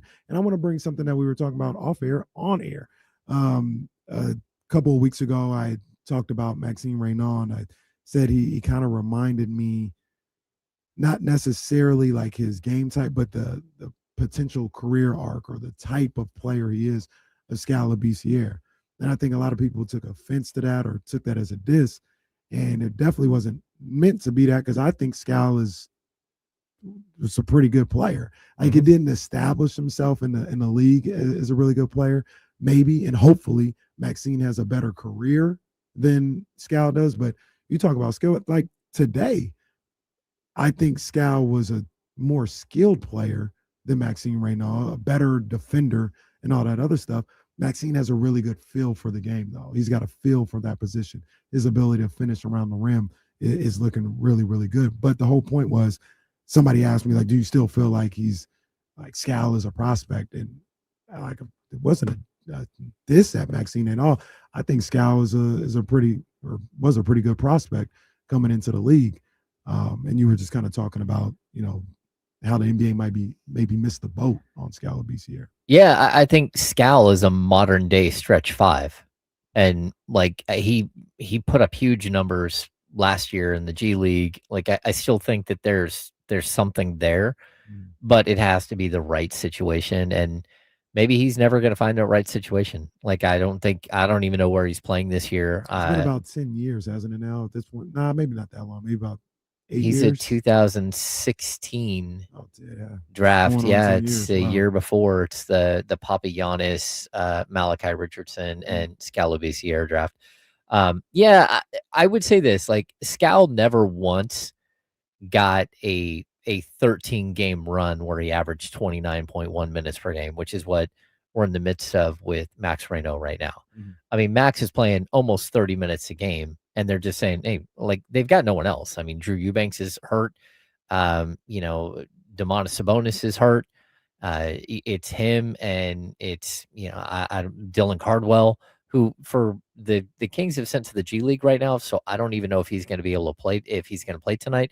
He's still listed as out on G League assignment. And Keegan is back tonight. Keegan's available I saw tonight. that James Ham reported Keegan Murray will be back tonight. Yeah, he'll be back. Zach LaVine, Domantas Sabonis. I think Devin Carter are all out still tonight. It's one of those things. Let me see. No, Devin Carter's not listed on the injury report, which means he's with the team and he's available. Okay. It's one of those things that, like, opportunity doesn't always knock in the NBA. And it's one of the most difficult things that young players have to figure out, is that when you do get these opportunities, like what's happening with Max right now, you have to take advantage of it, because you might never get that opportunity again. If Max is, for some reason, this is not going to happen, but let's just say he was added to some trade to make the money work and he was shipped off to some other team right now, he could never get that opportunity ever again and be out of the league in 2 or 3 years. There's always that possibility. And that's kind of where Scal went. He had a couple of big games here and there, but he never was able to earn the trust of his coaches in order to play him, even if it was 20 minutes a night for 15 or 20 straight games. I don't think Scal ever got that opportunity. But Max is getting it. And right now he's playing extremely well. He's averaging 15.5 points and 8.5 rebounds over the last 13 games. And that's really impressive. He's even hitting the 3 ball over the last, he's shooting 42.9% on 1.1 attempts per game. Like, there's a lot more to Max Reno's game than what we're seeing right now. And he's taking advantage of a really good opportunity where Scal was never able to. And that's one of the things that I want to see from Max as this season goes along, because I saw it there with his time at Stanford. Obviously, we saw it a little bit in Summer League, but his shooting ability, his ability to stretch the floor and be that pick and pop guy, I haven't seen it so far in the NBA. He's just getting his feet wet and trying to figure out. So that's fine. But that's the next evolution this year. I want to see is him unlocking that ability to shoot, because I'm of the belief he can shoot. Like, that is part of his game. He just hasn't necessarily had the opportunity in the NBA. I want to see that unlocked a little bit the rest of the season, his ability to stretch the floor. Yeah, and to be honest with you, a lot of the reason why he's not shooting the ball and he's not getting those opportunities is because the Kings system right now isn't working well. And they're not they're figuring out that Reno has, like, if he's inside the key, whether it's back to the basket or it's running at the rim, he's absolutely incredible. He's got a soft touch around the rim. He's got a soft touch from 12 feet. But it's always with, like, the one-handed jump hook. This is a kid that shot a ton of threes at the college level, and that there will come a point where it's not just threes, it's 15-foot jump shots. It's, the evolution of Max Reno could take you to all kinds of places. We don't know what he's going to look like. Like, when it's all said and done, I have no idea how good he's going to be. But I'm also not going to say he can't do this or that. I think he's gotten better already as a rebounder. His shot blocking is getting better. His defensive, there's a lot of trouble he has as a defender in the post where he's not strong enough. But as a pick and roll defender, I've seen plenty of good. As a perimeter defender, I've seen a ton of good things. I mean, he should be out there defending LeBron James and Luka Doncic on, like, back-to-back possessions, which is what's happened in the last couple of weeks. But I think he's held up in a lot of those situations. And that, to me, is something that's really promising. If he can move his feet well enough to be either stretch 5 or stretch 4, then the sky could be the limits here, especially if you get Domas back and he can play alongside Domas. I think it changes the trajectory of the team, in the next 2 to 3 years, like, greatly, especially if all of a sudden you've got Reno, you've got Sabonis, and you've got Keegan Murray. Now, it's possible Sabonis isn't part of the long-term build out here. I don't know what's going to happen. But then if you had those three and you thought you could rely on that, and Nick Clifford playing either backup 3 or backup 2 or starting 2, now it's like, how do you build out the rest of the roster? So I don't hate the starting point. I just think that the Kings are so far behind so many of these other teams. And, again, they've spent the last 5 years drafting 22, 23, 24-year-old players because that's what good teams typically do. Now it's like you've got to start way younger, and that's even more difficult. And so I'm intrigued for sure, and I want to see where he goes. And to me, like New Year's resolution wise, I mean, I want to see Max Reno for the rest of the season at close to 30 minutes a night. I want to see if he can do this with Sabonis alongside him. I want to see if he can do this, get through a couple of rookie walls and continue to do this, because I think that that's the only way that the Kings have something to take from this season. You're going to have your draft pick, but everything else, it's got to be about the development of Max. It's got to be about the development of Nick Clifford, and it's got to be about not just playing in major minutes and having him be your defensive stalwart. It's about giving Keegan Murray a legitimate opportunity to be a top-tier scorer. And if he can't do it, that's fine. But at least as of right now, I need to see it on a nightly basis where the identity of the team is to let Keegan get to that point and keep feeding him and have other people, heaven forbid, play defense and let him be more of an offensive player, because that's one of the few pathways forward for this team. Yeah. I mean, I'm with you 100%. As far as seeing him continue to grow, giving him that opportunity at this point in the season, I wasn't as on board with that maybe a month and a half ago or a month ago, because at that point you were still trying to win games. I thought you were still trying to win games. But now that ship has sailed, sure, like, see what you got with that. I want to see that also if maybe they move DeMar DeRozan or, heaven forbid, Zach LaVine or Malik Monk. That opens up more minutes for Nick Clifford, because I'm like Mark Jones. I think I want to see him elevate at this point a little bit, show a little bit more. I want to see him be more aggressive offensively. We see him defensively. He does a really good job staying in front of defenders, having a feel and a knack for the defensive side of the basketball. But there's too many times when I'm watching him, it gets swung to his side, and he just kind of hesitates on whether or not to take that jump shot or attack at the back. Play with confidence out there. Play with a sense of, yeah, I belong. This should be my shot. I'm going to get ready to shoot that, and establish that aspect of it. You don't have to be this gunner out there, but look for your shooting opportunities out there. And yeah, it's that time where those two guys, Maxime Reynaud and Nick Clifford, get to play that type of role for the rest of the season. I'll ask you a question, James, while we're here. Do you think Devin Carter should get that opportunity? I mean, I would love to say yes, but just the way the organization has dealt with him, I don't think that there's a way to do it. Like, again, you brought in Dennis Schroeder, you brought in Russell Westbrook. And I think both of those guys play with the type of energy and force that the team is looking for long term. Right now, they're short-term fixes because they're both in their 30s. But I also feel like there has to be someone who is teaching and showing, setting the standard for what this team is going to, like, the identity that they're searching for. And that right now, it really is Dennis Schroeder and Russell Westbrook. And so I guess if you were to trade Keon Ellis and not take back another guard, that's one way in which I think it could open the door for Devin Carter to play. And like, look, I'm not completely out on Devin Carter as a player and saying the guy can't play. I think that when he does get to play, it's a lot of like offense, like very focused. And he really has to be more of a distributor, but also more of a team player. And I also like, just this season alone, I think there's such a weird dynamic in play with this group where guys can have tons of assists, but not really pass the ball. And you know what I mean? There are ways in which you can help make your teammates better. And I think the Kings do it every other game where it feels like they're playing for each other and playing to get better. But then there are these moments where you're just stuck shaking your head, looking at this group and saying, hey, it doesn't matter who the young player is, or like they're not going to have an opportunity.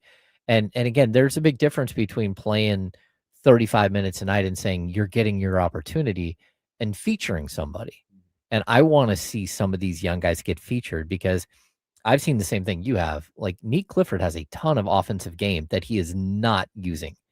And it's because he's trying to be a good teammate and he's trying to be comfortable and do, take little bits and pieces and slowly show that what he can do. It's like, how you going to tell Russell Westbrook, I'm not passing you the ball? Well, that's the problem. You know what I mean? Like, how are you going to tell Russell and DeMar and, Domas hasn't been there, but like, how are you going to tell these veterans that you've looked up to your whole life that, hey, no, it's my turn. And that's something that, again, I think the Kings can help themselves by clearing out some of these players. And it's not a knock on those guys. Like DeMar DeRozan is who he is. Like, you can't hate the style of play. It's been extremely successful. He's a top 25 scorer of all time doing this exact same thing. But the opportunity needs to be there for the young players to not just be on the court, but to be featured and to have some sort of identity themselves on the court that they're building. And I think Reynaud, it's super simple. All of the things he's doing right now is all pick and roll.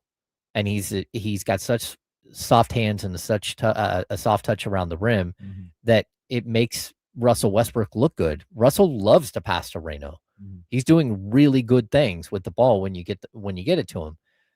But I need to see Max start to expand that game as well, because there's a lot more to his game. Just like when DeMarcus Cousins came from Kentucky, the first day of practice, everyone was like, holy cow, the dude can dribble. Like, nobody knew he could dribble. Nobody knew he could pass because he wasn't ever asked to do that at Kentucky. You get him into the pro game, the spacing's different, the players are different, and all of a sudden you see all of these other aspects of his game. What we're seeing right now, to me, is a dumbed down version of Max Reynaud. And I need to see the other version of him, the one that, stands in the corner and stretches the defense, the one who, as a trailer, where you're having a rim runner go to the rim, Dylan Cardwell running at the rim, and Max Reynaud as the trailer big. I want to see that. Like, I want to see him take someone off the dribble. I want to see him shoot more threes from the top of the key. Like, show me the other pieces, because they are there. And I think that's like sort of the natural progression of him. Maybe I'm just like 20 games ahead of where I want to see him. You talked about New Year's resolution for the Kings, and you said, you want to see these guys featured. Is there any other resolutions for the Kings that you want to see them implement in this rest of this season? For the Kings? Mm-hmm. Yeah, I mean, I want to see them try to clear out as many players as possible. Like, this is like the overhaul that Scott Perry was able to accomplish in New York, where he was able to trade off half of his roster, or the entire roster flipped after a year. That's where we need to start getting, because it's still stagnant. It's still like, I feel bad for Doug Christie when you go into a game. And again, I don't want this to be a slight on Doug McDermott, but when you have to turn to Doug McDermott because that's the only option you have on the bench, there should be a 21, 22-year-old G League quality player that is trying to make his way into the league that every other team has out there that's getting some of those opportunities, whether it's Plowden or Isaiah Stevens or somebody that you're bringing in and giving some of those opportunities to. And again, it doesn't have to look pretty, but I want to see the defense. I want to see, can you find a 3-and-D guy in more of the Keon Ellis type? Like, I need to start seeing the roster look different. And that's, I think, how you're going to start highlighting some of these other players that you have, or some of the other players that you need to go get. Yeah. This is going to sound super simple and, oh yeah, if it's that easy, just do it. But my New Year's resolution for the Sacramento Kings, specifically for that front office, is I need you to go star hunting. I need you to find the next guy that you think can be an all-star for this franchise, whether that's through trade and or through the draft. But when you're in the trade, when you're in the draft, I don't want like, oh man, this gonna be a solid guy. This is I'm just throwing out a name, but like he's gonna be like Derek Favors. Derek Favors was a 10-year NBA vet, played on good teams, did some good stuff, had a great career for himself, a great life for himself. That's cool. I don't.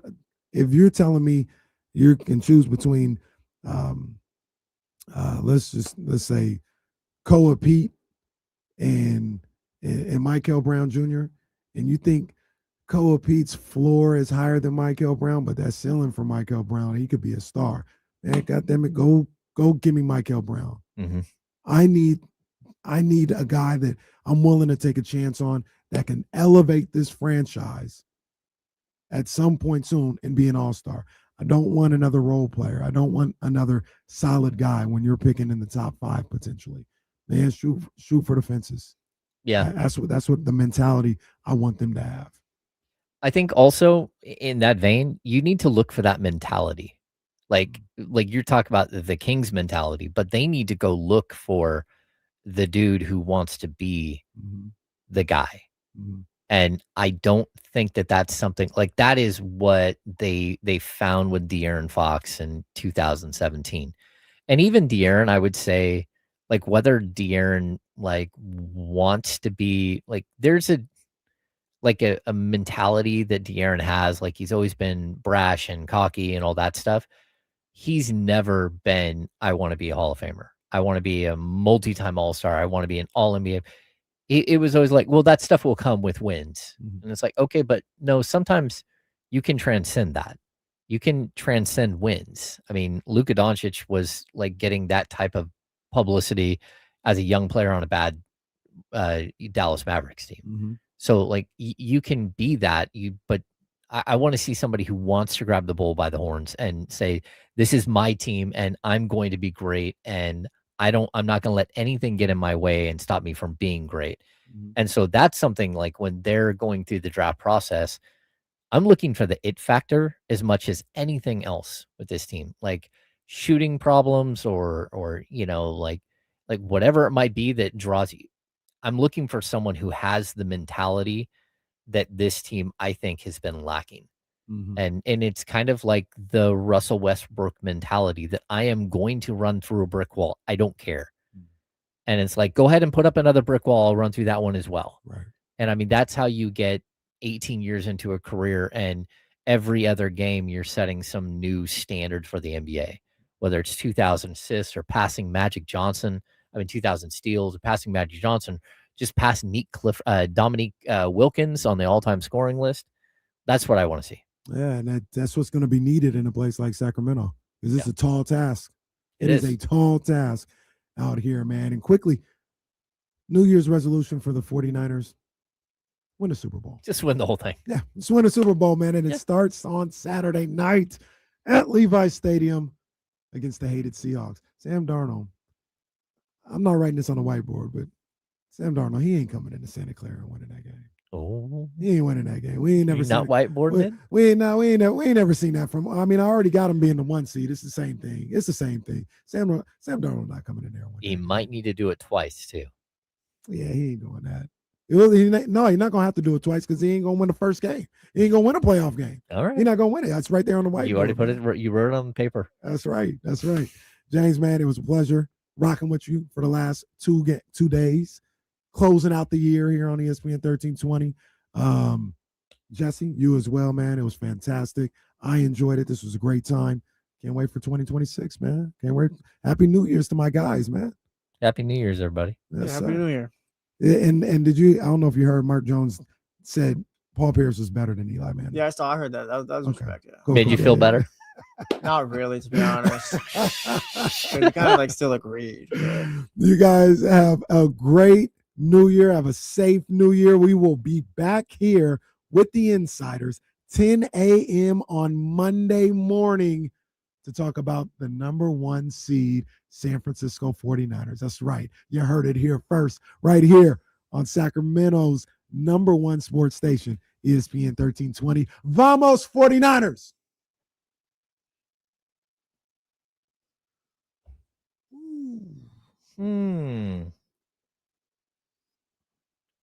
Thanks, everybody. Yeah, man. Great job by you guys too, man. Y'all was tapped in. Yeah. We appreciate all of you. Happy New Year's to everyone. Be safe, everybody. Yeah. That's always the biggest thing. Be safe.